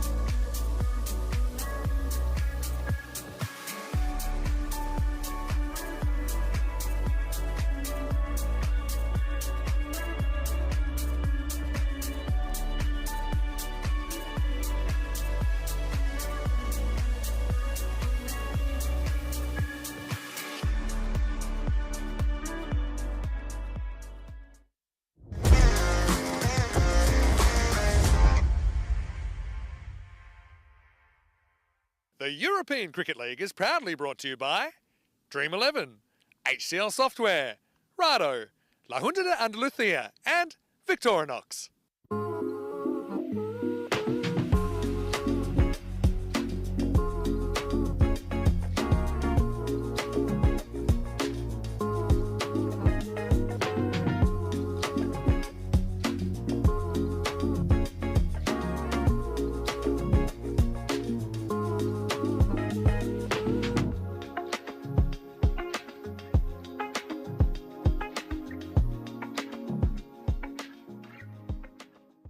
Hello and welcome back. We're halfway through finals day here in Group C, and coming up it's qualifier 2 for the right to meet Royal Strikers of Malta in the final. And we have a really good game coming up between Skanderborg, the Stingrays from Denmark, and they're taking on Christiania of Norway. So a bit of a northern flavour to this one. Let's see who makes it to the big dance. A little bit earlier we had Ian Ramage with the two captains. Let's see what happens at the coin toss. Good luck. Skanderborg, you're the home team, you'll toss the coin. Christiania is the away team, you'll call. It's been called Rado. Oh, it's come down, Rado. You've won the toss. We bet first. Okay, toss one with Christiania, who will bat first. So the Norwegians get the luck of the coin toss, and they're going to have a bat, and they'll be hoping they can do something like what the Royal Strikers did against Skanderborg in that previous game where Skanderborg conceded 202, couldn't get anywhere near it in the second half of the game. But I don't think it's necessarily a bad thing for Skanderborg, who back themselves to chase. They know it didn't go very well in the last game, but they'll feel that as long as they can keep it mildly under control, that they'll stay in this contest. I'd love to see what the win predictor's thinking. We'll see in a minute. Both teams going through unchanged here from the sides that we saw play their first matches on finals day. Christiania finished in 4th place, but already got over Sofia Star. Skanderborg, of course, got the double chance and needed it. Okay, not too much in it. 51-49 to the Stingrays. Christiania, though, a very, very good side. So I think this is about as line ball as you could hope for. Vinny Sandu here, Mr. Maximo, live from the box. Great view of the Khartoum Oval there. Look at the Sierra Nevada mountain range behind as well. It's a beautiful backdrop. It's a multi-sport facility here, but it's a unique and special place. And haven't we seen some special things already today? We've seen one of the best catches, I think, ever caught on tape by Chris Webster. We've seen a brilliant 100 by Priyan Pushparajan of the Royal Strikers that has engineered his team to the final. And also, we're only halfway through, so remember that. As you can hear the ECL anthem, it was composed in 2019 specifically for this very special cricket tournament, the European Cricket League. Champions from 33 different nations. And it's nice to hear the horns going. The horns were here, but they were silent in that last game, really. Nothing went right, but I think Skanderborg, there's a lot of smart cricketers in there. They know that that's one game, and it's not the game that decides it. They certainly have the talent to go all the way. So do Christiania, for that matter. You've got players there like Iqbal walking on to bat. I often mention Wally Gowrie and his skill. Said Abbas also can be a little bit tricky. There's Weldon, left arm, number 19. Batted pretty well in the last game. You don't see him bat too often. The Irishman, who is a wild card for Skanderborg. 2 matches away from adding another name to the Championship Week list. One good thing about Danish cricket as well, obviously there's a bit of an infrastructure there, so you do tend to see a higher proportion of native Danish born and bred players than some of the places around Europe. It's a bit more established and a very good one. Anders Bulo to open up, got Tor Turner behind the stumps. Nikolai Darmgaard, of course, will be a pretty important part of this team. So it's this change in strategy we saw against the Maltese champions, Royal Strikers. We saw Darmgaard opening the bowling 1 and 3. And actually it's one of the few things that went right in that previous game, but they're going to change that. Partly, I think that might be to do with the fact that you've got a left-hander out there straight away in Raza Iqbal. Maybe they don't really like that matchup of the ball turning into him. Welcome back to all our viewers as well, and some good chats so far. Plenty more to come. I've got a new commentary partner for the second half of the day. Well, not new, but I think you'll know him. Anyway, here we go with qualifier 2. First one gets through. Raza Iqbal is out there, opening the batting with Umar Rasul. Like I said, both teams unchanged. I think you would know by now that the winner of this game goes through to the final against Royal Strikers, but the loser of this game, their ECL journey is over here in 2025. The long road to qualifying begins again to try and get back here in 2026. Wild ball, really. Turner does well to stop it. That does swing. There has been a bit of swing around today. Siddharthan actually got the ball to bend a lot. Swing's no good unless it's well directed. Hello to Thomas Martinez. Buenos dias. Great to see you. And buenas tardes probably by this time. Sneaks up. It's 4 p.m. local here. It's the third game of the day. 151 expected. There's that movement again. This kind of keeps Raza Iqbal honest. Bit of bat. Was there? No. Leg bite called.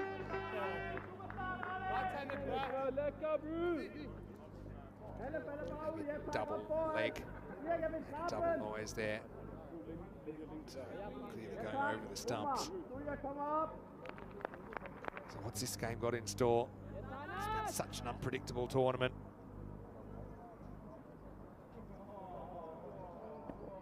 Rasul gets his first go, the right-hander.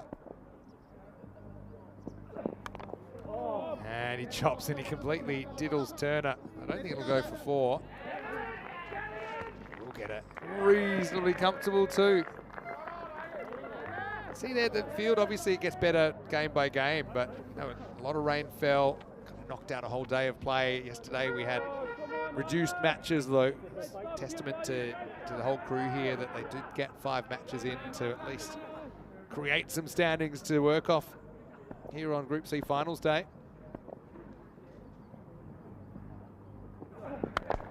Goes for this, doesn't really time it. Can he get there? Not quite. It's a plugger, and it's going to hit the rope. So, yeah, I think it's a good effort, actually. Darmgard goes, and he does slap it back, but it just gives the rope a little bit of a kiss. If it was a thinner rope, maybe it wouldn't have. Have a look at it here.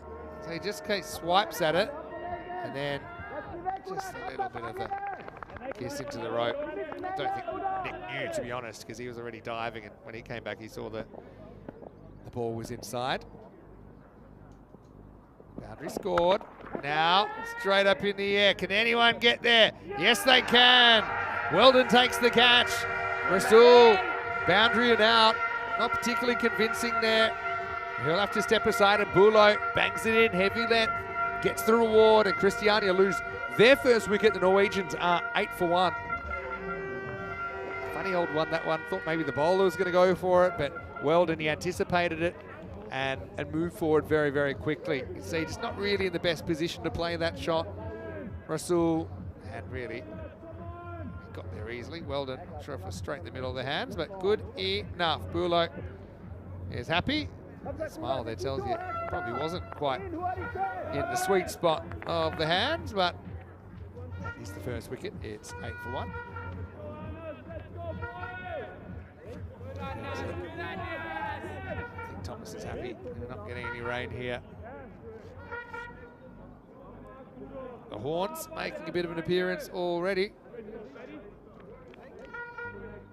Gorey, very, very stylish player. I know what they're trying to do with Rasul, but it hasn't really been working. I'd be very tempted just to throw Gorey in from ball 1. See if you can make plan A work. I suppose you've got 2 left-handers. Again, it's good over from Bulo. Definitely gets that ball to talk. End of the first, 8 for 1. Vinny Sandu here, Mr. Maximo for ECN, and joining me for the first time today. The first time in a while, feels like, after all our weather issues. Of course, the one, the only, Rico Full. Rico, welcome back, and I bet you're as excited as anyone to see how these 2 games pan out and who will join Darmstadt CC and Hornchurch, and of course the other group winners in Championship Week. Yes, muy buenas tardes, everyone, and welcome. And it's glad to be back here and seeing some glorious sunshine out in the middle as well. Great to be back, and great to be back for this competition. Christiania, of course, getting that win against the Sophia Stars. A big win as well by 79 runs. And yeah, you're right, Walid Ghauri, he has been in great form. And in that match, Mirza Anwar also scored a fine 45 of 19, but it was that classy 61 of 16 on Ghauri which led the way. Skanderberg, well, of course, they went down to the strikers. Just cuffs at this one. And it's one that you really need to be putting away at this level. I don't know, Vinny, if you feel the same. I don't feel that Raza Iqbal has quite been at his best in this European Cricket League so far. We've seen him normally being so brutal. He scores runs quickly, but he just hasn't found his form, and haven't used him much as a bowler either. Yeah, it's funny. I mean, he's come off the big off season. I mean, I think that's true to start. That one, he does get enough of it to get it over the fielder. That's going to be 4 runs. Cuatro carreras. So let's see if he can come good with it matters here on finals day. But what a day, and I believe that I've missed quite a stunning catch as well. The Webster catch, first over the day, sometimes it takes a little bit of time to wake up. He woke everyone up. It was an unbelievable effort. Unbelievable.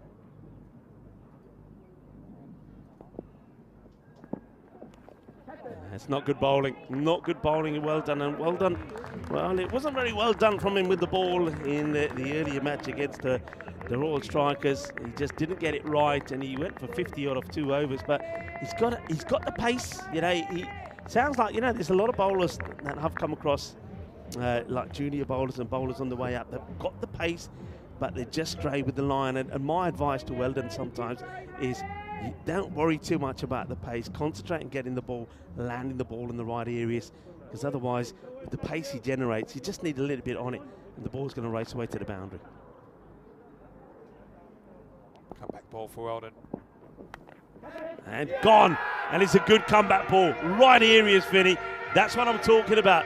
Get that ball in the right areas, outside the off. The ball hits the seam, takes off.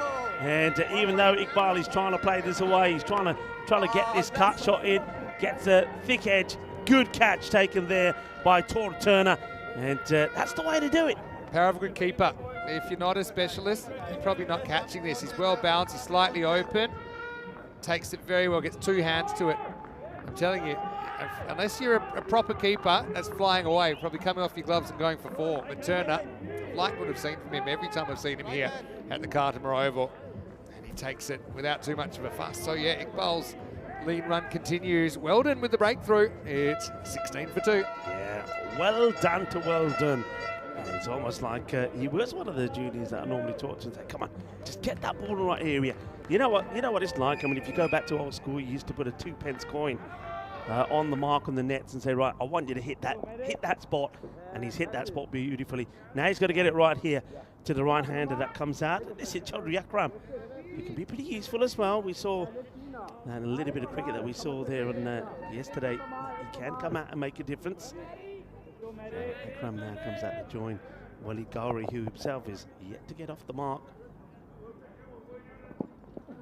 Oh, well, that's, I think, might be off the helmet. They're not going to run here. That is off the lid. Weldon wraps him on the helmet. And I think we're going to just absorb a little bit of time here, because I think the medic is going to have to come out. Let's have a look at this. Ooh. Maybe not. It was right off the scon. That's a pretty good bouncer to hurry up Chaudhry Akram. And yeah, here comes the concussion test. Yeah, well, that's the way a fast bowler says, welcome to the middle. Welcome to the party. As Akram gets one right on the nod, and well, it's time to do that concussion test. And of course, good to see this. Magic Spray Sophia actually was had big trouble earlier where a ball almost hit her. Luckily, she hid behind the corner of the tent. But we had a bit of an instant here up. You might, in the commentary box, you might notice a bit of a dent in the back wall, Rico. It's all over the place already. Corey dropped a catch. I've heard it. Corey, you let us down, buddy. And some people said in Australian fashion, he claimed that he caught it. And not just that, you missed it at the time. It actually ripped a bit of skin off the palm of his hand as well. Really? and it broke his watch. So it's the trifecta. It's the trifecta. Yep, Corey. that's what I said. Oh dear, Corey. Ah, shot. That's a lovely shot. That's the comeback that you want. He says, all right, you got me. Now it's my time to get you back. All right, we saw a little bit of this yesterday, and here it is today. So Matthew Weldon, good over though from him. He does pick up a wicket. He does wrap the lid of Akram, and then it's Akram's turn to reply back and hit a big 6. End of the second over. And Christiania, 22 for 2. All the twos make a wish. Yeah, looking forward to what's coming up as well with Portugal starting on the 22nd of March, the day after we finish here. It's hard to believe that's only 2.5 weeks away that we start in Portugal. It really messes with your perception of time, but yeah, that'll be a first time actually we've done a Challenger and a Premier Division for ECS cricket, which is domestic, which gives another club kind of outside the top echelon of the Portuguese clubs a chance to win some ECN silverware. Here's Bulo to come back. Doesn't get hit out the middle. It's going to be a long chase, a flick back. Nicely done. Good bit of fielding. A lovely flip back. Flicks it back into the hands of Rizwan Mahmood, the captain, who no doubt will go back and give the fielder a high five for his efforts. He chases it well. Nicely done. Look, just releases it. Does he at the right time? This is going to be a good stop. Let's see. Can he? Just, I think. I'm going to give him the benefit of the doubt I think here. benefit of the doubt there. You got to give it. That's a little bit of dirty suspicious, dancing but there. I think, yeah, it's between frames, and I think the benefit goes to the fielder. He gets that benefit. Drags this one really. Looking to play onside a lot, isn't he, Wally Gowrie? But he's a player that can play to all sides of the field, in fairness. That is the good news about that one, is the batters, they only just... No, they did get the 2 in the end. Gowrie stays on strike. But yeah, he's got to play out on the offside as well. Can't be looking to just stay on the leg side.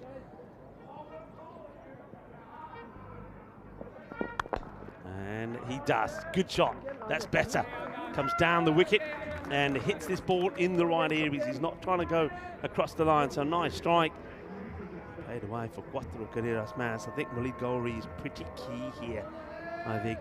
And a nice sunny day as well, Vinny. And I think with the sun, I've seen that already, that you should expect higher scores. And well, batting first, Christiania, 172 against the Sofia Stars, winning that one. And then Royal Strikers, the little boys from Malta, 202. And that is well bowled. He says, all right, if you're going to be moving around in the crease, I'm going to keep it a little bit wider here. What about the Royal Strikers? And Priyan Pushpajan could not happen to a nicer guy. Yeah. He's on some form at the moment. He scored a 60, a 70, and now a 10. Yeah, he's only hit 2 4s. I think he's hit like 250 runs. He's hit 2 4s. I don't think I've ever seen him bat better than that. I saw him yesterday. I think maybe live, obviously. I appreciate it a bit more, but quite amazing. Bulo, he tries to bowl around him again. This is going to be a wide because it bounces past the stumps. I think it's something that they're going to have to check.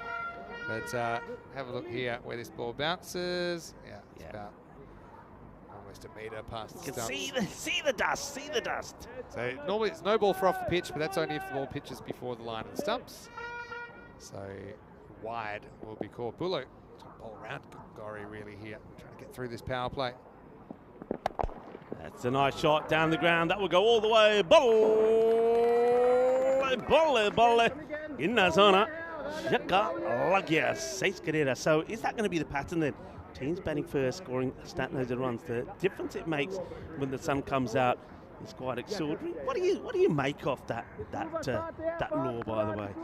I mean, if it's that wide, why don't we just call it a no ball? I don't. It's going to miss the pitch. Can I be honest with you? I think it's the other way. I don't think the balls off the pitch should be called a no ball. I think they should be called wides, because if no balls count as balls faced to the batter and they can't reach them. But I know why the law is that way. It's because they're worried a ball might hit the edge of the pitch or something and come back and hit stumps, right? So that's why it's if it bounces before the stumps, not the crease, the stumps. That's why we check those. That's why the law's the way it is. This is trouble, I think. It's a simple catch. Damgard takes it, and Gowrie goes. Bulo bowls a heavy length, and Nikolai Damgard, he rarely lets you down in the field. And he didn't that time either. What a way to finish the power play. They get 3 wickets in at Scandal. Christiania, 35 for 3. Big wicket. Yes, Waleed will have to go. He just felt that he felt the need to really start to open up. I mean, he played some shots coming down the track. This time he stays back, but it wasn't quite the shot to play. Nicholas Damgard does his trademark celebration. And another wicket goes to Christiania. They now, you would say, are struggling. And really, I think these two, Akram and Anwar, who now joins him out there in the middle, have to get a good partnership going. Yeah, it's a big one. Big one. Gori just trying to muscle that up. I think it might have even been, the power play was running out. Batters sometimes think, okay, well, now's the time. If I'm going to take a risk, it's probably now. There's only 2 outfielders. But it couldn't beat the tall Damgard at mid-off. So just going back to that quickly, if I could write the rules, which obviously I just can't, but my suggestion would be that you don't need no balls for off the pitch. Because in, how many games have I done? 4,500? I don't think we've ever seen one come back and hit the stumps. And if it does, you just make a little caveat that says, if the ball is hit, or if it hits the stumps, then it can be a no ball. Otherwise, it's a wide. 99.999% of the time should be a wide. And the reason is, that way the batter doesn't have to count it as a dot ball to them, because it's a strike rate killer. I don't think if you miss the pitch that the batter is entitled to a free hit. Like, especially in a lot of some of the developmental women's cricket we've done. That's 6. That's a good shot. Really good shot from Chowdhury Akram. Puts it up and over the 10. Maximal 6 runs. So, for example, in some of the women's teams we've seen, they're playing their first cricket, and it's on TV. It's already intimidating. They bowl one, it goes wrong, bounce off the pitch. The next one, they get absolutely right, hits the middle stump, not out. They only get 12 chances to take a wicket in this format. So, in my opinion, I'd like to hear a good argument. So what you're against saying it. that if the ball, as soon as it pitches off the strip, you just call it a wide, and if it does come back, you forget that it's if off it does the pitch, come back, you just call it under the wide law. Okay. But what if it comes back and the batter smashes it? And it's a no ball, because it got hit. So you just say, as long as it's not hit, it's wide. All right, I'm with you. If it comes back and hits the stumps, it's a no ball. No. If it hits nothing, which is all the time, it's a wide. It's wide's a wide. I'd like to hear an argument against it, because I think it makes perfect sense. Amjad. Wasn't always the law, by the way. It's a fairly recent one. Yeah. I think it's because more and more, it was always kind of a playing condition on artificial pitch. On turf pitches, it was never a thing, but they brought it in now, so it's uniform across whether it's on turf or artificial. But anyway, keep the ball on the pitch, we don't have any problems. Yeah, that's true. And Amjad always starts boundaries off his first 3, but comes back and finishes well. And he's going to go for another boundary here, though, as that one's been muscled in the gap between the 2 fielders out there. Long on, where Amjad is. And the fielder there who can't get to that one, I think, is Kamran Mahmood. So 4 more runs. Chowdhury Akram is taking control of the charge here for Christiania. 14 off this over with ball to go. It's kind of par over in the end, I suppose. So Amjad is quite a skillful left-arm spinner. We've seen that before. So end of the 4th, and the score is 49 for 3. Yeah, genuine delivery respected there by Chowdhury Akram. That was a genuine defensive shot. So end of the over, you can see that they're going pretty steady if you go by the last 3 overs, 14, 13 and 14. So they're around about that 140 at the moment. But I just feel that with conditions changing here, I think we've got to be looking perhaps to a par score about that 145, 150. I think 150 might get you home, but it's not a definite.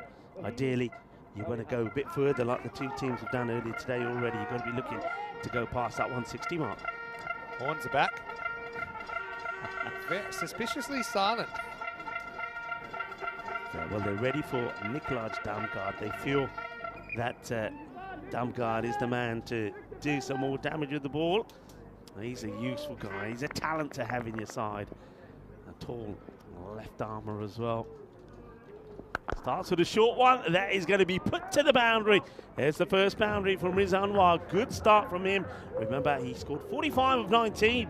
Helping Christiania to that score of 172, which was too much for the Sophia Stars. I know that Sophia Stars are watching. I can see them. Now they're creating their own corner. Cockney corner's gone, and now maybe it's the Sophia Stars, the corner of the Stars. I want to say well played to them. They gave us such an entertaining match yesterday. And they're enjoying themselves in the sunshine now. They'll go back and remember that famous win they had yesterday. It was probably one of the most enjoyable matches and most exciting matches that I've seen in a while. That finish last night was, I almost spat out my paella last ball. Short again, and he missed his out on this one. I reckon that was quite clever. He wanted the batter to think it was short, but it was actually a little bit quicker and it was a little bit fuller, so it actually wasn't that easy to pull. Mistimed the stroke. A few people think umpires going to go big here. Let's see.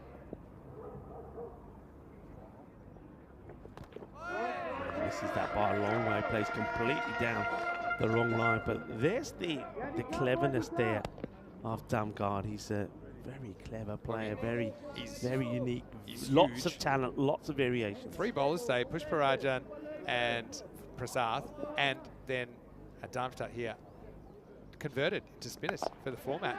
And that is gonna be taken, good catch, taken over the shoulder, and the horns will be blown again. Well, Mizanwa, he doesn't go big, he does hit 1-6, but then Nicholas Damgard gets the better of him. He'll go for 6 or 4 deliveries, and as we get close to this halfway point, I think with that wicket there, Skanderborg probably, I think, have the upper hand here right now. I think they do. Cristiano just haven't really been able to get on a heater in this first half of the innings. Again, the thing with Nick, he will kind of drift the ball a little bit away from the left-hander, and you can see he used that very, very well. So he's got tools. Mirza is going to have to go for 6, 55 for 4. But yeah, if he's bowling to a right hand, he's more likely to roll his fingers, try and take the ball away that way. If he's bowling to a left-hander, he's more likely to kind of drift the ball away. It's a pretty clever piece of bowling. And what a good catch by Christian Peck as well, running back with the flight, never easy. He knew he was the man that had to step up. Did very well, was an excellent fielder. Yeah, good catch. And I like Peck's bowling yesterday as well. I don't know if he bowled earlier today, but I think he's very useful as well. Another slow bowler to have. So just making some changes here to the new batter. This is Nazrat Bismillah who comes out. Coming off a duck. Did he hit that? Catches a bit of the thigh. leg. Hit something. We should get a couple of those horns up here. You know, I'm Corey's neighbour in the Sunset Beach Club, and I'd love to wake him up with one of those horns. You do it on his day off when you're getting up early. Oh, launched. He gets this good. And it's there for the shot, and he doesn't have to really move. It's just all hands. Gets it right underneath. It goes all the way. Big hit. 6 runs. End of the over. And Christiania at the end of 5 at the halfway point. Well, they're 61 for 4. Rico Full here. Good to be in the box. And finally, a nice sunny afternoon here on the Costa del Sol. I'm a fair weather commentator. I've come back and it's beautiful. I had, obviously we had Sunday washed out, which is day 1. Yesterday I was off, but I was watching and we saw some incredibly entertaining cricket. Again, feel for the Scots. I know we'll see them here probably any minute to share in the festivities, but that's the way it goes. That's the thing that makes ECL cricket so great to watch. It is so unpredictable, and to think that Royal Strikers are just having an incredible heater with all Maltese players as well. It's not like they've got a wild card from somewhere else, but can it last? And let's just say there were strong feelings at the end of that previous game. I know a few people were licking their lips at potential Skanderborg versus Royal Strikers. This is a no ball, and that is going to be, in the end, very well saved. Very, very well saved. It could, I thought for a moment we were going to see 5 here. The no ball was called straight away by the umpire Shub. I think we'll see it here. It's far too high. There are no doubts about that, but it's a very good save from the fielder. Does superbly well. Gets the flick back before he goes over the rope, and that's Omar Hayat. Well done. So, yeah, no issues there at all. So, free hit to come. And, this is Surya Anand, who just gets it wrong. So, we're going to miss and keeps that inside. So, it doesn't put away the free hit. It does Chaudhry Akram. Good comeback there from the bowler. Akram's got a bit of an important role to play here just to keep things ticking in the right direction. Bismillah.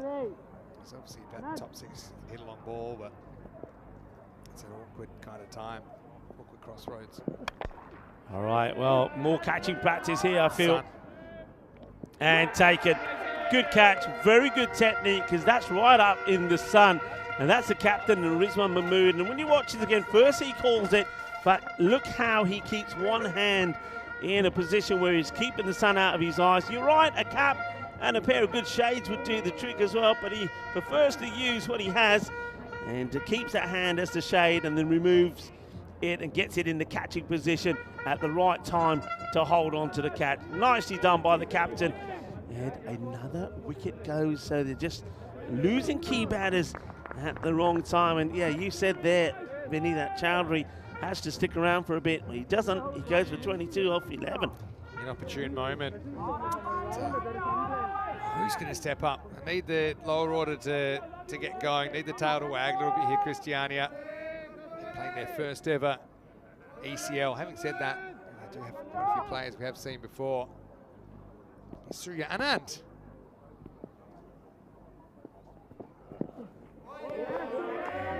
Swings and misses as well. It's an interesting choice, wasn't it, that they did revert back to seam and pace. They've got spin options, and when you consider that both Akil Amjad and Damgard bowl pretty well, but it's almost like they said, right, we've got to use another bowler. Let's try this over here now. We'll always go back to Amjad and Damgard a bit later on. So that's good thinking from the captain. It's going to be a little bit too wide. It gets dragged wide. But yeah, I think he's thought about this, Rizwan Mahmood. He knows he's got bowlers there he can go back to when he has to. He wants to keep the upper hand here as Abdul Raja and Bismillah, the two batters trying to get things going here. Abdul Raja hopes he can get a few away. But of course the key batters now are already back in the shed, so what can they get to here? It's going to be another wide, just misses his line just by a fraction once again. Very, very good afternoon to everybody in the chat as well. See John Hisham, Tin Harmer, Paul Kempin is in there. And I want to say a very happy birthday to Roger Fine, of course, our CEO, who's celebrating his birthday. He's in the Alps having a bit of a ski, so enjoy. Thoroughly deserves it. Very hard-working man. It's 3 on the row, 3 wides. I'm not sure, not really a need for this. I'm not sure he's doing it on purpose, of course, but Anwar, you've got a new batter in there. It's almost like he's afraid to get it near him. He's new, test him. I'd put one up there and say, right, okay, there you go. Here's one to drive. Let's see if you got what it takes. He's got the 2 men straight, hasn't he? Now he goes for the shorter option, which isn't going to work. That's nicely whipped away. Good quick hands from Abdullah Raja, who gets a boundary weight. That's been sort of the story here at the moment from the Christiania batters. Batters have come out there. They've shown they can hit a ball. They've shown they can hit a boundary.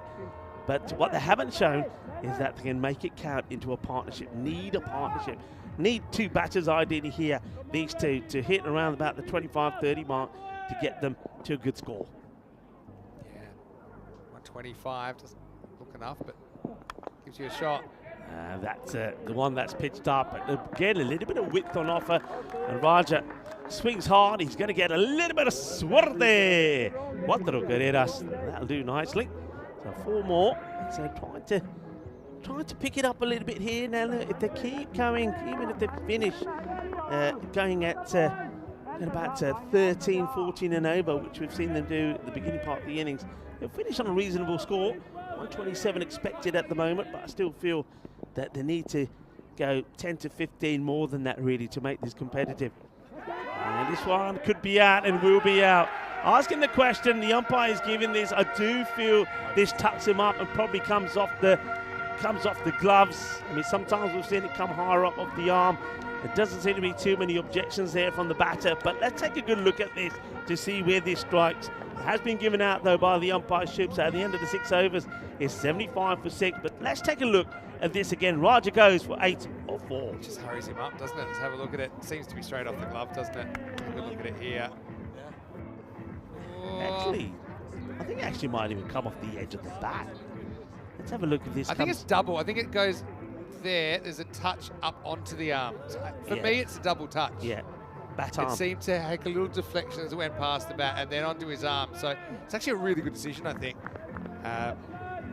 Not too many complaints from Abdullah Raja. Disappointment for him, though. He's out for 8. 75 for 6. Yeah, simple catch taken there by Umar as well. So another batter comes and goes. So it's Amir Naseem. Now Naseem did hit a few good balls earlier today. Didn't have a lot of the strike, but I think he scored a quick 20 of about 8 deliveries. So somebody who can hit the ball pretty well. But at the moment, he's going to have to watch and see what Bismillah does here, as Peck does come and have a bowl. I liked the bowling of Peck yesterday. Yeah, he really does give it a rip. And you can see the side spin there, right to left. Just have a look there. Beautiful rotations. Oh, that's a good shot. That's the one thing that Peck will do. I mean, he does float the ball up, so he's basically inviting the batters to get down the ground. Now, that sort of length, batter doesn't have to move, but if he just draws it back just a little bit, then the batter has to come out of the crease, and that's what he's hoping to get. He's hoping to get Tor Turner in the action, but just slightly over pitches that one. He said good rotations ball before. Good distance on the next shot from Bismillah.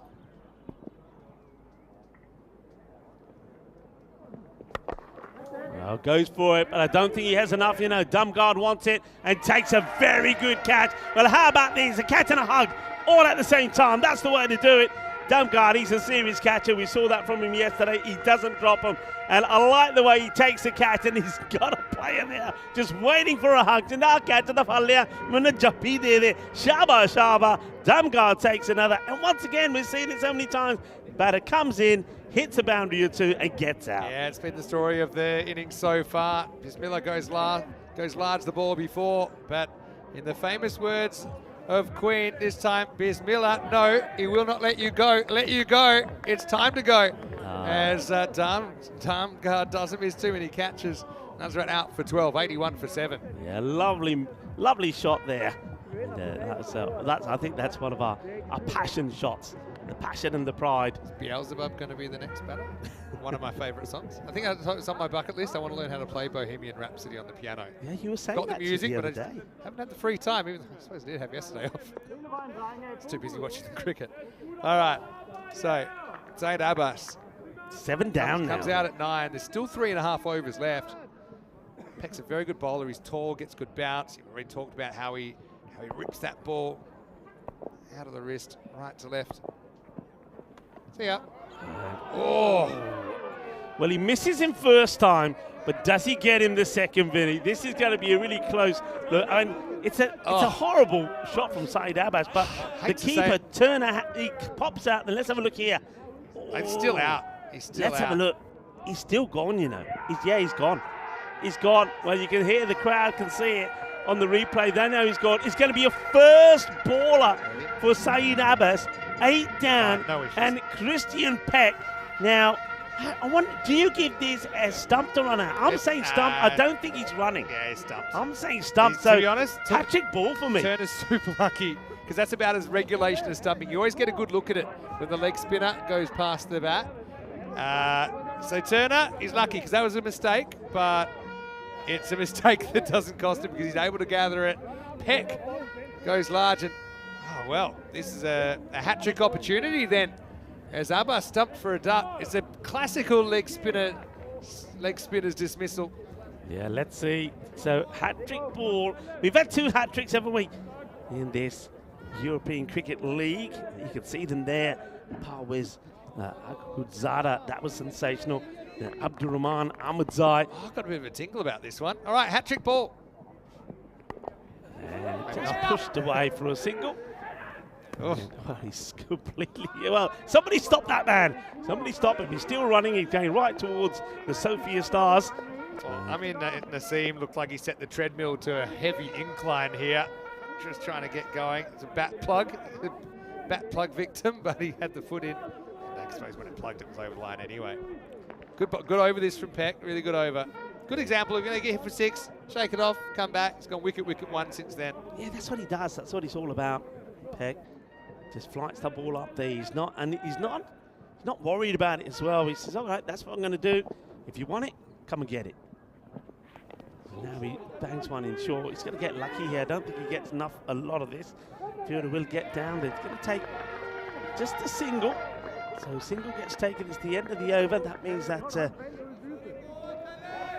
it will be back on strike for Naseem. I think Naseem's the batter that can, coming up to these last 18 balls, if he can get going, let's say he scores a 25-30, he can get them to a respectable score. I think it's him or nobody here now. He's got Of course, Brisbane Barty out there with him. Hey, do you want to talk Group D quickly? This is Yeah, what's let's coming up talk tomorrow Group with D. Paco Care Badalona, the 2022 champions. But they're missing a couple of players, you know.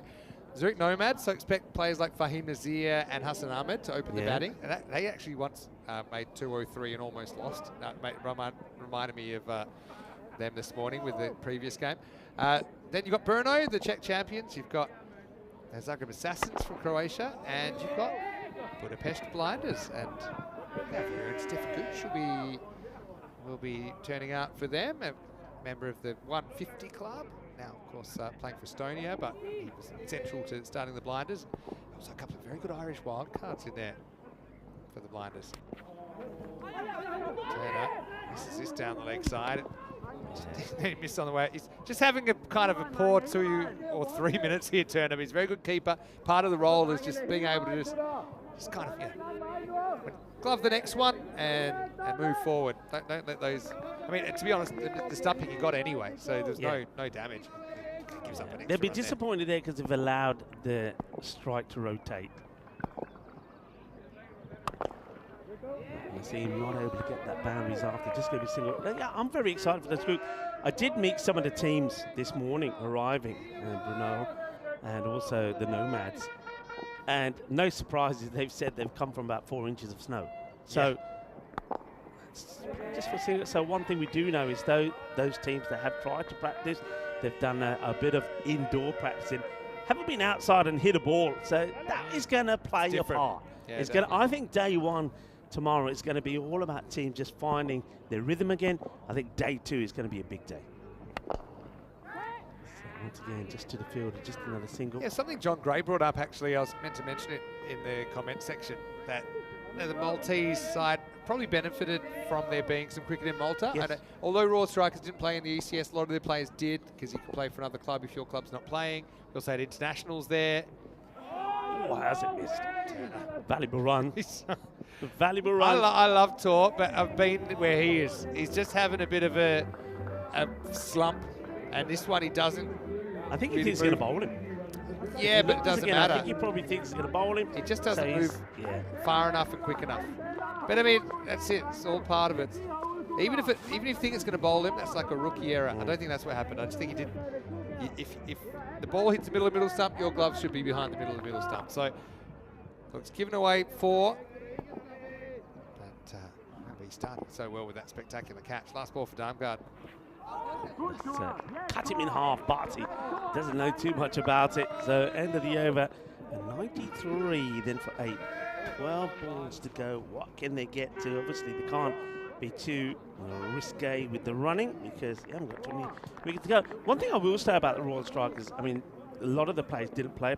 For example, Priyam Pushpajan and Varun didn't take part in any of the cricket. But the dedication for this was amazing. Most nights they were turning up at the Marseille International Cricket Ground in the darkness because they would come after the cricket. They would train, a lot of fitness training, and then with the lights on, they would net. And I wonder how much that helps them when it plays when they play the night matches. Definitely. You know, but they definitely come out fighting. Peck's back. And the first one's only going to be a single. But the thing is, don't forget they did play in the internationals before the ECS started. So I called them in the first week that I did this season, just after our little Portugal weekend. Yeah. And to be honest, Pushparajan didn't have a good series. Good turn again. So I think he's got a specific bone to pick after a slightly poor series for Malta. Great shot of that leg spinner again from Peck. 10 balls to go. It's, well, bowler's got to want it. Peck, and impeccable from Peck.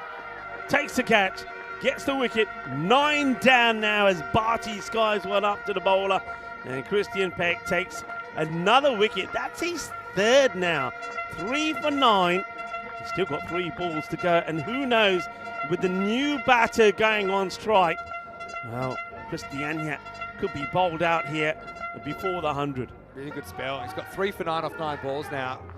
And yeah, did everything right here. Excellent technique. Look, it looks like a massive hands, actually. It's probably when he opened those hands up to receive the ball, he was kind of dropping into a king-size mattress. Anyway, Barty will have to go out for 2.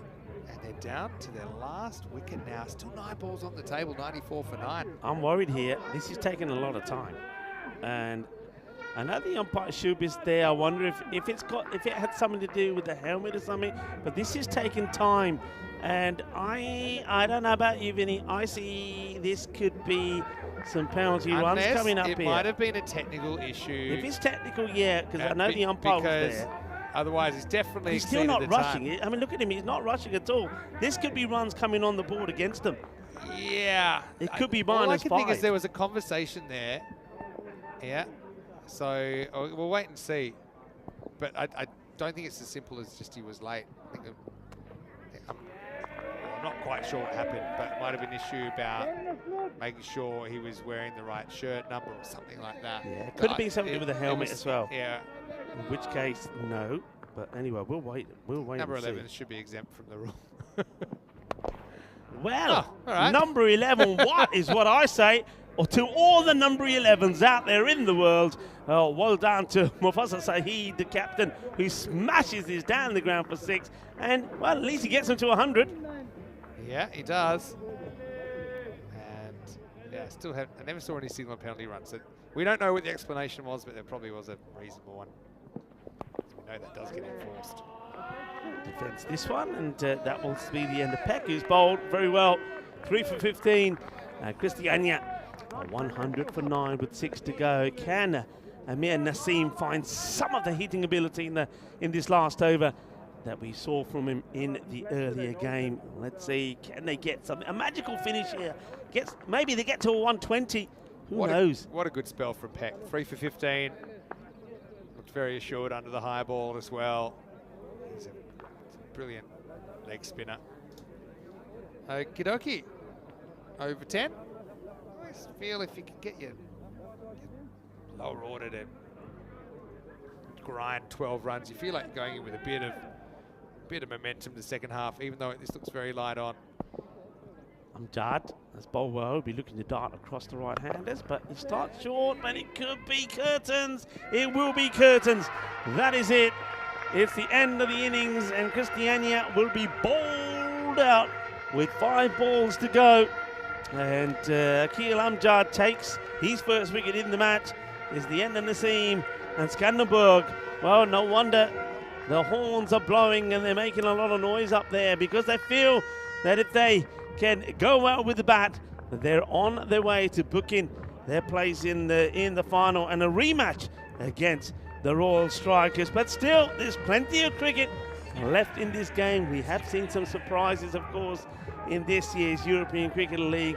And Christiania only getting to 100. We'll be hoping that they could pull off a bit of a defence here. But well bowled, I have to say, particularly to the bowlers there of Skanderberg. I think they bowled well. The fielders backed them up. The fielding was crisp. It was clean. I didn't see a single catch actually go down there. So very well fielded. And because of that, Skanderberg have put themselves in a very strong position in this qualifier. Just kept creating and taking chances through the 10 overs, didn't they? And really could never build a partnership. Akram top scores with 22, a couple of 12s. No one else even makes double figures. But I think it was all about the horns. But the fact that they got some of those big hitters early, it was good effort by Darmgard. But like I said, I didn't think it was a bad toss for Skanderberg to lose. You'd have to kind of have lightning strike twice then to get whacked the way they did earlier, and they didn't mind the idea of chasing and the fact that they were able to get these dangerous players before they could really hatch. In fact, in the end, Christiania leave 5 balls on the table, all out for 100. Skanderberg, we saw them have a bit of an off one against the Stars last night. That was a sensational catch from Turner behind the stumps. Had a bit of a mix, 10 overs, but I think when you know, even though he had a bit of an off period, the fact that he is able to get Raza, I think that was a very, very important wicket. And then the other one was Gary. I mean, he's in form. We know he's the kind of guy that can play the big knock. He looked like he would for a little bit. Had 1 4 and a 6 in there, but then found himself in a bit of trouble here. Just didn't get the timing. Darmgard pounched him, and it was kind of all downhill from there, wasn't it, for Christiania? Yeah, very much so. Darmgard ain't going to drop there, and of course he saw him in action, taking another catch there in the boundary, which was a lovely bit of camera work as well. He takes the catch, and then it was hug time for the fielder right next to him. That was a good catch as well. Don't forget that one going over the shoulder there off Peck. And then, of course, Peck not only would take the catch, but he would come back and bowl magnificently, taking 3 for 15. That was a nice catch taken as well by the captain. That ball was right up there in the sunshine. But it was, again, in the field. There were no mistakes, really. I know there was a couple there, perhaps, that went through the keeper there, Turner. But when he was called upon, he was there to do the job. And good, solid performance. Smiles all around. And this one was one that did get away, but he would always come back and get his man. And this was it here. What a lovely moment that takes the catch, and it's time to hug. And the batter would go. Damgard taking another very good catch. A little bit of luck there for Turner. Got away from him first time round, but he was able to come back and take the catch. And then caught and bowled here by Peck, picking up his third wicket. Smiles all around then for Skanderberg. And remember, they're looking to get right back into the battle with the Royal Strikers. This time round, though, it won't be in the qualifier, it will be in the final. But they've got to go out there and score 101 themselves to get there. The horns were blowing, and on this occasion, their team were performing as well and answering the calls of the spectators. And of course, the horns that the noise was making. Let's have a quick look at the scorecard. 22 then from Chowdhury Akram, but it's the disappointment of Akib, of Iqbal, Rasul and Gori, really. Those three batters, one of them has to click, and when they don't, you're asking a lot from the lower middle order and the tail, and it just never really clicked. 12 from Bismal, and even Naseem not able to show some of the form that he showed in the last match. Bowling wise, you can't take anything away from him. I think every bowler bowled well. There's not a single economy rate there that I would be disappointed with. Burlow picks up 2 for 21, 2 for 14 for Anand, and 3 for 15 for Christian Peck. Very well bowled. The sun is shining. It's a beautiful day for cricket, and we'll see the reply coming up in around about 10 minutes time. Join myself, Rico Full, and Mr. Maximo when we return, and we'll be able to tell you in about 45 minutes time which team will be taking on the Royal Strikers in the Group C final later tonight. Volvemos en más o menos 15 minutos.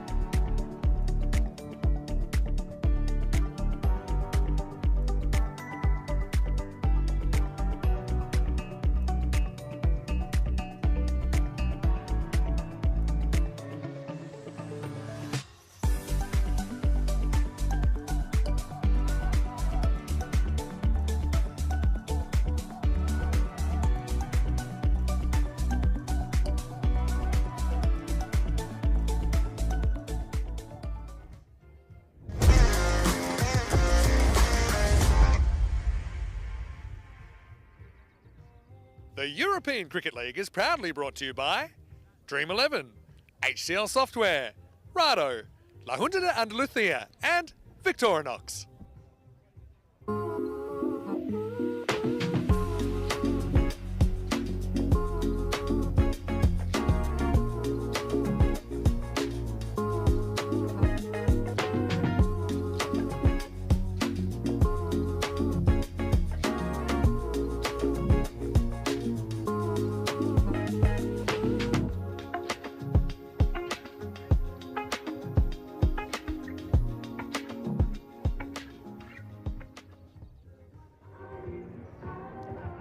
Welcome back, cricket lovers, to the magnificent Cardiff Oval, looking wonderful in the afternoon sunshine here at the Costa del Sol, the heart, of course, of Andalusia. We're ready to bring you the reply then from Skanderberg, needing 101 to book their place in the Group C final. And of course, the Royal Strikers are the team that are waiting to see who they will face. And on a day when in 1945, with the debut of the Billboard magazine pop album chart, American pianist and singer Nat King Cole, Nat King Cole's trio became the first record album to appear at Newport. A little bit of musical history for you. And if you want to know some cricketing history, well, I'll take you back to 2021 when Kieran Pollard became only the third batter to hit 6 sixes in and over in international cricket, and the second in T20 internationals after Herschel Gibbs in 2007, the World Cup, and Yuvraj Singh in the 2007 T20 World Cup. Pollard's feat came at a manic chase against Sri Lanka in the T20 international and in Antigua. Maybe we'll see a few more sixes here today. I'm sure we will.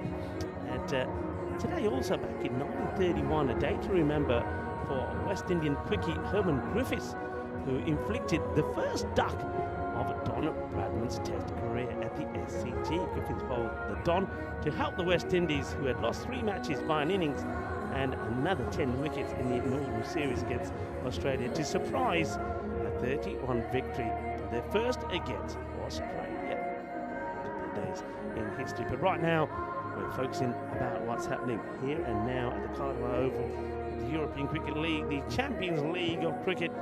Christiania haven't been able to get the big score on the board. They've struggled to get to 100, and the ball bowled out with 5 balls to go. So left 5 balls out there as well. That's always not a good sign. So Scattenberg are looking to find their rhythm, find their range with the bat, and they want that as well. They don't want a scrappy match here. They want a comprehensive victory. They want that confidence. If they are to get in that final, they want to do it with confidence and show a bit of confidence in their batting, something what didn't really click for them in that qualifier number 1 against the Royal Strikers. It will be Nikolaj Damgard opening the batting, and once again he's got Sanjeev Tanakasathan as the non-striker. It's down the leg side, tries to give himself just a little bit of room to clip that away, does Damgard, but he steps across a little bit too much. Here's the captain who's doing the bowling here. Bowled well earlier. Was the player of the match in the win against the Sofia Stars with 3 for 15. Mustafa Saeed, can he do it again? Can he do it when his team needs him to do it, the captain? That's just going to be launched away. That's going to be 6 runs, too short. Damgard hits through this with no trouble. Doesn't really have the kind of pace that's going to trouble a good batter when he's bowling short. Does Saeed, and Damgard, he is a good batter, and he is somebody that can make you pay. And nice to see that the Microlino is going out for a bit of a spin. Maybe we can even catch that on camera in a moment. Struck nicely, will just be a single. Microlino, of course, our mobility partner. And of course, look out for the interviews. That Vinny Sandhu had a nice chat with Kevin O'Brien in the Microlino.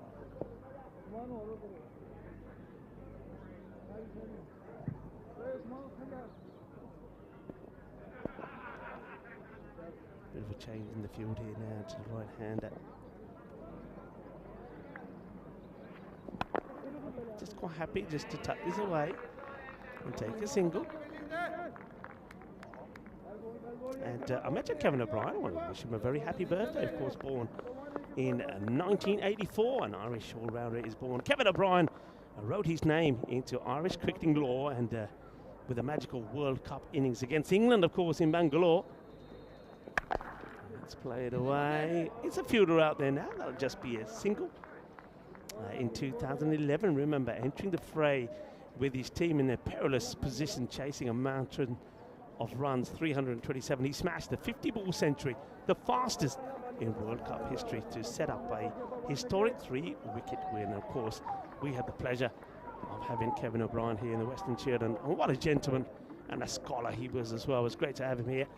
So happy birthday, Kevin. This one is going to bang into the base of our commentary position. Lovely shot. Beautifully played there by Thanakasasan. Beautiful shot. It's a lovely player to watch, a risky player, can be aggressive. And that's a nice shot, and that's the end. Well, coming up to an end to a good over here. Ball to go. There was a wide, of course. The first ball, 16 have come from it. They've made a cracking start here. No run this time. Just a 16 off the first. I say just. It's more than enough. They're needing to go at 10s. Of course, nothing to worry about here in terms of the bonus board or anything. You just get the win and put your place in the final. 37 matches since a golden ball. So starting to mount up here now. Do feel we're gonna have at least another 1 or 2 here, you know, at the Karma Oval. Group C final tonight, and then the start of Group D tomorrow. And very good teams coming to the Karma Oval. The Budapest Blinders, I'm liking the way that they're looking. I mean, they're a good team in their own right, but they've got a couple of big players coming into this side. Van der Merwe in there, and also Mulder, 2 excellent cricketers. And with them combining with some of the talents we know that Hungary have already, they're going to be a strong team. It's whipped away. He's a fielder out there, but he's been moved a little bit square. That's going to go. Well, it's been signalled 6 by the fielder. The umpire is calling 4 here. I think this was called 6. Let's have a look at this again. I think the umpire is calling this 4, but this clearly for me goes for 6. And the fielder even calls it 6 runs. The fielder calls it 6, but Shub is having none of it. He's giving 4, but he's going to have to retract that decision and call that a 6. And there it is. And now Shub will have to put him up in the air like he just don't care. 6 runs. European cricket, that's what you're watching. Here comes the bowler once again, Akram. Slower delivery and cleverly bowled. It's a good delivery. Ooh. And it's only just missed the pegs, you know. Let's have a look at this. This doesn't miss by much. So it is swinging in as well, going right across the stumps, and I suppose there's a bit of a distance there, but almost catches the inside edge. It's one of those where Damgard could have dragged back onto his pegs. Well, it's grunted, and that's the sign of a slow ball. The problem is the grunt of the middle of the bat is a lot louder and more fearsome than the one that came from Akram. That 6 ball to Damgard is just too short, isn't it? I mean, there's no element of surprise when he's landing so short, and I think the grunt from Chowdhury kind of gives it away. So a big hit, 6 runs.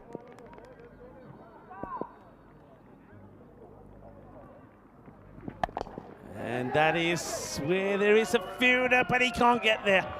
Once again, testing the distance from the bat, and that one again going about 52 metres, which clears the fielders out there. You can just have a look at some of the shoulders being dropped here now from the Christiania players. Champions of Norway. They're going down here, you feel, in this qualifier, 99% to 1. They need something magical to happen, and it ain't going to happen because they keep putting it in the slot. The bowler, you got to feel for him a little bit. He just can't get it right. And every time he puts the ball short, it just helped to the boundary by the hard-hitting Nikolaj Damgard. It's a good time for him to find his form going into that final against the Royal Strikers, because that looks inevitable what we're going to see here now. Chaudhry Akram just cannot get it right. First over, remember, from the captain, went for 16. This one's already gone magical. 24 from it with a ball to go. And this is dragged away, but this will always be 4. It's probably the slowest 4 that we've seen at the Gardner Oval. It slowly makes its way to the rope and goes over, and more pain for the Christiania players and the bowler Akram. He'll go for 28, and at the end of 2 overs, Skanderborg have made their way to 44 without loss, and that's the way things are looking at the moment. And Darmstadt have made their way through. Hornchurch, well, they've got their name up in lights as well, the reigning champions, but who will be added to that list? And what font will we come up as well with? We like a little bit of randomness.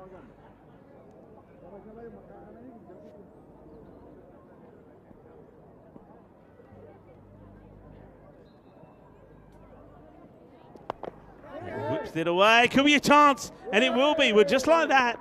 A door opens maybe here for Christiania, because Sanjeev, so many times we've seen him get out like this. He's such a talented batter. He's got a lot of skill, but he just scoops this around the corner and puts it straight into the hands of the fielder. So the first wicket goes, and Sanjeev Thanakasan will go for just the 7. And it is Saheed, the captain, gets the wicket when he backs himself to come on bowl the second. And he's going to get a wicket straight away. Catch held. Well, something to put a smile on the face of the Christiania. Well, when you get one, you can get another. That's what they've got to believe here. Naseem doing the catching. Takes a catch to reward the wicket. So, yeah, another disappointment there. Sanjeev Thanakasan, he's such a good player. He's got so much talent, but finds a way to get out. And that's the soft dismissal for him, really, is one that he needed to put away. Rizwan Mahmood, though, I don't think he's going to be disappointed that he gets an opportunity with the bat. Just firmly pushes it away for a single. You can see what Rizwan is thinking. Don't have to take any risk here. They're needing around just over 7 and over. You've got somebody like Nikolaj Damgard at the other end, who is clubbing the ball pretty well. 36 of just the 9. But yeah, they've got, it's theirs to lose. But hey, how many times have we said that already? We've seen teams lose matches when they were comfortably in control. Here comes Saheed again. And it's been mashed away. And that's at the base of the trees there on the leg side to the big tall left-hander. 6 more runs. He's just seen the ball so well at the moment. Not the worst of deliveries, but look, he picks it early. And even that he's going on to hit the stumps. It's just a little bit too short. And away it goes. 6 more. Damgard into the 40s.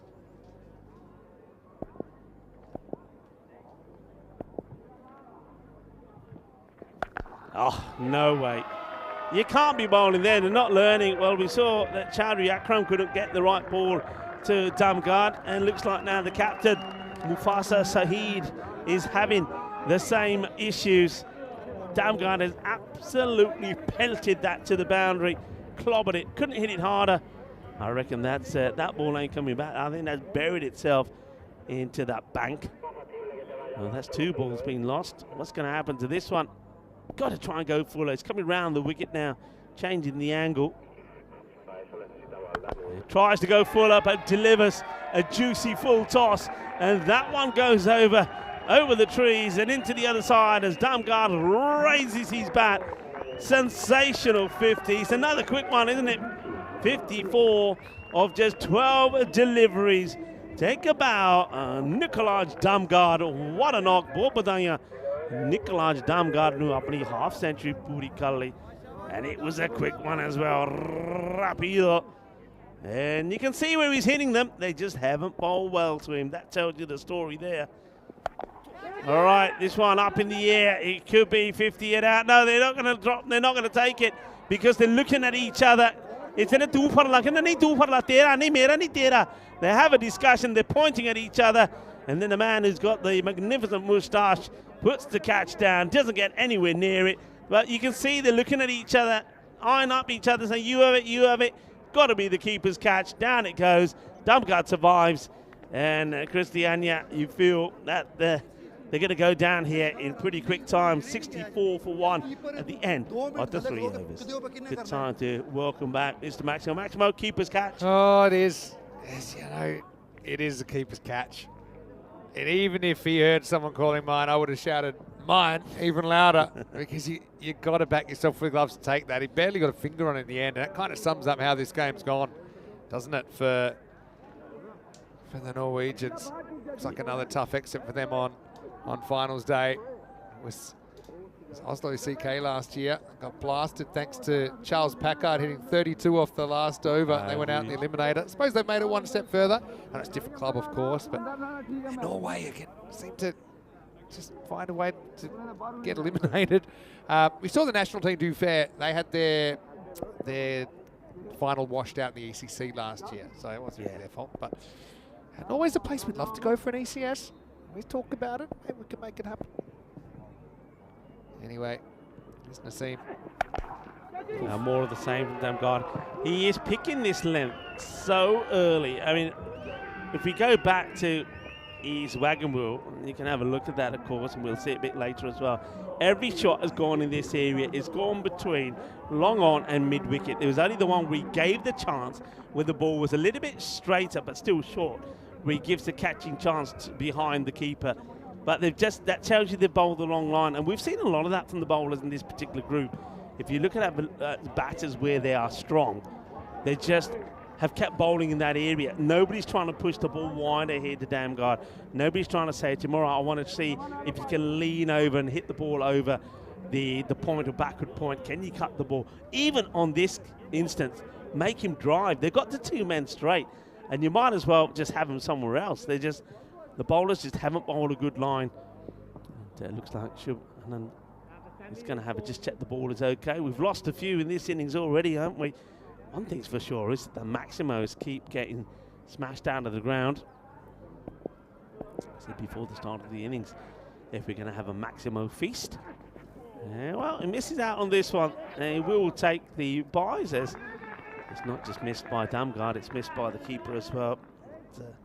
Rizwan Bhatti. Bhatti's probably not been the cleanest of keepers behind the stumps. He's had a tough time, let's be honest.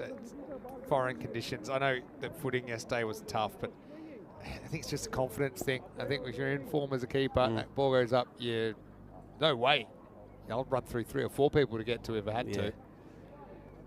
And yeah, like I said, pretty much sums it up, doesn't it? It's nicely played, soft hands, just will take the single.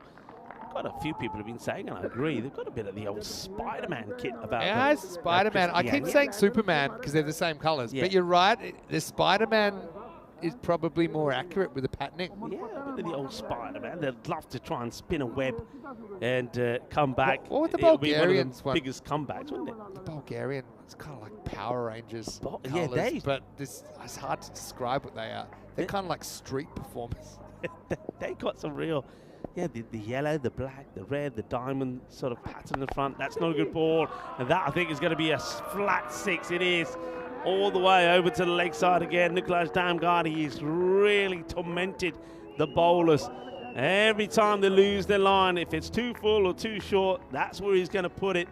Another one goes to the boundary. But I still really, don't get the field. I don't get why they haven't got that third fielder back on the fence. That one, because it was hit flat, if the fielder's in the right spot, is a catching chance. I think you just got to have another fielder back there on the leg side. I would even go with 4 there. He hasn't hit anything straight down the ground. And this one's just driven. So you see what I mean? So if it's pitched up to him, he's not smashing it to the boundary. He's waiting for the bad balls, and he's getting plenty of them to put away. Rizwan Mahmood now will face, and you can see the role he's playing. Hasn't played a shot in anger so far. His role, as far as he's concerned, is to stay at the other end. I mean, they can do it easily by taking a run of every other ball. They don't even have to take a run of ball. And that's why he's not really, you can see there, it's just a controlled shot. It's got to make its way to the boundary. The fielder wasn't very quick going after that, in all fairness, was the captain Saheed. Maybe he's just feeling it's time to just get off the field and accept the fact that this match is done and dusted, and you're once again going to lose out in this qualifier. Yeah, they've certainly brought a lot of colour to the competition, Steve figuratively and literally, the Yeah, Norwegians. Steve McVeigh, they've been asking a very good question, saying when the ball is lost, do they get a new or used one? Well, what you'll find, and if you go, when we go to the area where the umpires are, the match officials, they've got boxes of balls, and all of them are sort of labelled up of how many overs and how many balls old they are. So it's normally, And they're probably, as much as you can, like for like. it's probably not specific over by over, because to be honest, there's not a huge difference. But they'll have kind of, I think if you lose the ball in the first over, you'll get a brand new one. After that, you'll get kind of have like second or third over, so like end of the power play balls, and then they'll have kind of like 4 to 6 or 7, and then they'll have 7 to 10. So they'll probably have kind of 4 boxes. Go through them pretty quickly. I still have more balls than they had in that Ashes when, I don't know, remember the ball changed? And they said, oh, sorry, these are the only balls we've got. I'm like, what is this cricket? And, yeah, enough said. It's a chance here for Saeed Abbas, who in the end was the player who was put under pressure to try and take the catch that the keeper didn't fancy Barty. Saeed Abbas then, he's got a magnificent moustache, I have to say. Let's see if he can reward himself with a wicket. Damgar, right, miscue, he could, you know, he's lost it. Fielder's lost it, completely lost it. Still lost it. Oh my word, what a kick out of there, The thing is here, look, you're coming to the Costa del Sol. The word sol means sun. I know we haven't seen sol all the way through. It's going to be sunny, and he's got the cap on, but no shade, and he just said, I can't see it. Gumigi, but then he can do it. The thing is, when it even hits the floor, he doesn't get going, and that ball goes at a snail's pace and goes for 4. Wheels are off. Wheels are off. Let's hope for a quick. Now that's worth a shout. Have a good look at this. Yeah, the umpire. I mean, it's a half-hearted. Bowler doesn't appear at all here, I but wouldn't mind seeing this. Maybe I'm just crazy. I mean, he's a gone long way right across back. his stumps here, and probably missing. is missing. If he hit the other pad, then I'm giving it. But it didn't. Oh, no ball's been called. I wonder what this is for. There's got to be too many out, perhaps. Yeah. There was too many out. Saying it wasn't so much that he was in the outfield, but he hadn't gotten into the circle, so the square leg umpires pinged the backward point. Well, you said they've lost the plot. They have now, haven't they? And you got to feel for the bowler, Saeed Abbas. First of all, he's put under pressure to take a catch that wasn't easy. Then he should have had a wicket, and the fielder bottles out of it. And now free hit, which will go the distance. 6 runs, and well, let's just have a look at this side on as well. So 6 runs smashed away. They're almost there. One big hit will do it. Let's have a look. Here's a full toss. He goes back in his crease, but I think he is coming down. Yeah, no issues there. So Nicholas Damgaard, 78 of 20 out of the 95. It's worth mentioning there was quite a few extras as well. Only 4, not as many as I thought actually. And the ball comes back with a bit of the Karma turf on it. You always wonder which ball's coming back, don't you? Chance and dropped. Where is it? Behind you. Falla. It might still go to the boundary. No, it slows down. Damgaard will come back. That sort of sums up what we've seen here from Christiania. They'll be disappointed that their last outing is going to end like this. It's another chance. It's into the hands, pops up, says, where is it? It's behind you. It's a right panto moment there for Amir Naseem. Now puts the chance down. Second time Damgaard's been dropped. He was dropped on 54 as well. Now dropped on 88. It's up in the air, and that's the match. Done and dusted. So Damgaard does finish on 86, 78, beg your pardon. He was dropped on 78 and 54. It doesn't matter though. Skanderberg, they'll win this, and they'll win it emphatically before the end of the 5th over. It's a bit of a pasting, it's a bit of a thrashing for Christiania. And yeah, look, I think they're a side that just haven't really managed to play their best cricket in this match. They wanted to try and rekindle and recapture the form that they found against the Sophia Stars in the eliminator, but it just didn't happen. And when you lose your top three without scoring too many runs against a good bowling attack and fielding attack of Skanderborg, you're really going to be up against it. So the match that I feel a lot of people are probably waiting for, because it had a little bit of masala in it as well. The Royal Strikers will play Skanderborg, the repeat of Qualifier 1 in the final. Yeah, that's going to be a really, really interesting rematch and unpredictable. I know it was really one-sided earlier. Christiania, they probably had the kind of shocker that Skanderborg had in the game before, didn't they? Just nothing seemed to go right for them.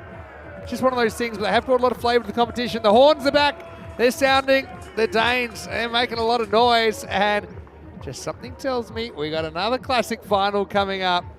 It's Darmgard just basically found his touch again, and let's see if he can keep it in the final. Under lights, different dynamics. This is what we've got to look forward to now. We're about an hour, early actually, so we're about an hour and 40 minutes away from the start of the final. It's a rematch of Qualifier 1 earlier today, Royal Strikers versus Skanderborg. I imagine the toss will take place in around about 25, 30 minutes, something like that. And of course, keep an eye on your screen for that. You can also check our website, europeancricket.com. But right now, the Danes, they lost it, but they got it back, and they get another crack at the Maltese. Let me give you a bit of a tidbit though. Yeah. That the last three ECLs, the Danes have crashed out on finals day. In ECL 22 here at the Cartermore Oval, they finished top two but went out in straight sets. They lost the group final in 2023. That was Farnholm. They lost the group final in 2024. It was Skanderborg versus Ginebrescia. Yeah. If you go back to ECL 19, they were heavy favourites to make the final. They crashed out to the German side in the semi-final. So they got form. They don't want to make it another year just like those other years. Also, twice we've seen Denmark, the national team, crash out in finals. So no Danish side, club or country, has ever made it to Championship Week. Skanderborg, we're hoping they can be the first by winning the final tonight. Yeah, and the one thing that Skanderborg, it sounds weird, but have going for them, well, this time round to get into the final, they've had their blips, haven't they? We saw them lose to the Sophia Stars in a thrilling match last night, 78-79 off the last ball. We saw them also go down in the qualifier. So maybe this time they'll be thinking, all right, we've had the blips, but we've had them in the qualification rounds. But in the final itself, we're gonna come good. Well, I tell you who has come good, and we saw that in this match. Nikolaj Damgaard, 86 not out of 22. But of course, he can't do it by himself. And maybe that's going to be the feature of the final, really, because we've got Priyan Pushpajan, who has been sensational. I mean, if you have a look at the scores that he's been scoring, I'll read them out to you. 65 of 15. Then he scored 77 not out in 23.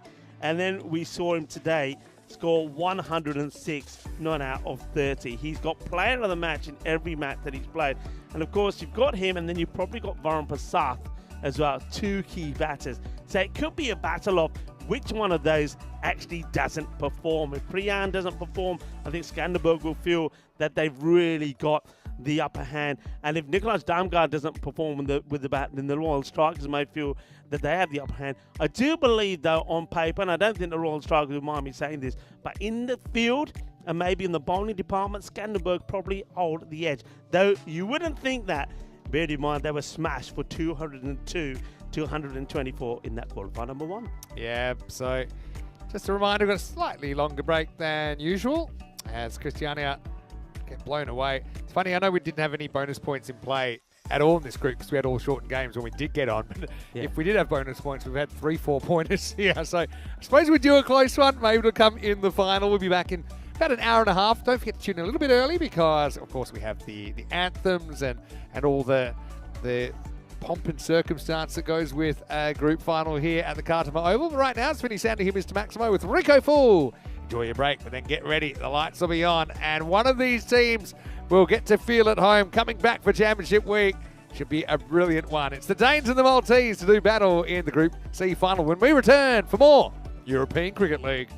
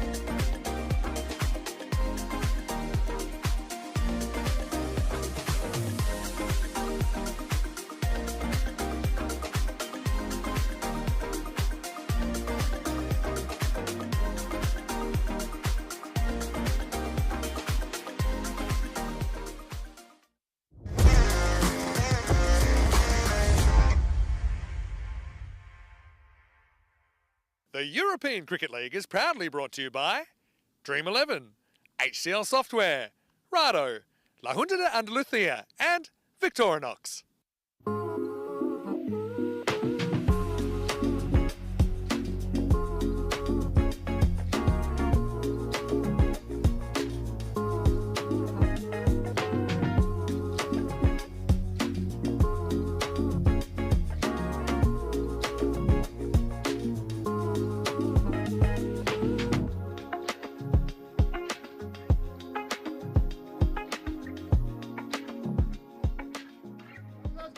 Good evening to you wherever you're watching from around the world, and welcome to the Group D final here in the European Cricket League. I hope this is working because there's a lot of noise around the ground tonight. Skanderborg of Denmark, all their supporters behind me. It's for the Royal Strikers that have been the real news story in this group, topping the table and then getting straight through earlier on today. Well, I'm going to try and settle things down here, but a little bit earlier we had Ian Ramage, the tournament referee, with the two captains. The coin toss, the Maltese against the Danes in the Group D final. Royal Strikers, you're the home team, you'll toss the coin. Skanderborg, as the away team, you're going to call. There you are. It's been called European Cricket, it's come down Dream 11, so you've won the toss. Okay, toss on by Royal Strikers, who will bat first. So there you go. Royal Strikers deciding to bat first. No surprises there. Actually, I would have been curious to see what Skanderborg would have done because they did chase a lot of leather or watch a lot of leather fly earlier on. And actually, the Royal Strikers made 202. Of course, Group C final here. We already have two clubs that have qualified. We have whoever wins tonight, and of course, still 4 more groups to go. So it's going to be huge. Now, I think I know this already, but we got some support for a few different sides here. Again, big thanks to everyone around the ground that's made it so sensational. But first things first, quiet you. Okay. First things first, who here in the crowd, who's going for the Royal Strikers of Malta? Thank you very much. We've got Leon there. We got a lot of Maltese at home as well. I'm looking at you guys. You know who you are. All the Maltese viewers out there. And actually, a lot of the fans, they've been captivated by the way Royal Strikers have played. And let's not forget Priyan Pushparajan's century earlier today. It was quite amazing. But Skanderborg, I mean, they're here 12 months ago. They went down to Gina Brescia in this exact match. So obviously 12 months later, a lot changes. I think Nikolai Darmgaard's been good. I think Christian Peck bowled really, really well. And I'll be curious to see how they use him and when they use him in this Group C final. But I think I know the answer to this. Are there any fans here? Are there any fans here from Skanderborg?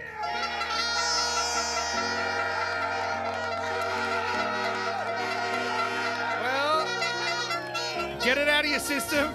What we're going to do now, we're going to welcome the teams on.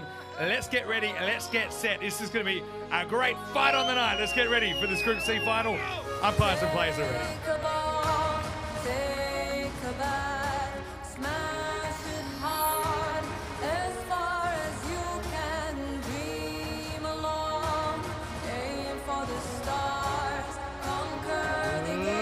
Gentlemen, welcome to the Group C final of the European Cricket League 2025. Please welcome on to the field our standing umpires, Joe Foster of the Czech Republic and Suleiman Saeed of Italy. Followed by the two teams, Royal Strikers, the Maltese champions, and Skanderborg, the champions of Denmark. Take your chance, claim the throne, 'cause king will be crowned.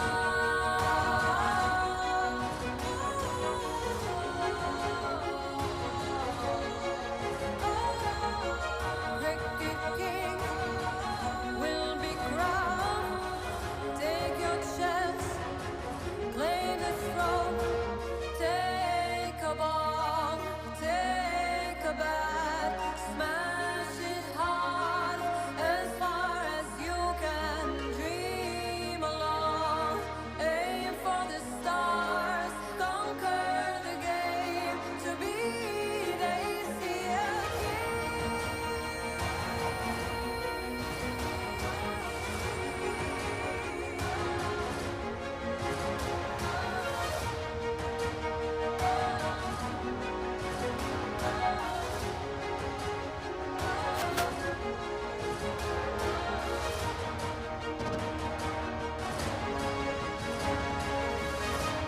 Welcome once again to this Group C final. One of these two teams will get the opportunity to return for Championship Week in Week 4. It's going to be a great game. Wish all the best to both teams.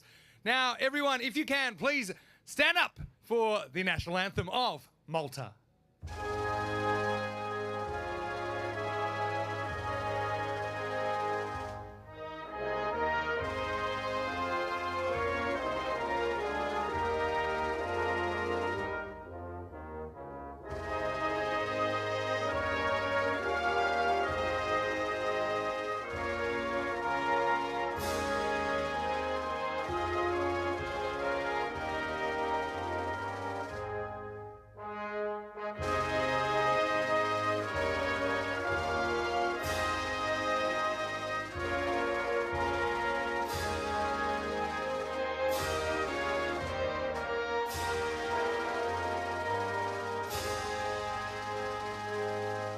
Malta represented by their champion team, Royal Strikers, captained by Savio Thomas. Please remain standing now for the national anthem of Denmark.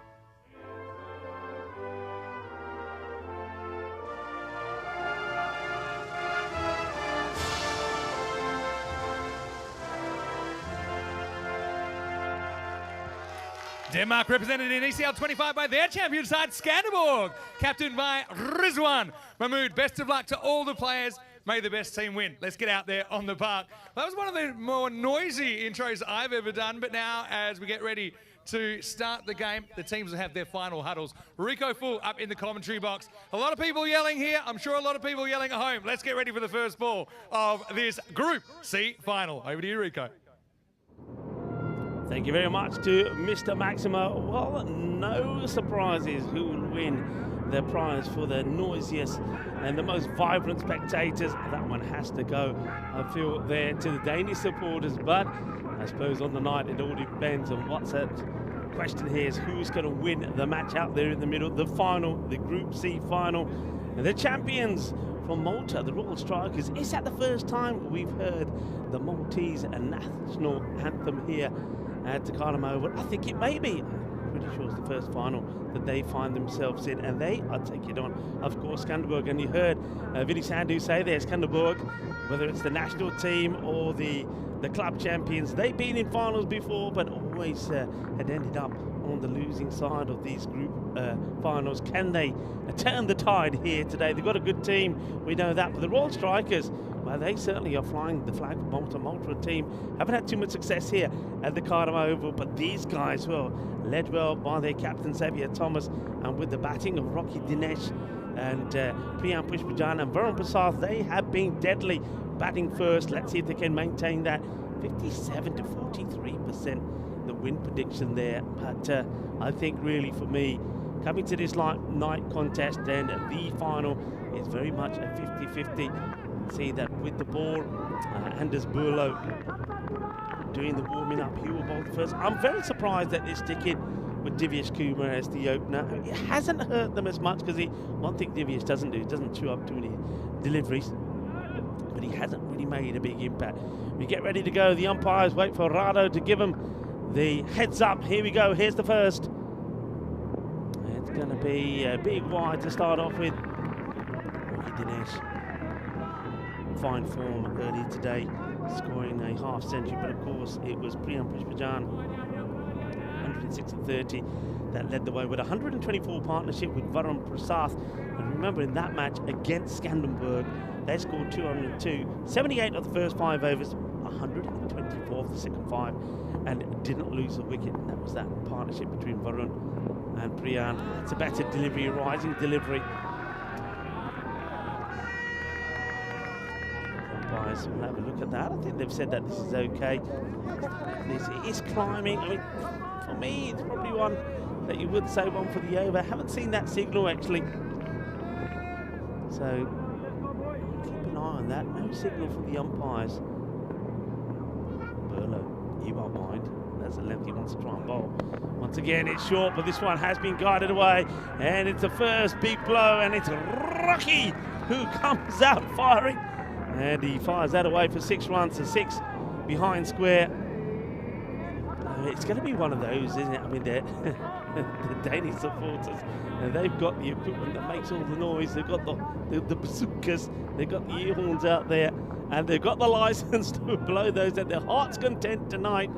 And I think there will be. So I think every time there's a bit of action that doesn't go their way, there'll be a fair bit of silence. But everything that goes their way, there'll be a mountain of noise, that's for sure. Burlow again.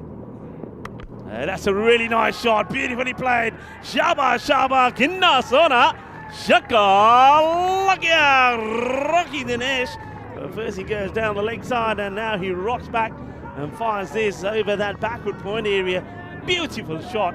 Look at that, that's your Andalusia shot of the day. Lovely shot from Rocky. We know that he is very, very capable when he plays outside the off. Scores a lot of runs there at the Marsa International Oval in Malta. Well, he'd be asked to do it again, and he's going to oblige. It's going to be 6 more, I believe. The umpires may be checking this, but I think this is 6 runs. And it's another 6, and look at the fist bumps there between those two. Not just once, not twice, not 3 times, 4 times. Maybe you lost count. Maybe it was 5, or maybe it was 6. One for everyone. One for everyone. It's a boom boom boom Shakalagia. 6 carreras. Burlow. He wants to stick to outside the upper rock. He's got his number. Maybe he goes straighter. He's out. They want to take it on, and I think they will get there. 20 off the over. We'll start the final on a magical note. The Royal Strikers. Yeah, I've said this before. Just remember the track record of Malta here at the Carnival Oval. It's not a good one. So how great it is for the Royal Strikers representing Malta to hear their national anthem being played for the first time here. That'll do them proud. What a proud moment. But can they go back as heroes and come back here for Championship Week? That's the question. In the air, and oh, it's a brilliant effort. Well, we've seen one great catch, which Corey already said was the best catch in the world. Well, we almost saw another, and this would have been absolutely brilliant. And that's Sanjeev, there he is, flying through the air. He gets a hand to it, doesn't hold on to it. Have a look at this. What an effort. Oh, that would have been sensational. What he does do, though, he saves the boundary. Ooh, well, they were worried for a moment. Of course they were. 21 off the first. Let's have a look how the team's got here. And you can see that the Royal Strikers have not lost a match in the group. Remember, we did have the first day unfortunately washed out, but they've got a 100% record, and they've batted first every time they've played, and they've scored big runs. We'll talk about that in a moment. Skanderborg, they haven't had everything go their way. They've lost to the Sophia Stars. They lost the earlier match, the earlier qualifier, to the Royal Strikers. And they're looking to make it count. Now, this is going to be a bit dodgy. In comes the throw, but they will get there. In fact, they're going to go for 2. Well, I mean, it does hit him, but it's purely accidental. Now, I wonder if the batters are, they're still taking it. They've done nothing wrong here. Oh, well, no, I don't know about this. I don't know about this. This is purely accidental. He hasn't deliberately, look, it's hit him. He has every right to go again. Now, I wonder if that's the batter saying, all right, we won't take it. But it's got nothing to do with the umpires there. I don't think the umpires send them back. Interesting one there. Whether it was the batters themselves or the umpires that said go back. Gets played out the offside. Will just be a single this time. So looking to take those cheeky singles, but also, I think it's about hitting those big runs. Divyas Kumar, can he come good and give them a good start? Let's take a look at some of the stats already. Over 7,000 runs, the maximum rate. I reckon by the time we finish tonight, maybe that is going to creep up to around the 12. And the 4 rate's pretty good as well. Oh, straight through him. Straight through him. In comes a throw. I think he makes it here. We might just have a look at his side on as well. But a little bit of everything. Bling, bling. From the Magic Bowsers. Vinny Sandhu joins me in the commentary. Yeah, well, plenty to talk about already. It was kind of an interesting one. And I think what happened is they ran a second. Who called for it didn't realise that it hit the batter, and then, okay, they had to run. They don't risk a run out. And then they've just said, look, we don't want it. And they said, okay, we'll take it off. Common sense. I don't know exactly what it's based on. The umpire just deeming the ball dead earlier than it actually technically was. But I don't mind that. It's also, you know, it's nice to see some sportsmanship. We know things got pretty fiery earlier on. I suppose in cricket, this is what people don't realise. If the two teams agree on something, generally you can do it. Yeah. It's just explicitly forbidden. Anyway, this is a simple catch. Kumar's miserable run at the top of the order continues. Damgard, he loves to curve in and swerve in, and he gets a horribly mishit shot back to him. You heard it first here, but that's the first wicket of the final. It's 25 for 1. Yeah, it doesn't. You can see he's sort of walking to this, gets himself in a horrible position. And yeah, I reckon he might have even made a couple of contacts and there, just offers an easy catch to Damgard. Look, it probably isn't the wicket they want, but it is a wicket. I got a question here for you. Go on. Technically, you know what's coming in next. I mean, I'm quite happy to let Divyas Kumar stay out there for as long as he wants. I mean, it was almost too easy to drop them, wasn't it? By the way, before anyone queries my pronunciation of mishit, it's a regional pronunciation, and that's how they say it in Andalusia, and that's my story. Priyam Pushpajan comes out, and this guy's been in staggering form. Remember, he's got his name in a Hall of Fame as well, with a century earlier today. The second century of the European Cricket League. Honestly, I'm amazed he's not opening. I know you tell, but he made these runs at number 3. Well, then you're planning on an early wicket. Yeah, that's not the way you plan. All right, here's the battle. Careful first up. I just think you got to open with him and give him the opportunity to bat as long as possible. End of the second over, it's 25 for 1. And look at that, we're in the Goldilocks zone as well, 54% to the 46. Exciting match. There you go, that's what we're talking about. Priyam Pushpajan, 106, not out of 30. And he's a guy who recently has made a habit of scoring tons. When we were in Malta last year, they didn't play this year, remember, because they took the time to keep fit and stay in form for this contest. But last year he scored back-to-back 2 centuries. Yeah, obviously, I mentioned this earlier, but he had a bit of a disappointing run when he played for the multinational team. And it wasn't that long ago, was it? It was about a month ago that I was there, the first week of our Malta tour. Now he's become the holder of the 17th century in the ECL, dating all the way back to number 1, Nabi, on day 2 of ECN ever. And we said, what? You could score 110 overs. Oh, well, it's not a good ball, really. Dragged down. This is Akil Amjad coming on. So they're going spin to finish the power play. That first one gets put away by Rocky. Yeah, doesn't matter. Don't worry, Danish supporters, because Akil Amjad, that's what he does. Don't worry about the first 3 balls. It's the next 3 that he comes good. He always just takes a little time to get going. Maybe you could bowl the first 3 in practice and they wouldn't be so expensive. Anyway. Well bowled. Really good length. It's kind of, Rocky doesn't really have a large reach, so he's going to find it tough to go back down the ground unless it's really full, and that wasn't quite full enough. Rajan watches on from the other end. Well, Rocky, yeah, this time he wants to go, but he's come up short, and he's gone. So both openers go in the power play. Amjad, well, you called it. Sometimes he takes a while to get going. Not really tonight. That's a wicket third ball for Akil. And Royal Strikers of Malta are 29 for 2. Big wicket, getting the wicket of Rocky. I mean, okay, the temperature changes slightly. We start normally to feel it this time of day, and I think we will today. You start to get a little bit of dew and moisture. Maybe the ball doesn't go as far. Rocky, you think he's made good contact, but he's not clear the field. Very good catch taken. gets himself in a very good position, and that's Christian Peck. We know he's good out there, and Rocky Dinesh goes. So 25 though of 10, he's given them a start. They've still got batters to come. Pretty sure that we would now, of course, see Varun Prasad come in. Now these two together in the last match was sensational. Varun Prasad, the left-hander, and Priyan Pushpajan, they put 124 together in just 5 overs. It was an incredible and scintillating partnership, and they do it again in This the final. is the key partnership, big time. Can't emphasise that enough. They lose one of these two quickly, they're going to be playing from behind, Royal Strikers. Amjad over the wicket to the left-hander. Prasad nails it, almost like he had 0 time since he was last out there. Right in the middle, maximal, 6 runs. Yeah, good hit. Now that's a good fuel factor, because I think when you're in good form, and both these batters of course are, when you go out there in the next innings, if you hit the first ball as sweet as you were earlier, you think, right, okay, I'm still here, I'm still going, I'll just carry on.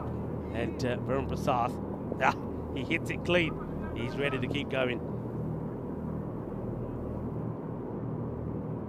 Fuller just seems to have his feet going in his own way, right? I've often, not criticised, but just observed he doesn't really ever move his feet. But he is moving them a little bit. I don't know, it's just come with confidence, or maybe one breeds the other. I don't know if it's the chicken or the egg, but he has been pretty good at getting that front foot out to drive when he wants to drive. And yeah, it looks a bit more nimble on his feet. I think all that training's probably paying off for Varun. Priyan's definitely taking a couple of balls here. Rather, he doesn't want to just an early dismissal through a careless stroke. He feels that if he gets in at all, he can do a lot of scoreboard damage. Probably knows how important he is to this innings. End of the power play. And probably won by Skanderborg, I think. It's 37 for 2 after 3. Yeah, look, 37 is not big numbers. We know it can be huge, but it's worth saying that. Remember when they played earlier at the halfway point, it was 78 for 2, and Priyan Pushpajan was just taking his time. He was letting Rocky do a lot of the early hitting, and then he came into his own. So you can't read too much into that. One thing we know, and that is that Skanderborg need to remove both these batters, because both can go big and hurt. So remove these two, and then I think you're in the game, and you could be even restricting the Royal Strikers to a score under the 100 if they can get those two out now. That's why they go back to Damgard. Damgard outside the off. That's the area to be. But you'd think he's going to be spinning it out, but he doesn't. He slants it in. Look at this one, hit the pitch. It even goes off the seam a bit. Starts way outside, comes back. Pitch perfect, well bowled. This is the contest for me. High, really high. Biggest moment in the group so far. Got him. Pushparajan out for just 1 in the final. Big moment. They don't really come any bigger. And the Centurion from earlier today is caught. Cameron Mahmood takes the catch. And the Royal Strikers have lost the biggest of fish, 37 for 3. Humongous moment. Humongous. And you can see everything, everybody around this Cardamom Oval went into silence as this ball left the ozone layer, but when it came back in, that man there was there to take the catch. Cameron Mahmood, cool, calm, collective, biggest moment of the final. Priyan Pushpajan goes for 1, and now all eyes are on Varun Prasad. What a moment. Huge moment. Got to hold your catches under lights. I know the question everyone's asking though, what will that gentleman be eating tonight? I enjoyed that one last night. I tell you what, Pushparajan didn't enjoy this. Look at that, yeah, that's what it means to them. They know that is a big moment. Priyan Pushpajan has been in form, but he goes, and Ashwin Raju comes out to join Varun Prasad. Tries to sneak one past him, but he does. He doesn't hit the stumps. You know, I know they had 2 washouts, obviously, Royal Strikers, but it wouldn't be the first time to win all their games and then lose the final. Obviously, just the 3 matches completed. Good take there by Turner. That's good confidence builder early. Went off the ball a little bit, didn't he, with the gloves for a certain period.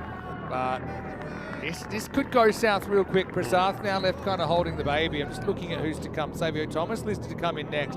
Kunin Chirakul at 7. It's got Sudasanan who's listed at 11, the keeper. I don't think he bats 11. I think he's useful. Darmgard. 2 for 3 off 10 balls bowled. Again, just that in curver. It's a masterful bit of bowling. And Nicky used to bowl seam up. He's converted. One of 3 players I can think off the top of my head in this game that have done that. Converted to a slower bowler. He's really got the ball on the string right now. Yeah, Darmgard making it happen for his team. Wouldn't surprise me he picks up another. And just great bowling. And what we're seeing here now is exactly what we thought, or what I thought would happen.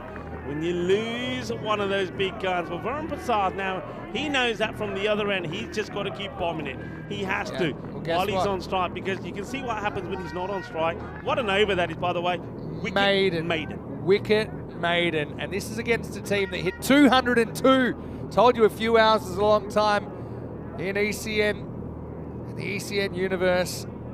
And someone needs to be a bit of a hero here. Thing is, what's their best case scenario here? Best case for Malta, I suppose, for all strikers, is that Prasath clicks, makes a 70 or an 80, and then maybe you can get the rest to scramble at 20. So you're looking at maybe 130, 140, best case, which I think is par. And if Prasath goes, slippery slope. Hello to all of our viewers around the world as well. That's being a final, it's tough to get the shout-outs going, but I hope you've enjoyed staying up for it. If it is late where you are. Okay, Anand. Bowls a heavy ball. Right, Prasath. Good player. Been in pressure situations before. Goes for it, miss hit. And it's going to go straight into the gap, and it's going for 4. I don't think he picked it up there down the ground. Brulo, I don't think he could have done too much about it. It was, I suppose, fortunately for Prasath, straight into the gap. Yeah, it went in the gap, and I'm just having a look at the fielder that's there to quite a wide mid-wicket here. He doesn't see this. Doesn't see it at all. I think if you see it early, then I think you're there not to take the catch, but to save the boundary. So it's a miscue. It doesn't go exactly where Prasath wanted. Rolling cut, a smart bowling, take the pace off a little bit. Prasath, when he's a bit of a Jekyll and Hyde, because I think everyone knows how good he is and what a natural ball striker he is, but he does have a few bad habits that creep in at times, and he can get away with it at the domestic level, but I suppose this is still a domestic level, but this is a level up, isn't it, when you're playing champion teams from other countries, and also obviously being successful in international cricket as well. That one's hit flat. Great fielding. Very, very good fielding from Brulo. Lucky saw that. That's a brilliant stop. That's kind of has it both ways. Wants the catch, but when he's not going to get there, he smothers it. Yeah, so one of the bad habits you'll see Prasath doing is trying to slap balls flat-footedly through the leg side from way outside off. That's one thing. And the other thing is sometimes he'll back away and the ball go between him and leg stump, which doesn't happen to good players very often.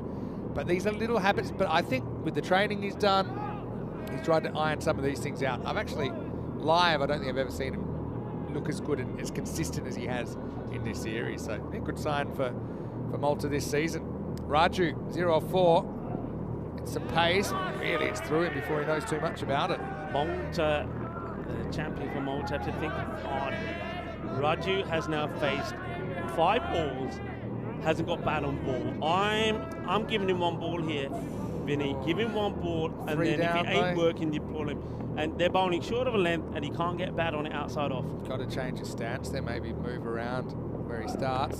Well, that one is a bit more of a friendly delivery. It should be hit for 4. It is hit for 4. I think might say have a look, but I think I know what we're going to see when we have a look at the replay. 4 runs. 4 runs here, and Underby very disappointed with himself. I think his captain, Rizwan Mahmood, won't like the fact that he's gone and banged one in down the leg side, an easy hit for a batter who's struggling. He's just got to keep it outside the off and make him hit a shot on the offside. So it takes a lot of pressure there off the batter. Ashwin Raju gets his first boundary away. Let's see if the reply from Anand is where he needs to be outside the off. Nice ball to 5th, rolling cutter straight up. Bowler's ball, can he get there? He can't. We had a few obstacles, umpire, wickets, non-striker. But in the end, Raju, he's not hurting it at the moment, is he really? Just put away a gutty ball, hasn't done a lot else. End of the 5th over, and it's 46 for 3. Wow, wow, wow, what a group. It's been one of the weirdest groups ever with no play on day one. Day two, we did get 5 games, but they were shortened due to the weather situation. We've had 3 actually really one-sided games, not to say that they've been predictable, because they haven't. We've had a century on finals day. It's been a lot, but right now, the Danes, they're trying to break the curse of the group final here. For club and country, Denmark have had 4 teams make it this far, and no one's made it to championship week before. Yeah. The feeling at this time, when I was talking to some of their players and also their captain, he was saying to me, we know it, this time maybe it's right. And he with me said, look, we've had our blips early on, maybe in the final we'll go well. Well, they're going well at the moment. I noticed there as well as this one, it's hit down the ground and will be a boundary, hit that nice, a dead straight. But I noticed that they didn't run off that last ball. Now, if you have got a number 5 batter with you and you are already turning down singles because you want to stay on strike, that's not a good sign, is it? Well, no, but I mean, I can understand.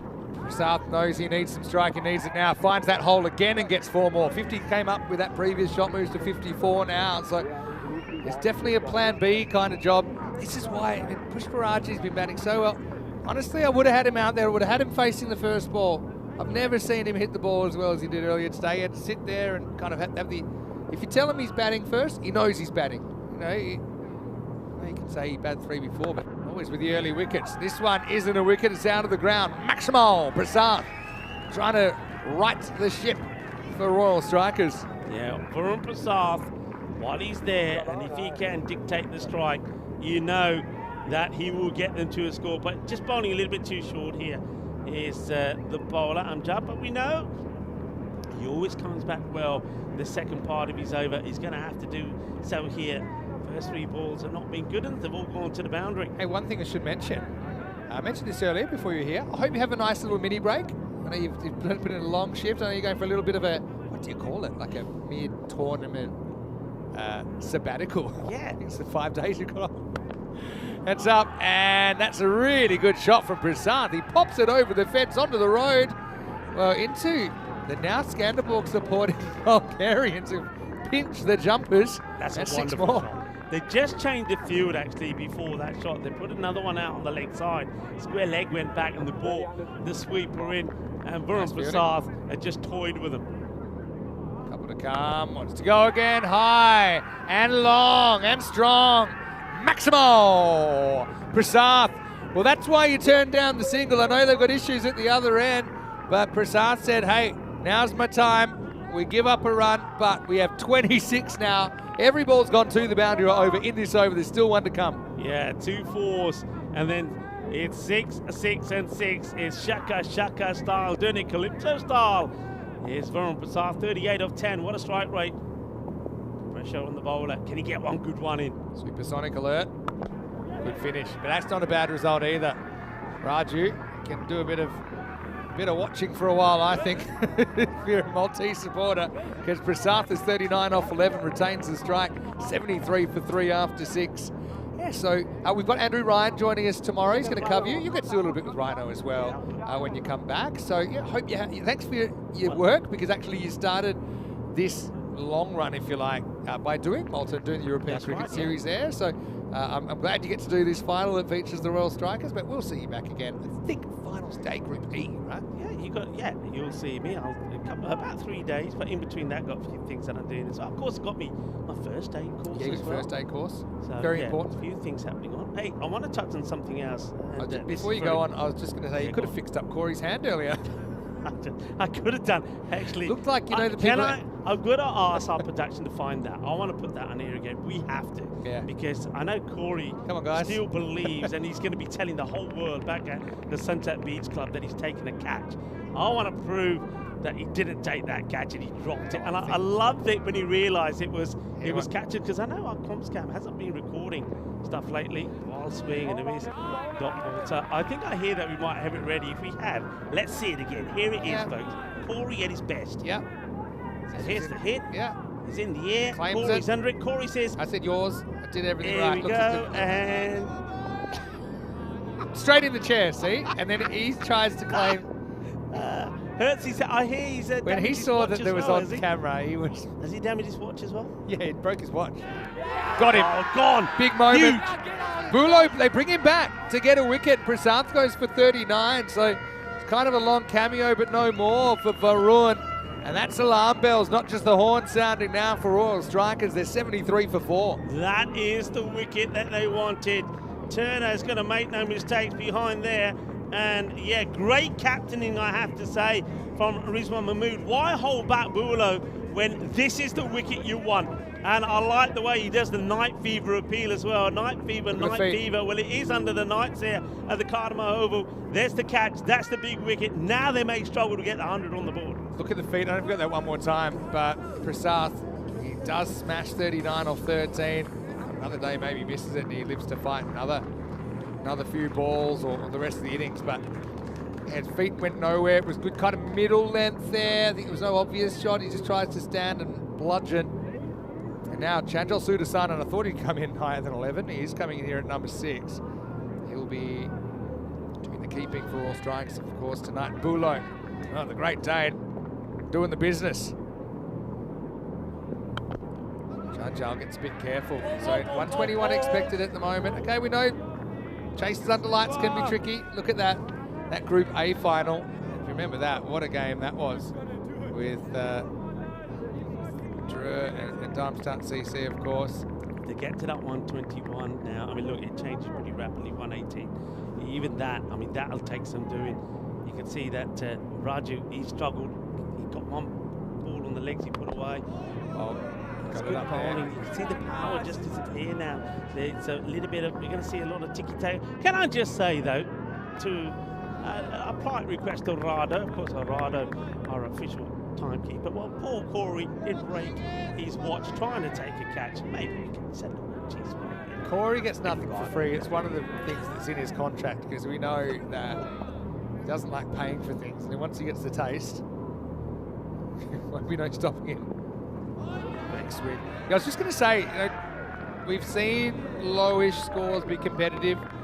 Let's not forget last night, Skanderborg didn't bat very well under lights at all, and they made, what was it, 78 in 7 overs against the Sophia Stars. Yeah, they batting first. And in the Group A final, Drew made 112, and although they didn't win, they pushed it right to the second last ball. So still is important they don't fall over for double digits here, Royal Strikers. Edged and gone, another one falls. Big, thick edge. Turner probably taking it behind his back. Sudasan the next to go. 7 overs down, and the Danes, well, they are on top. 75 for 5. The banana's out. That's the lucky banana. Went bad for them last night, actually, when the bananas came out. But anyway, the Danes, they are loving this final so far. What a comeback in just a few hours. Super captaincy. No point holding your best bowler back when you know you need one big wicket and it gets you on top in the match. They brought him back and he picked up not one but picked up 2. There's Banana Man there, so Sudasan is going to have to go. And it gives me a little bit of time to talk about this, just changing the note slightly. A very, very sad day, of course, on this day in 2022. The cricket world was plunged into shock and grief with the sudden passing of one of its brightest stars, Shane. I'll never forget it. We were here at the ground. It was Group D finals day in ECL 22. It's a quick look to tomorrow, and it is Group D starting with Brno of Czechia against Azrik Nomads of Switzerland. Then we'll have the Zagreb Assassins of Croatia versus the Budapest Blinders of Hungary. Pakai Care, Badalona, the 2022 champions, round up that group. Back to 10 over cricket, back to the regular time tomorrow. Now, what I was about to say is that Peck can still bowl, and he's been on fire, and he should have a wicket first ball. He will. So that's the thing. You've got 3 overs to go. I think you need to get 2 from Peck, and the lower order aren't going to find that easy at all. So there's a real chance that the Danes can absolutely skittle this bottom order. And so a bit of an unhappy time at the crease there for Raju. Does hit a boundary, but uses 9 balls for 5. The supporters are ecstatic. For Skanderborg, the Royal Strikers not so much. It's 75 for 6. Peck, we saw him take a catch like this of his own bowling in the last match. He's a tricky campaign. I mean, look, if you go hard at him, you can get him away, especially when it's 50-metre boundaries. But he's brave, and that's what I like about him. Ashton Raju didn't have the best of time out there, 5 of 9. And now, they're falling like flies. A new batter will come out to join Jamshed, who's out there at the moment. So Royal Strikers, this is the issues we thought they might experience when they lost the power hitting of Varun and also there of Pushpajan. It's Siddharathan who now comes out here. We've seen him bowl very well, but what can he do here with the bat? Comes back. Just a little tap and go. Yeah, so going back to that, 152 suffered a heart attack, and that was less than 12 hours after offering condolences he did on the death of former Australian wicketkeeper Rod Marsh, who died earlier on the same day. So what a sad day it was. Very sad, and I think the cricket world still feels it. Definitely. Jarakal. It's bad on this. He finds the fielder, and that is also. I mean, I remember it was one of our ECN Classic matches that day as well, where Albi Salmi, they chased 67, but took him to the last over to make the championship week, and that was against MSC Frankfurt. But unfortunately for MSC Frankfurt, we haven't seen back at the Carter Oval since. Great bowling, lures him into it. He looked one way, it actually went off the cue end of the bat the other way. So it's really a perfect example of how ECN cricket is so unpredictable. I've just been given a request. Oh yeah. This is from I think it was Martin's or Martin's in the background. I think He's saying, can you pronounce the non-striker's surname? All right, I'm gonna go for. So you have to go last night. Say it again. Kunan Chirakakar. Yeah, it's pretty good. God, you go for it. You good at these. Well, All right, first, catching moment gone. I'm telling you now. Damgard does not drop them. There's another one. Where's the horns? Well, what's happened to the horns? There they are. There's the catch taken. Damgard's been too good. But you'll have to wait for Vinny's pronunciation for a moment, because it's not Jamshid that will have to go. It's Sanjay who offers the chance, and Damgard takes the catch. It's another wicket. Wickets are falling. Christian Peck gets another. Well, as the father of the groom says to the bride, give us a peck. And Peck responds. They've lost 4 wickets for 4 in the last 11 balls, or 12 balls actually if you include the ball before that. So Siddhartha the next to go. Yeah, I normally just go with Kunan Chirakal. Yeah. But you know, Kunan Chirakal. Sound it out. Big words are scary, but if you break them into little pieces, they're not so much. All the kids at home that are still up, don't be intimidated by big words. Anyway, the slot machine 77 for 7 after 8. 8 lucky 7s for the Maltese fans. Kunan Chirakal will get to face up here. Surya comes up. It's a pretty good shot though, and that's going to go for 6. Well, maybe he's the man to do it, Jamshid. He puts that up over the top. Maximal 6 runs. Yeah, well, Kunan Chirakal gets this one pretty good. He's wide outside the off. He gets a bit of room. He clubs it well out of the middle. He's got Savio Thomas out there with him. And look, Savio, captain, we've seen him score runs before. He's a fun guy so to watch, Savio Thomas. He's got to make it count, doesn't he? All right. Well, that's a good shot. That's 6 more. All right. Kind of in the slot from Anand. Can the tail wag here? Running out of wickets, running out of time. He's got it. What, he got 10 balls left? Can you get 25 off them and get to 114, something like that? Maybe. With hitting like this, maybe you can. Yeah, Anand, surprise choice to come back. He didn't have the best of first overs, but I feel that they've got to use him here in this, the 9th. What happened in the 9th, they say? Chance just out of his reach. And they're trying to run hard to double up here. You can see that Savio Thomas, if you can get Jamshad back on strike, you would do. Jamshad hitting the ball pretty well, but Savio's got to go for this here now. Look, it's the 9th over, 7 down, but you just got to swing and hope. If they can get to that, even that 115, you take it right now. Expected 107. Oh, that's not a good ball. He's able to turn on it. Probably plugs. It might go 2 here, which would have been a mistake if he picked it up clean. He still might be a mistake. Oh, just gets back. Know your limits. Just look at Kunan Chirakal's numbers. You know, he's played 38 matches, but he has 85 career runs. Probably saying he doesn't get a bat very often, though. He does have a high score of 33 in ECS cricket. But Savio Thomas, he was a dead duck there if that had been picked up cleanly. All right, now you got to run hard. Still don't think you can get 2. I think about it. No, they stick to 1. For Savio Thomas, hasn't scored a 50, but he, of course, is a senior player. He scored 38. He's actually got 38 wickets in 57 games, 287 runs, but he averages slightly less than 10 with a high score of 46. So it's a big stage for them to try and take on these Danish bowlers. You know you're going to get pecked in that last over as well. Huge delivery this. Want to try and hit a boundary. He does Rolling try, and it could go all the way behind it, Will. And that's a little bit of luck, a little bit of good fortune, really, that the Royal Strikers needed. Takes the call to 97, but now the question is, Xavier Thomas probably has to try and get Jamshid on strike pretty quickly. 97 for 7 at the end of 9. Yeah, pitches about a metre or 2 inside. So, all right, 97 after 9. Okay, if you get to 15 off that, you get to where Drew got to in Group A, and they were competitive. But, I mean, it's going to have to be an amazing bowling and fielding effort. It's quite simple. I before this match, I was talking and thinking that it's about a couple of batters. I know you don't normally think that way because it's a team game, but we know that Skanderberg had to remove Push Bajan, and they had to try and get Varun early. They did that, and I think the Royal Strikers have to get the Damgard pretty early. Asking the question. I think it's a bit high. It's not a Might have bad been shout. drifting a bit as well. Yeah, it's worth a shout. We'll have another look at this. The umpire never gets to take a look. It's pretty dead in front, but I just think it's climbing over the wickets with the overspin he's getting. Let's see if we have a look at Look, this. look at Oh, height. it It hit shows him the height. dead in front, so the height's probably more of a question. Going over the top. Okay. All right, finally reaches it. Could be out, won't be out. They get 1, but a good clean pickup means that's all they'll get. But see, Peck's not going to be easy to go after. That was always going to be a big wide, and he just threw himself at that. I mean, Well, it would have been stumped if off the wide because Yeah. he'd already decided to charge. Thomas, can he get a boundary here for his team, the captain? Straight up in the air.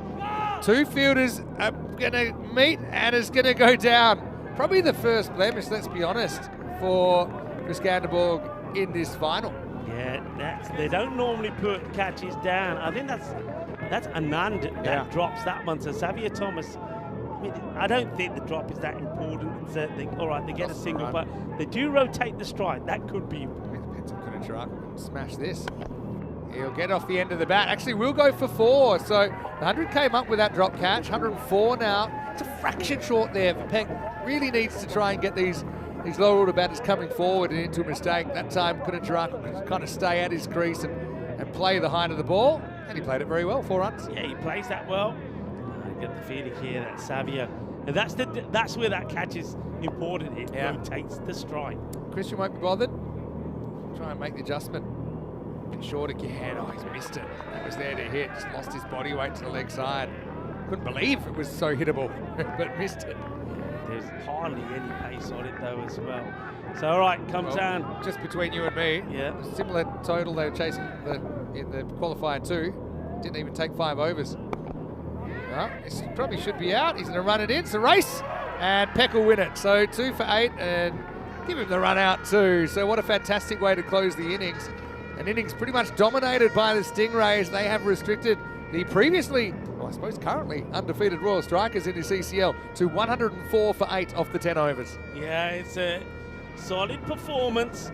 And thing is though, it's only halfway, it's half time.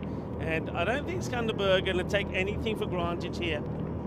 They know themselves that they've had their own issues with the bat, the way the Royal Strikers have had this time. And they also know, and that's what I was talking about earlier, that they'll be relying a lot on Nikolaj Damgard to give them a good start. If Damgard goes the way that he did in that qualifier, number 2 against Christiania, then they'll win this match pretty easily, I feel. So the Royal Strikers, they're going to have to be perfect. They're going to have to hold all of their catches and make sure that everything goes their way. A drop catch, a misfield, a bad no ball could cost them the match here. But let's take a look at this early on, and it was Rocky who was firing. He played some lovely shots, played that one, and this was exquisite. I was saying that is the Andalusian shot of the day so far. It was a lovely shot from Rocky. So Rocky did start well, but he would fall, and he would go to off the bowling of Amjad. Well, this is one that just gets scooped up in the air. That was the caught and goal, the caught and bowl from Damgard. He got to Kuma. Kuma really just never got going with the bat. I'm quite surprised that this man, Priyam Pushpajan, did not come up earlier, but they get him early. He goes for one. Then, of course, all the pressure was on Varun Prasad, who absorbed it pretty well, got to 39, but then he would go, and that was a huge moment. What a catch. I mean, the banana wasn't even close to coming out until they got Pushparajan. Prasad, though, did what he could, ended up with 39, as you said. Kind of left holding the baby a bit. And one thing with this abbreviated format is, for teams that have gone well, their middle and lower order haven't really had a hit. Yeah. And there's always a chance this can happen. And I'm not saying this game's over yet. Obviously, it'd be a huge effort if Royal Strikers could come back. And to be fair, Skanderborg didn't bat very well under lights last night. Certainly not the best they've batted. And if you talking to them about last year, they didn't get to play a night match until that final against Unibrescia. So they found it a little bit out of their comfort zone. Prasad ended up nicking off one that he didn't move his feet. Sudasanam went very, very similar fashion. But yeah, the Danes, well, the banana was out by then, and it was a celebratory banana. Despite their best efforts, just found it really hard going, didn't they? So 104, okay, it plays. We have seen that kind of score defended here before, but not often and not really in the modern era.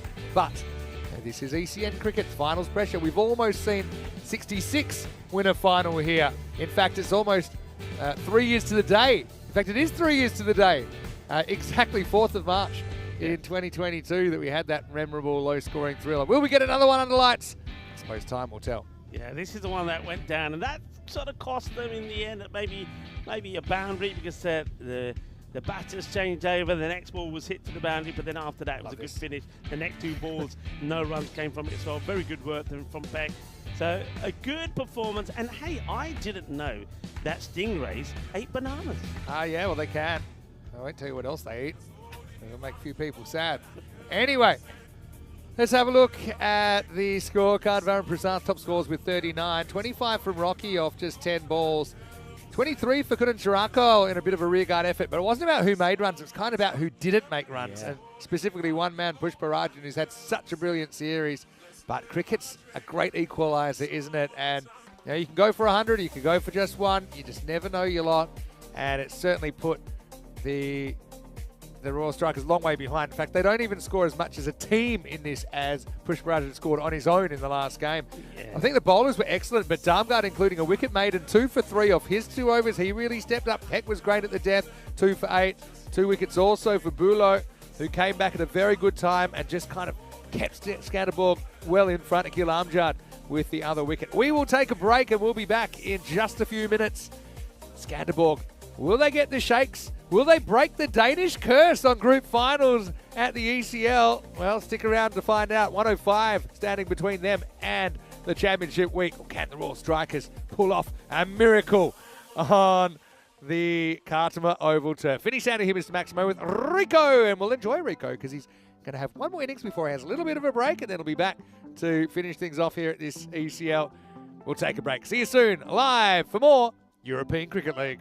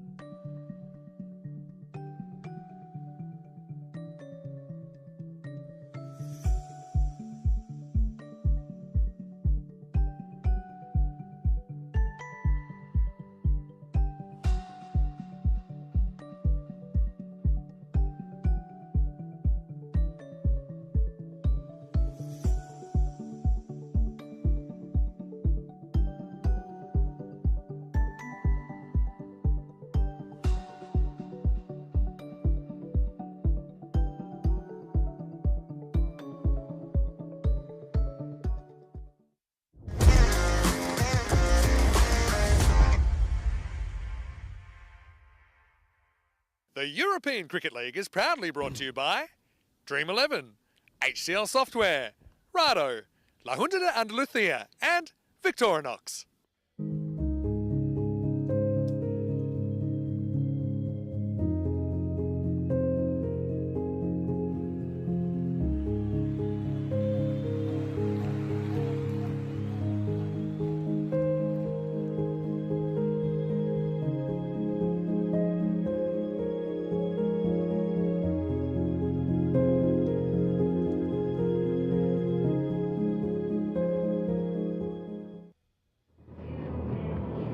And welcome back to the magnificent Carnival Forward. Yes, a big shout out to, of course, our charity partners here in the middle. Click the QR code and see what you can do to help the millions of people around the globe that are suffering from hunger. Back on this day in 1977, a terrifying display from Colin Croft, who's 8 for 29 against Pakistan in Trinidad. The best figures by a West Indian quick bowler, and were the best by any genuine fast bowler until Devon Malcolm demolished South Africa with 9 for 57 at the Oval in 1994. Croft's performance is even more impressive, that given this was only his second test, and for good measure he forced Saqib Mohammed to retire hurt after cracking him on the arm with a short one. Speaking of fast bowlers, I'm going to give a mention to Catherine Fitzpatrick. In 1968, the birth of one of the fastest bowlers in women's cricket.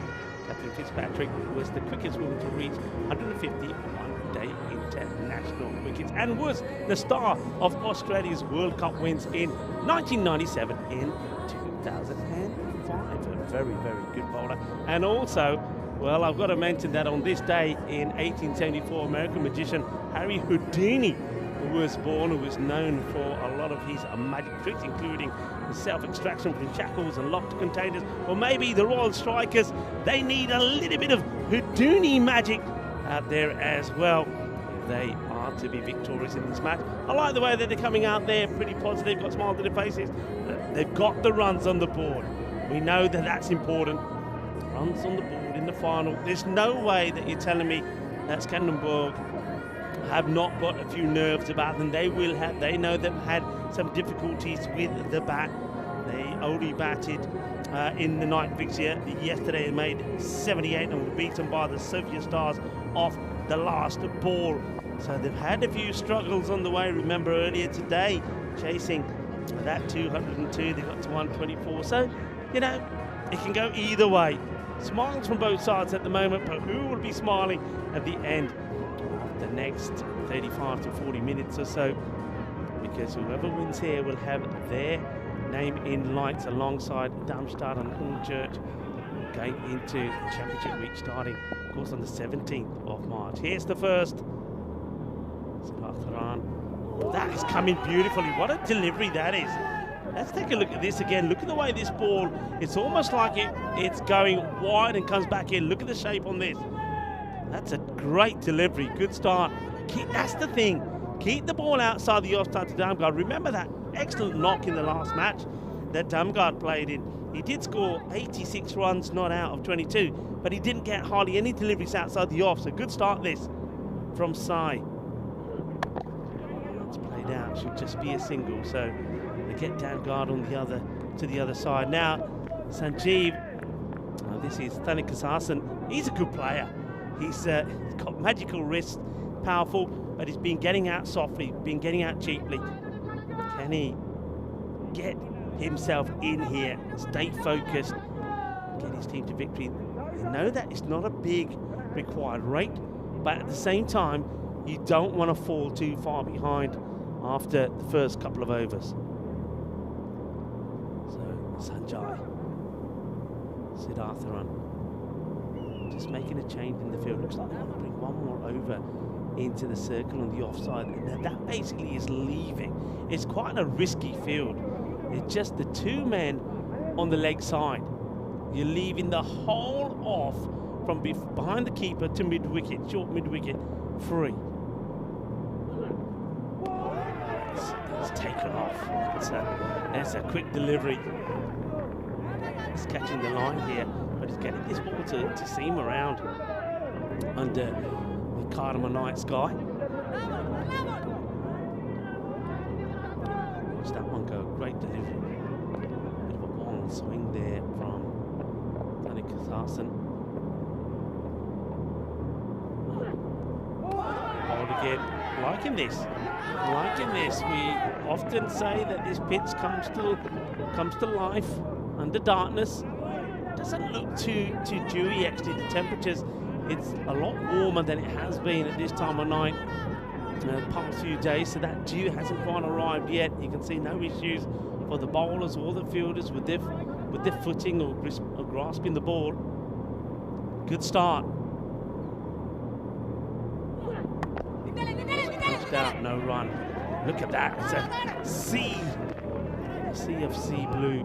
Comes running towards the ball there from the offside. So this field at the moment is working, keeping the pressure on. They believe. Both teams have prepared hard for this.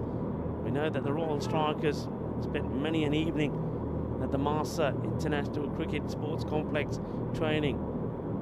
We know that Skanderberg, they went on a tour to Dubai where they played T10 matches. That's going to go and beat everybody.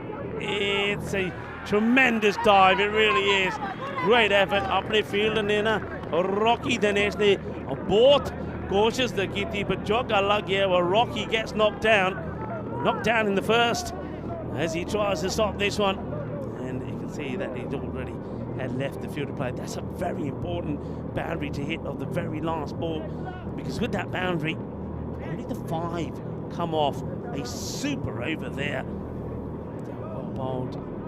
Sanjeev does get an important boundary away, but well bowled by Siddharthan. 38 matches since a golden ball. Are we going to have one in a make this a thrilling final under the Andalusian night sky? That's close. That is really close. It might have been impact just outside the leg stick. I don't think he sees this at all, Damgard. Oh, this is really, really close. But looking at it live, I feel it might have just made impact outside the leg.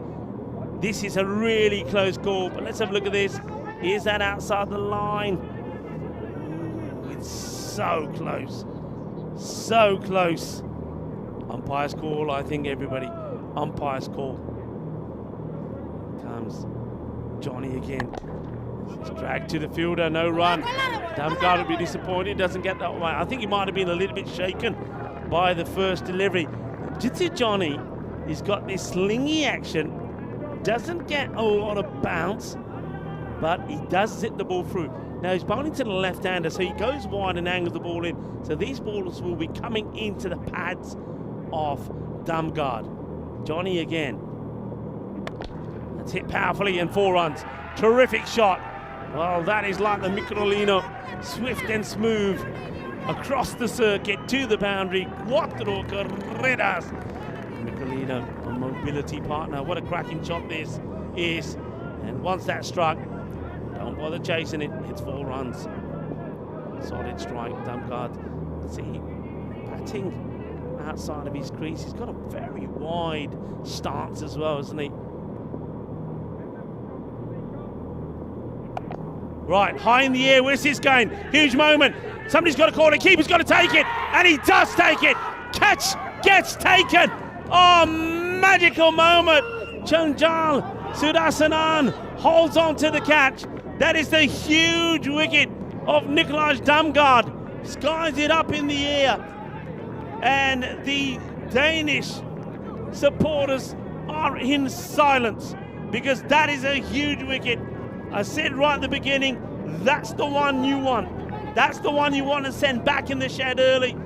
And he doesn't catch up with it. Fair play to the bowler for keeping it outside the off. And then what a tremendous catch that is, because, well, let's just say they were all invading his space, but he gets the dive, holds on to the catch. Chanjan Sudasanan, how big a moment is that in this match? Damgard goes for 5 off 6. Vinny Sandhu joins us back. Yeah, what a time to come back. Just missed. The LBW was very close. Probably doesn't matter too much in the end now, because Damgard ended up going soon after. I think, put it this way, even with the replay, I'm unsure. And I'm looking at a slow-mo replay. And so if you believe in the principle of benefit of the doubt to the batter, it was the correct call. I still feel like the middle of that ball is probably just outside the edge of leg stump. But some of the ball pitches in line. So, you know, if it was given, you couldn't say it was a shocker. But I think Joe Foster deserves a pat on the back. I think he summed it up perfectly and gave the right decision. And even if you suspect it's pitched in line, it's a suspicion. Good catch by Sudasan under lights as well. That was way, way more difficult than it looked on TV. But he stood up. Jump shot there. He slips. He says, I'm all right. Jump shot goes down. Could have been nasty. Could have taken one of his own players out. But no, you're right. It was a very good catch. I mean, in the end, maybe he doesn't judge it right. He's sort of slightly out of position. You're chasing the ball there, especially under lights. You've got no sense of perspective. You've got no clouds and nothing. You're just hoping that you can trust your eyes. Johnny, good over this. That's a brilliant shot, though. Shundeep T is class. We've seen him do it here for the Danish national team, but this is pounded through the offside. But still, game on here under lights. Skanderborg. 15 for 1. Oh, that is classy. Have a look at this again. That is a beautiful shot through extra cover. As good as they get. As it clobbers the boundary fence. Once again, end of the over, delivers a boundary. Not a bad over at all. You'll take that, just a 10 from it. And the wicket, the big wicket of Damgard. 15 for 1 after 2. It is a big wicket, but I mean, just look, Rizwan Mahmood is a beast. Kamran Mahmood is a beast. Bulo is a beast, but probably I think more of a bowling all-rounder, completely fair. But obviously he hits a long ball. Today, or tonight I should say, we get to add another name to this graphic. Can't wait. Will it be who's going to have their name up in lights? Is the Danish curse real? Four finals here at the Cardamom Oval, but they've never won one. Admittedly, only one of them has been Skanderborg, but yeah. So we've got a bit of a medic issue, maybe. Paul just had a bit of spray on his hand. Maybe an aggressive high five or slap on the back of Sudasanan. Who knows? Well, sorting himself out. I think it was a great over from this man to start things off. Well so far. Yeah, and he's moving the ball. He's moved the ball all the way through today as Siddharthan. He's going to bowl the third. That's a nice shot though, straight to the fielder. Get a single. What are your thoughts on this field? I mean, at the moment they've bowled too brilliantly. Just a 2 on the leg side, inside the circle. They got no fine leg at all, on right? and mid wicket. That's it. Yeah, no fine leg. Have a look, top right of your screen. If you want to gamble, you can do that. I wouldn't fall for the trap. I think it's trap. It's the kind of trap which is you wouldn't want to lose another wicket at this stage. I think in that fashion, rather go with the ball. Though this is going to go around. It almost finds the fielder. Prasad though is not so mobile to his side. How did you read that? Did you see 4 or 6 there? I thought maybe it was just inside. I thought it was 4.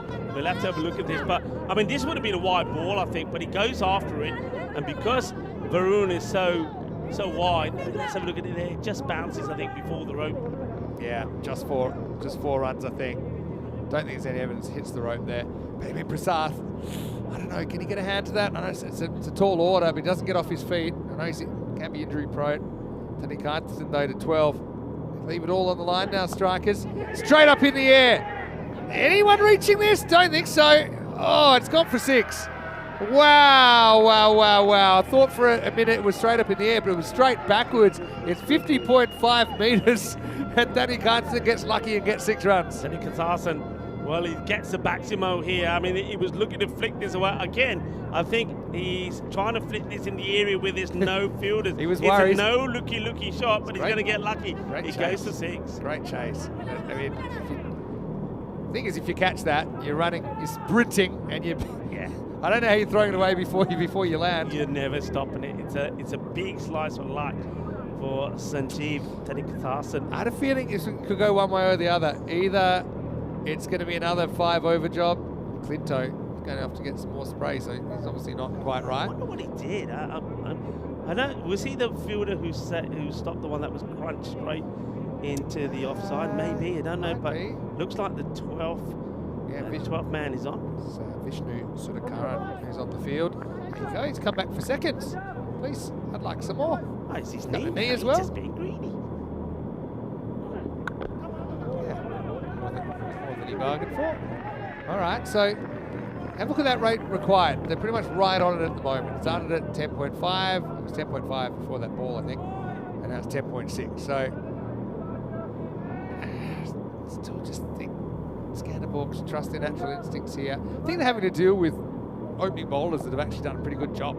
I think Siddharthan, he's bowled generally good areas. He's moving the ball off the straight. Mahmood. He's beaten by a good one here. It's a peach, isn't it? It's an absolute peach. He's bowled well. He's bowled well. He's bowled with pace.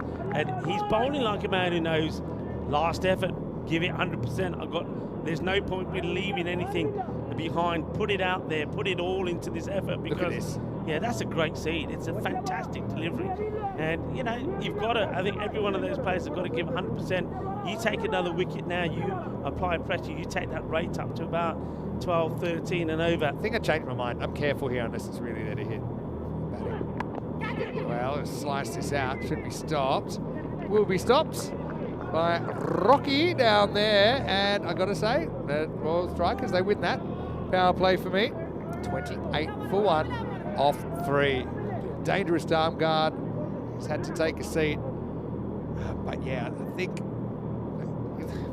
it's been a crazy kind of game. It's been big overs, been really small overs. A maiden.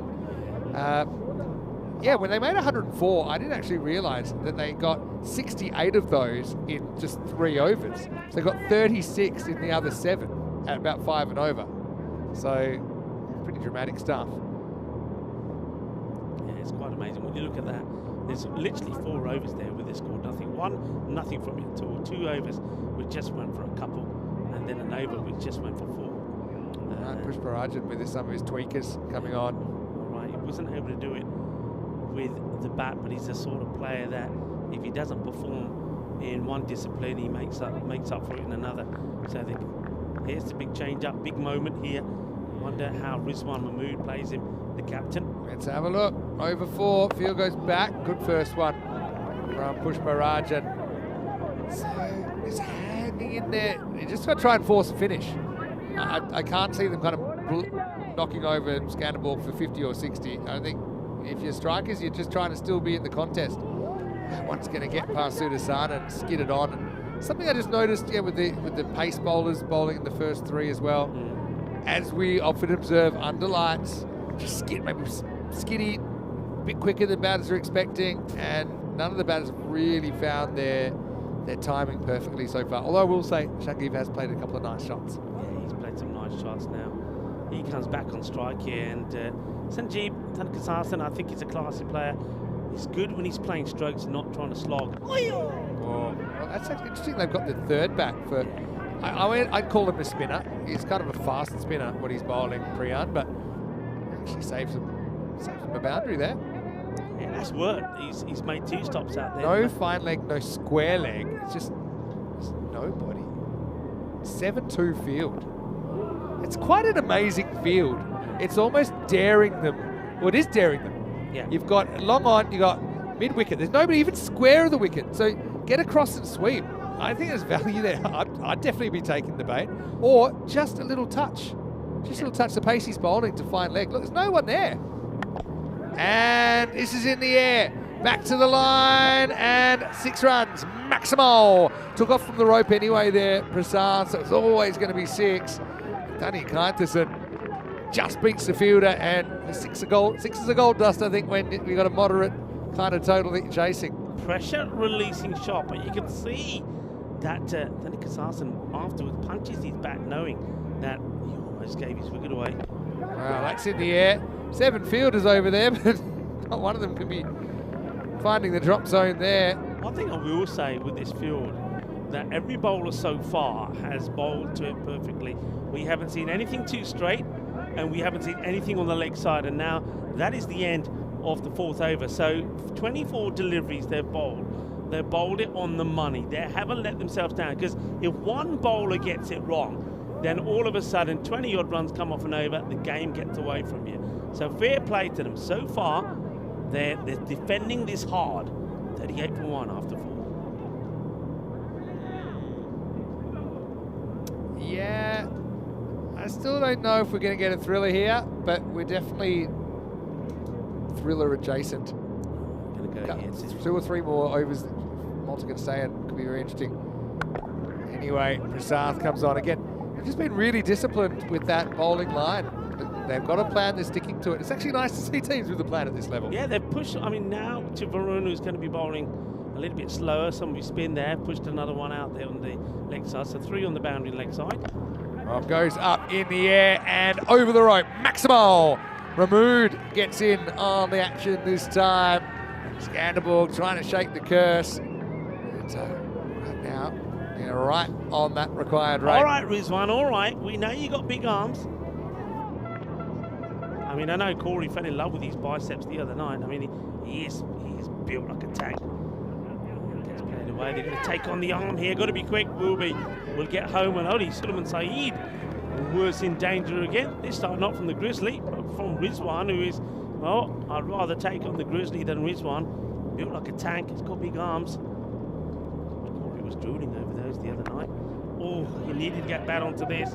He was drawn out of his crease. The thing with these middle overs is that every time the ball stays on the field, the Royal Strikers just get a little bit more into the game. Boundaries break the circuit from Mahmood. 10.87 and over required, backs away, finds the field, they won't even run that time. So I think Prasad doing a good job here. Last ball, feel like it's a big ball coming up because they're going at just about what they require. More or less, but I just feel this over's gone for 9. And that's all it'll go for. Excellent bowling from Prasad. And we've got a game on, folks. It's the end of 5 at Skanderborg. 47 for 1. Let's welcome you into the comedy box. Great to have your company. Vinny Sandu here, Mr. Maximo. Rico Full with me, in case you missed it. Rico, it's not goodbye forever, but a few days off. A few days, yeah. I know you'll enjoy the break. I know you'll be watching a bit like I was yesterday. But we look forward to having you back. You deserve it. Great job. I mean, not only have you done the ECN, you did the Western Shield before that. Before that, you did Malta, the domestic series there. So I hope you have a nice little break. I will, yeah. Well done for you doing your first aid as well. I haven't done it yet, but I will be doing I think you'll pass. I'll sort Corey out, don't worry. I'll bandage his hand up. All right, so Andrew Ryan will join us. I believe Rhino is in the country. Now we're going to be the old argy-bargy. That was totally accidental. Yeah. I actually thought the bowler got it worse. Pushpa Rajan, he'll be okay, but he just had the wind knocked out of him. Yeah, that's Joe Foster just saying, it's all right, stay where you are. We'll get the medic on to have a look at you. Medic will come out, but I think the batter's now taking his time to get up as well. The thing is, here, as a batter, you might say, oh, couldn't he go around him? But as a batter, your priority is not being run out. You don't want to take a wide line to avoid a collision and get run out. So your first thing you need to do is get in. Here comes the magic spray. I wonder who gets it first. Yeah, who's going to get priority of the spray? I think if you look at that again, the batter is actually trying, he has a look and sees where the bowler is, and he's going to try and go around him. But the bowler then also steps backwards, so they run into each other. But it's just one of those purely things. accidental, and I like the way that both the batter and the bowler just exchange a little handshake and say, hey, sorry. They said, nah, it's all right. Very sporting. If very you're sporting. a good slider, it's a good way to get out of those collisions, but he didn't think of it. Mahmood faces up. Straight up in the air. Chanjal's after it. And he's gone. Another wicket, another sky ball. And another big hitter walks back. This game has some life in it, Rico.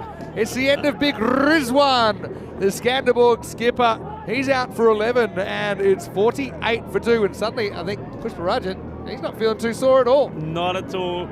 And Priyan Pushpajan, I told you, he's a player, Pushpa Rajan, who will always give you something. That's a great catch, actually, by the way. Yeah. Because Sudasanan, he was after that like a flash, and he gets a little bit of a hug and a cheeky little kiss there from Priyan as well. But that's the end of the captain. You can see he was trying to hold himself back, but that one, he tries to get onto it, skies it up in the air, the wicket goes. There's another one down here now, 2 down. What do you get for 2? It's pressure built up. Yeah. 5 balls without a boundary before that. So Rizwan goes after a ball that isn't in a very comfortable zone.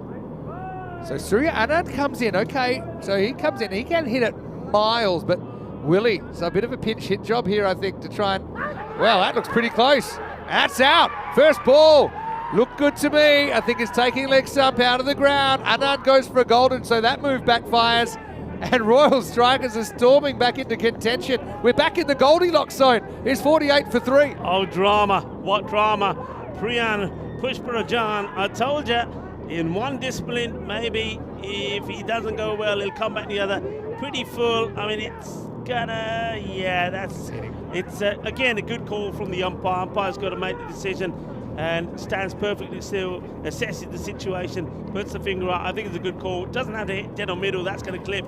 Probably middle of the leg maybe, but that's gone. So taking a fair piece of leg stump, I think. You've got to realise, we have to ask yourself, do you see that whole ball missing the whole stump? Probably not.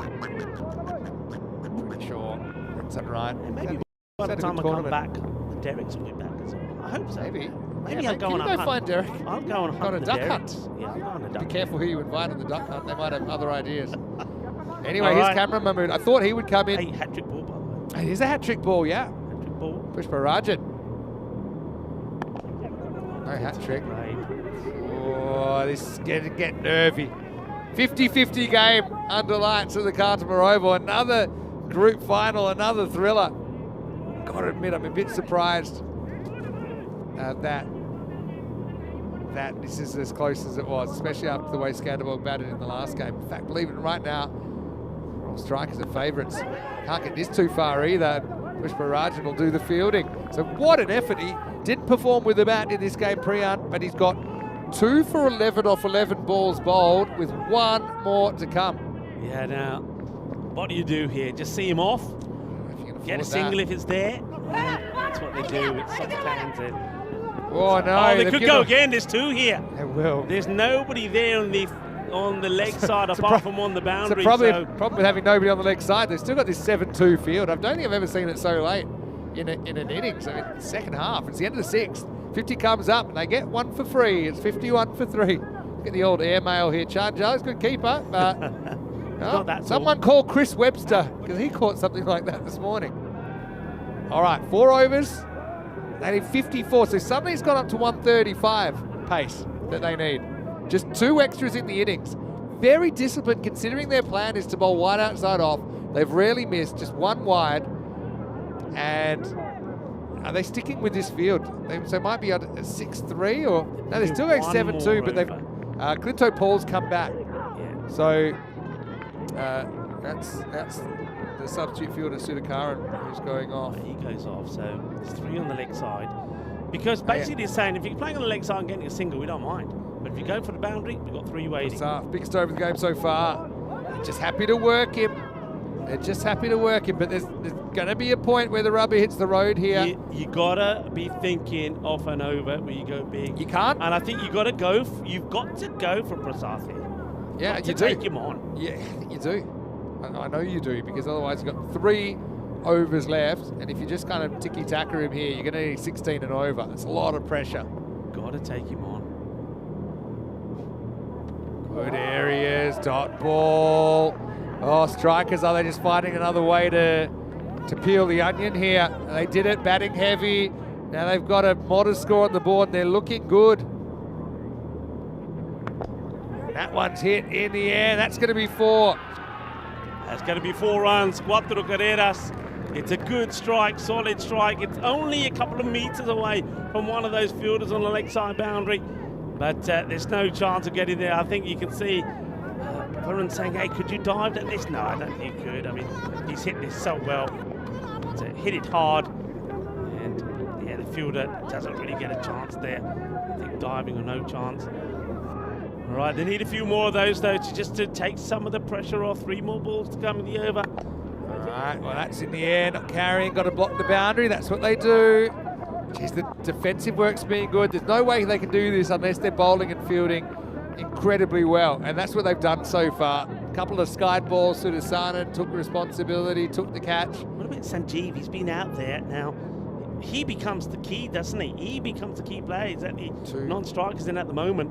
2 big deliveries here. That's going to be up, and it's going to go all the way. Maximo! Don't count out Shagib T. I know they're slightly behind. In fact, with that, it's pretty much back to a coin flip.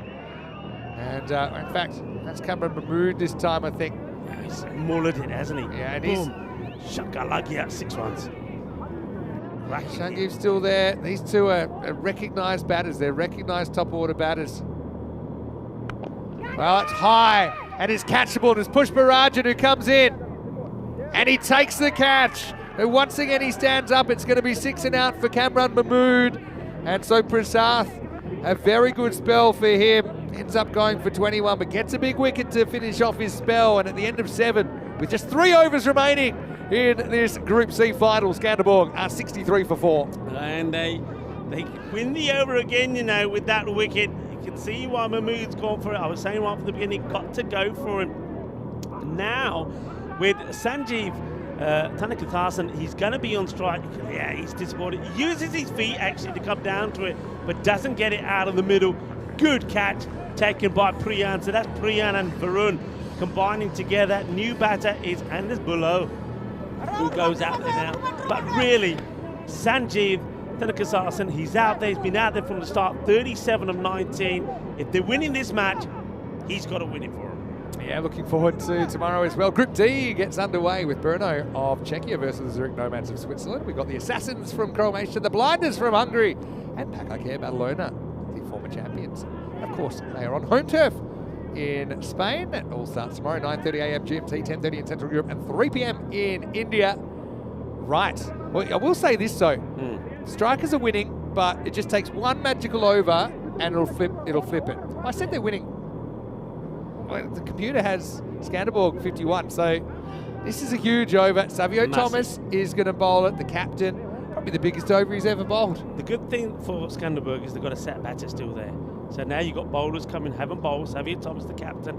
If they get it wrong, the set batter should punish them. Off the wrong foot. He gets the first one through. So he gets an early win over Thanakathasan. Yeah, this is where Thanakathasan lets himself down. Not just log out.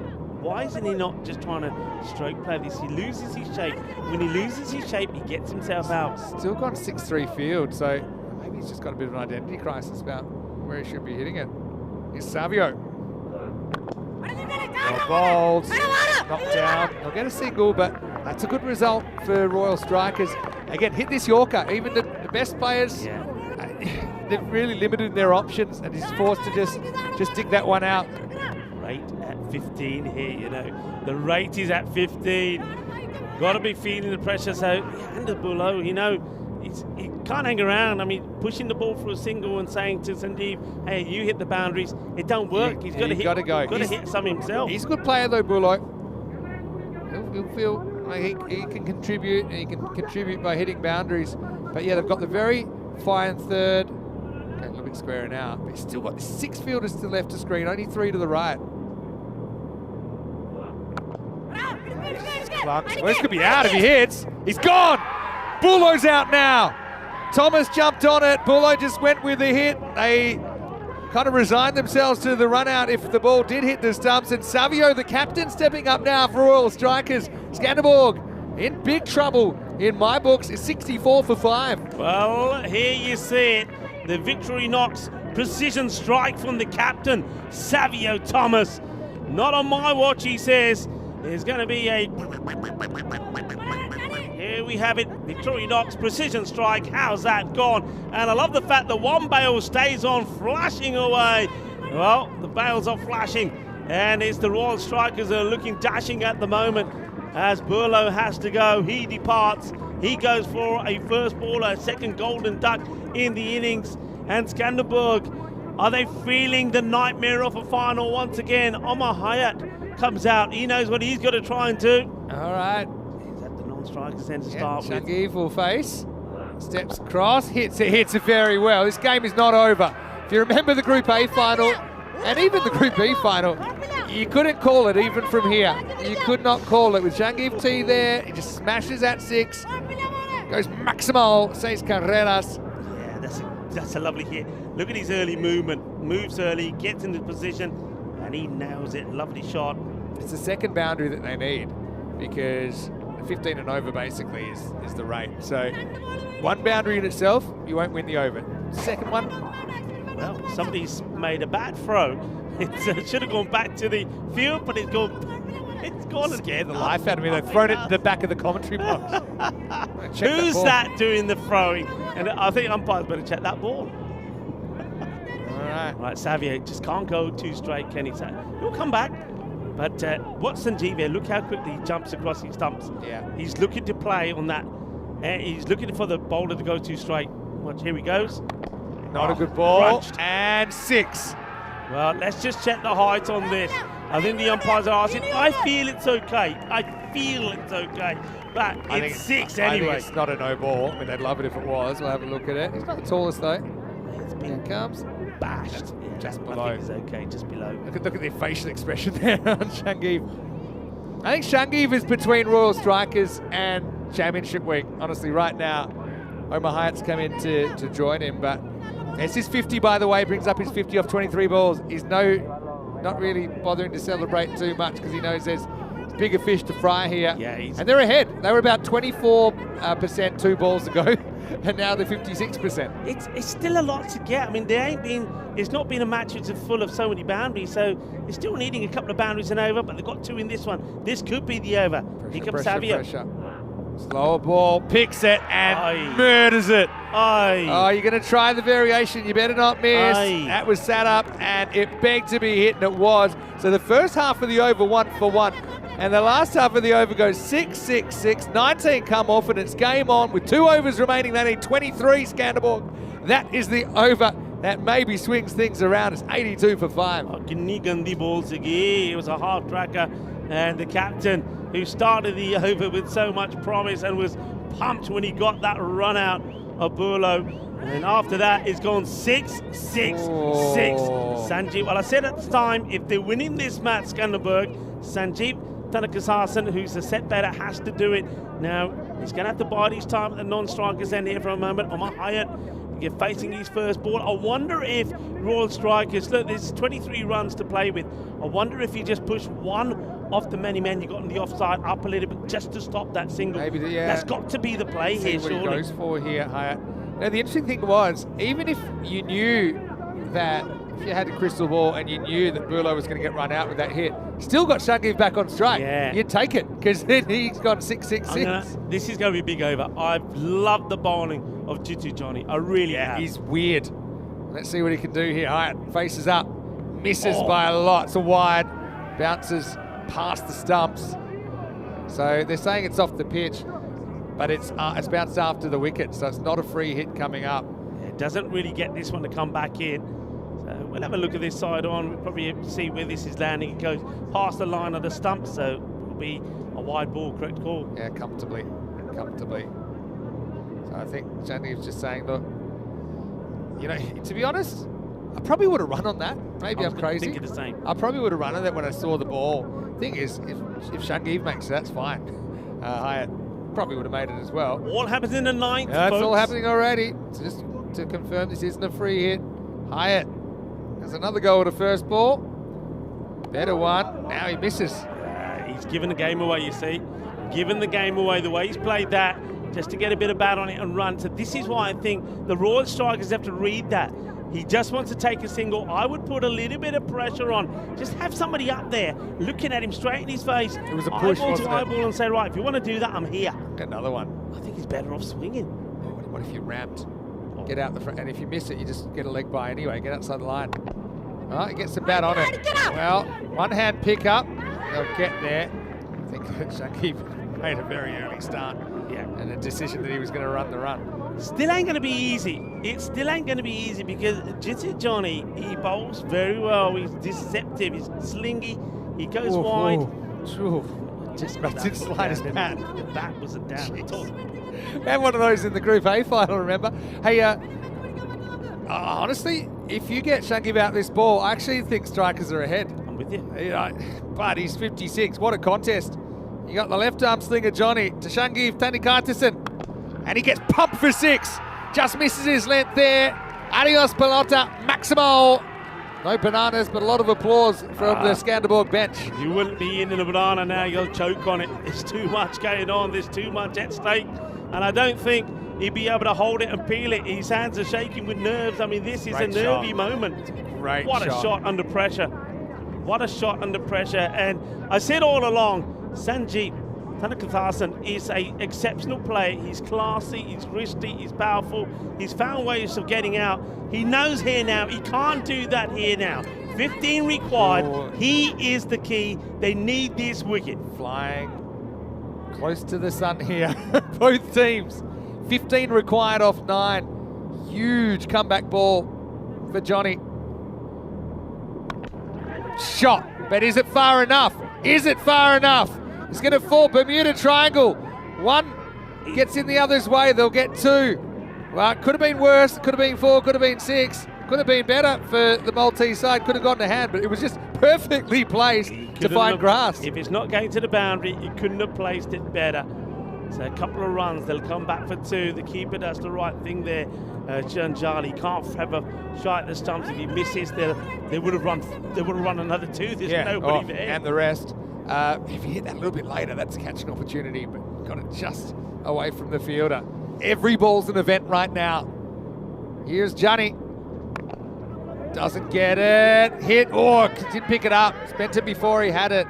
I think if he picks that up cleanly, Savio Thomas, and hits the stumps, we saw him hit earlier, I think that's Changiv run out, but he survives. Massive, and I know exactly what Sanjeev is saying here to Omar. He's saying, you're going to get this one ball, and do me a favour, hit it to the fence, because I ain't coming for 1. I'm telling you right now, I'm jumping outside off and I'm ramping. There's no fine leg. It's a touch shot. I just don't see you beating 7 fielders with a drive. He's dispensable here, Hyatt. They've still got 5 wickets left. There's no fine leg, and with the angle. Huge delivery. Let's see what he does. Last ball of the night. I don't think they're running 1. No, they won't run 1, that's for sure, because that's the end of the over. And we have a last over thriller right here. It's 93 for 5. There's 6 balls left. Skanderborg trying to break the Danish curse in group finals here. And they need 12 off 6. And if we do have a golden ball, we're talking golden ball 72 live from the Carter Oval, and it would be the 7th golden ball ever. We have never had a golden ball in a final here at the Carter Oval. It's only happened once in Portugal, and that was last year in the European Cricket Series, and that was pretty crazy. Who's bowling this one? It's Clinton Paul. Hasn't bowled yet. We saw him take a little bit of free spray on his hand and on his leg. Big over. Sanjeev just has to, I mean, he knows it. If he gets 2 out of the middle, 2 shots, 2 sixes, win the match, but pressure is on. All comes down to this. Clinto Paul, he's got 12 to defend. 2 hits, and this game's over from Changiv T. But here's the question. Does he even take a single here, or does he say, nah, I think I can hit 2 of these 6 balls for 6? I don't think you take the single. I mean, or maybe do you take it the first ball? I don't know. Maybe not. I think not. Hyatt hasn't been too convincing, but Paul hasn't bowled yet. Here we go, last over of Group C. In the air, 6, in the slot. Adios, Pelota, Maximo. Well, don't you worry about whether you take singles or not, because Changiv T has stepped up when his teams needed him, and now they're 1 hit away from Championship Week. They could be the first Danish club ever to make it that far. Form can come and go, but class is permanent. And Sanjeev Thanakathasan is showing why he is so classy. This could be the knock time to perfection, but it ain't over yet. All right. Still needs 6. 6 wins it. Doesn't get it, and they're going to run. Well, that opens things up a little bit. All right, got to defend this. Oh, you can run now. Wow, poor awareness. They weren't looking. Really poor awareness. There's a real chance to get back there. It was well backed up in the end. It hit the pitch, which meant that Shudasanan had next to no chance of stopping it cleanly. Now, you've got to save the single. Yeah. If you get, you're as good as lost, I think, if you let him back on strike. At least you've got to have 1 either side in, or fair enough, mid-wicket is an area that they haven't really protected the whole game. But I think you can't be too close there at short cover. Yeah, interesting to see how Mahaya handles this. Will he just swing? 5 to win. Runs, just around that fielder. So Hyatt, to his credit, he does well. 4 off 3, and now it gets interesting, because if this doesn't go for, or if it goes for a boundary, the game's over anyway. But if it doesn't, we're looking at 3 off 2 with a batter on strike that's found it hard going. Yeah. This could still go to the wire. I don't think you take the single here. I really don't. Danny Kaitasen wants to finish things. 4 to win. Well bowled. And they run. They do run. I kind of get what you're saying, but I think when you get this close, maybe you do take every run, because the difference between, say, two singles here is a golden ball, for example. If you need 3 or 2 for a golden ball, then you need to find a 2 somewhere. I can visualise a run out here trying to get back on strike. I really can. This is where you got to play the sacrifice. sacrifice. Whatever happens here, they're running now. The wicket keeper's got to be ready. The fielder's got to be. I still cannot believe they're leaving mid-wicket out. Hyatt can be a hero here. They need 3, 2 to tie. Doesn't get it. We got a last baller coming up. You can't run here. I think you got your trump card on strike. We got a last ball finish. 1 to tie and 2 to win. We got a golden ball before a golden ball, really. Here's the thing, pressure on the outfielders. They're probably going to run no matter what. They'll go for 2. But Clinto Paul's just got to come and try and bowl the perfect Yorker. If he can do that. They're almost conceding the 1 here. Drama. I still think I'd have someone in close. All right. He doesn't want to get out. Last ball. 1 to tie, 2 to win. Bad ball. It's going to be all over. It's a no ball as well. It's done. That's it. They might run anyway, but the no ball's been called. This game is over. Done. Paul hopes for the Yorker, but he overcooks it.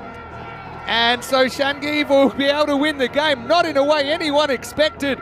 And Royal Strikers, they taste defeat at the Khartoum Oval for the first time. You've got to feel for the bowler. He really did keep his team in it for a long time, but a slight mis-execution, and this game is done. And once again, we go to the second last ball in the group final. Skanderborg have reached Championship Week, the first Danish team to ever do so at the Khartoum Oval. And look at the scenes. Stay on the scenes there as well. I mean, that was the no ball, but look at the joy, look at the celebration.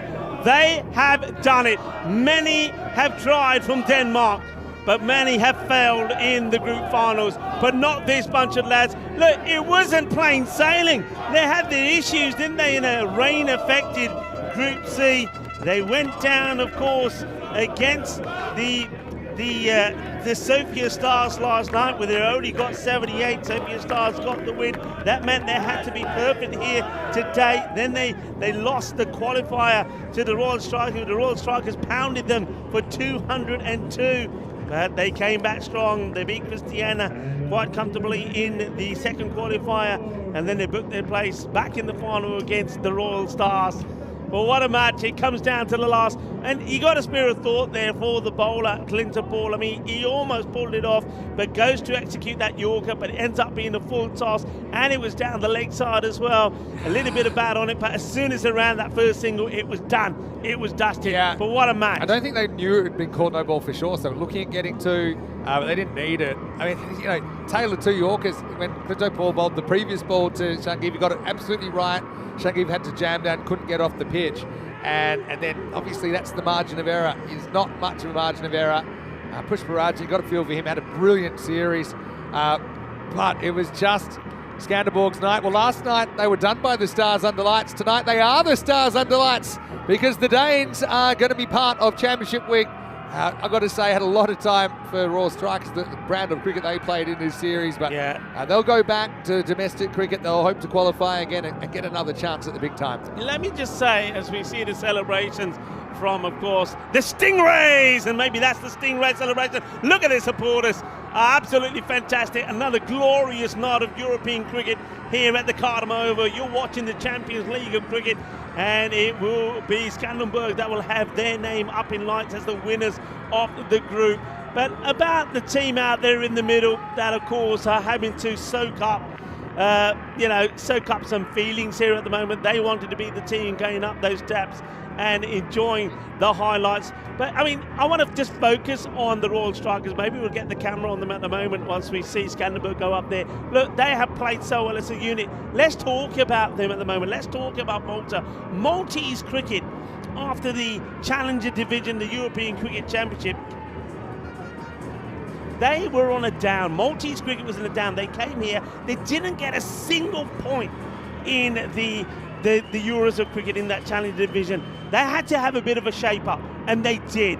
And these guys have come out, and they've done Maltese cricket proud.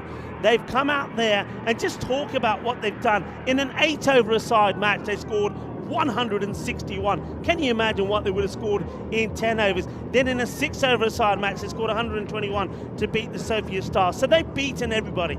They beat the Sofia Stars. They beat Christiania. Then earlier today, they absolutely thumped the team that beat them in the final, Skanderberg. They should be mightily proud of what they've done as a club, what they've done as individuals, and what they've done for Maltese cricket. And I'm sure when they go up those steps, they will be applauded as well. But of course, the night and the celebrations do belong to Skanderberg. They've done it, and it was a roller coaster ride for them. But let's talk about Sanjeev Thanakathasan. What a knock from him. 74 of 31, batted all the way through the innings. Batters came, batters went, but one individual had to stand firm, and he's there to hit the winning runs off the very last ball. Yeah, and I kind of said it earlier, didn't I? I think it was Sanjeev that was standing between Malta, their club, the Royal Strikers, and Championship Week. And it's kind of how it played out. They just couldn't quite get him, had a bit of luck.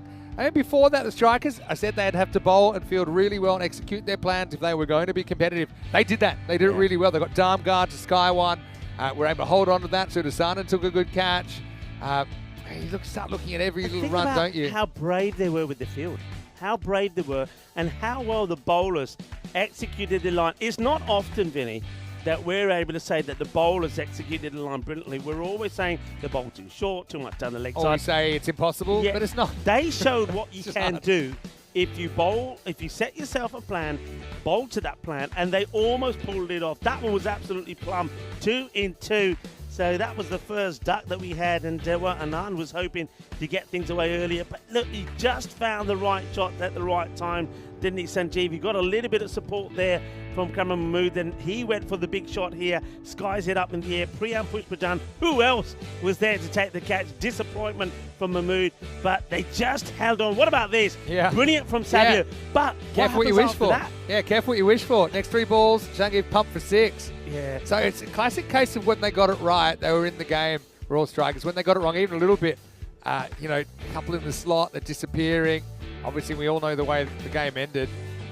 That was an example of Thomas trying a slow ball, which he bowls pretty well, but he just didn't locate it, and he went the journey. And it's such a great learning curve, I think, for all the players here, no matter whether you've played in a lot of pressurised cricket or if it's your first trip to the Cardiff Oval. That was the last one. They needed 2 to win the game. They got no ball plus 1. They came back for another one. They didn't even need that one. But Skanderborg, they know the pain of losing a group final. They know the pain that Royal Strikers have right now, because last year they went out to Gina Brescia, but tonight was their night, and they will return. And I'm sure the supporters will be back. Hope they've booked their flights as Skanderborg become the first Danish team to reach Championship Week for club or country at the Cardiff Oval. And Skanderberg, they will come back stronger as well, because when I was speaking to their captain before the start of the final, Charisma Mahmood, he told us about, remember Taranjit Singh? He will come back. He wouldn't have been able to play in the group stage. He'll be here for the final. They'll get one of the main strike bowlers back as well. So they'll come back strong. But what I want to say before we talk about tomorrow about these two teams today, you know what I really liked about them? I mean, teams have a choice of wild cards. They stuck with their club players, didn't they? I mean, the Royal Strikers, as well as Skanderberg, credit to them. It was always going to be a fight. It was a 50-50 for me all the way through, and it went down to a wire. Well done to both teams. Yeah, it was a brilliant group, and it went right down to the last ball, basically, even though the last ball was an O ball. Tomorrow, we start again with Group D. Rico will have a little bit of a mini break, but we'll be back, I think, for the Group E final. But I hope you have a great, it's like a test match off. You got 5 days off. Enjoy it. Burner versus Zurich Nomads to get us going. That should be an interesting match in the morning. The Assassins Blinders battle of 2 very good names in match number 2. Pakage Badalona also here, the former champions of Europe. Of course, they won that here in 2022. You can join myself, Corey Ruckers, and Andrew Ryan. Rhino's with us for the first time tomorrow, 9:30 a.m. GMT, 10:30 in Central Europe, and 3 o'clock in India. Quick recap of the scorecard, and quite amazing. 105 scored by the team, 74 off the bat of Sanjeev Thanakathasan off 31 balls. Didn't always have it his own way. Sometimes they bowled very well to him. But the next high score is only 11. Again, not a bunch of extras or anything like that. I think that they bowled to their plan. They gave themselves a chance. It was a real toss-up to the end, wasn't it? But it wasn't to be. 2 for 13, Push Parajan delivered with the ball. Wickets for Jitu Johnny and Prasath, identical figures, 1 for 21. But yeah, Savio Thomas, I suppose, getting lit up. Those 3 balls hurt, but you can't really blame anyone or anything in particular. It was just a really, really good game between 2 very even teams.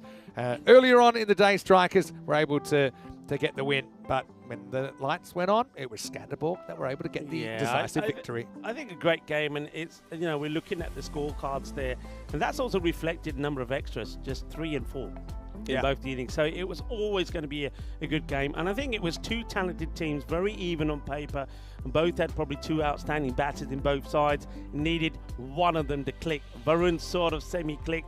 It gets to 39, but Sanjeev, he bats all the way through. And that's the difference really, isn't it? I think the way he read the game, even when it got to a point where that run rate went to about 15 required, he was able to still get enough strike, get the boundary in at the right time, and go on and win them a game. But it was an exceptional final. It was a real white-knuckle ride, wasn't it, that second half? And we hope you enjoyed it as much as we did.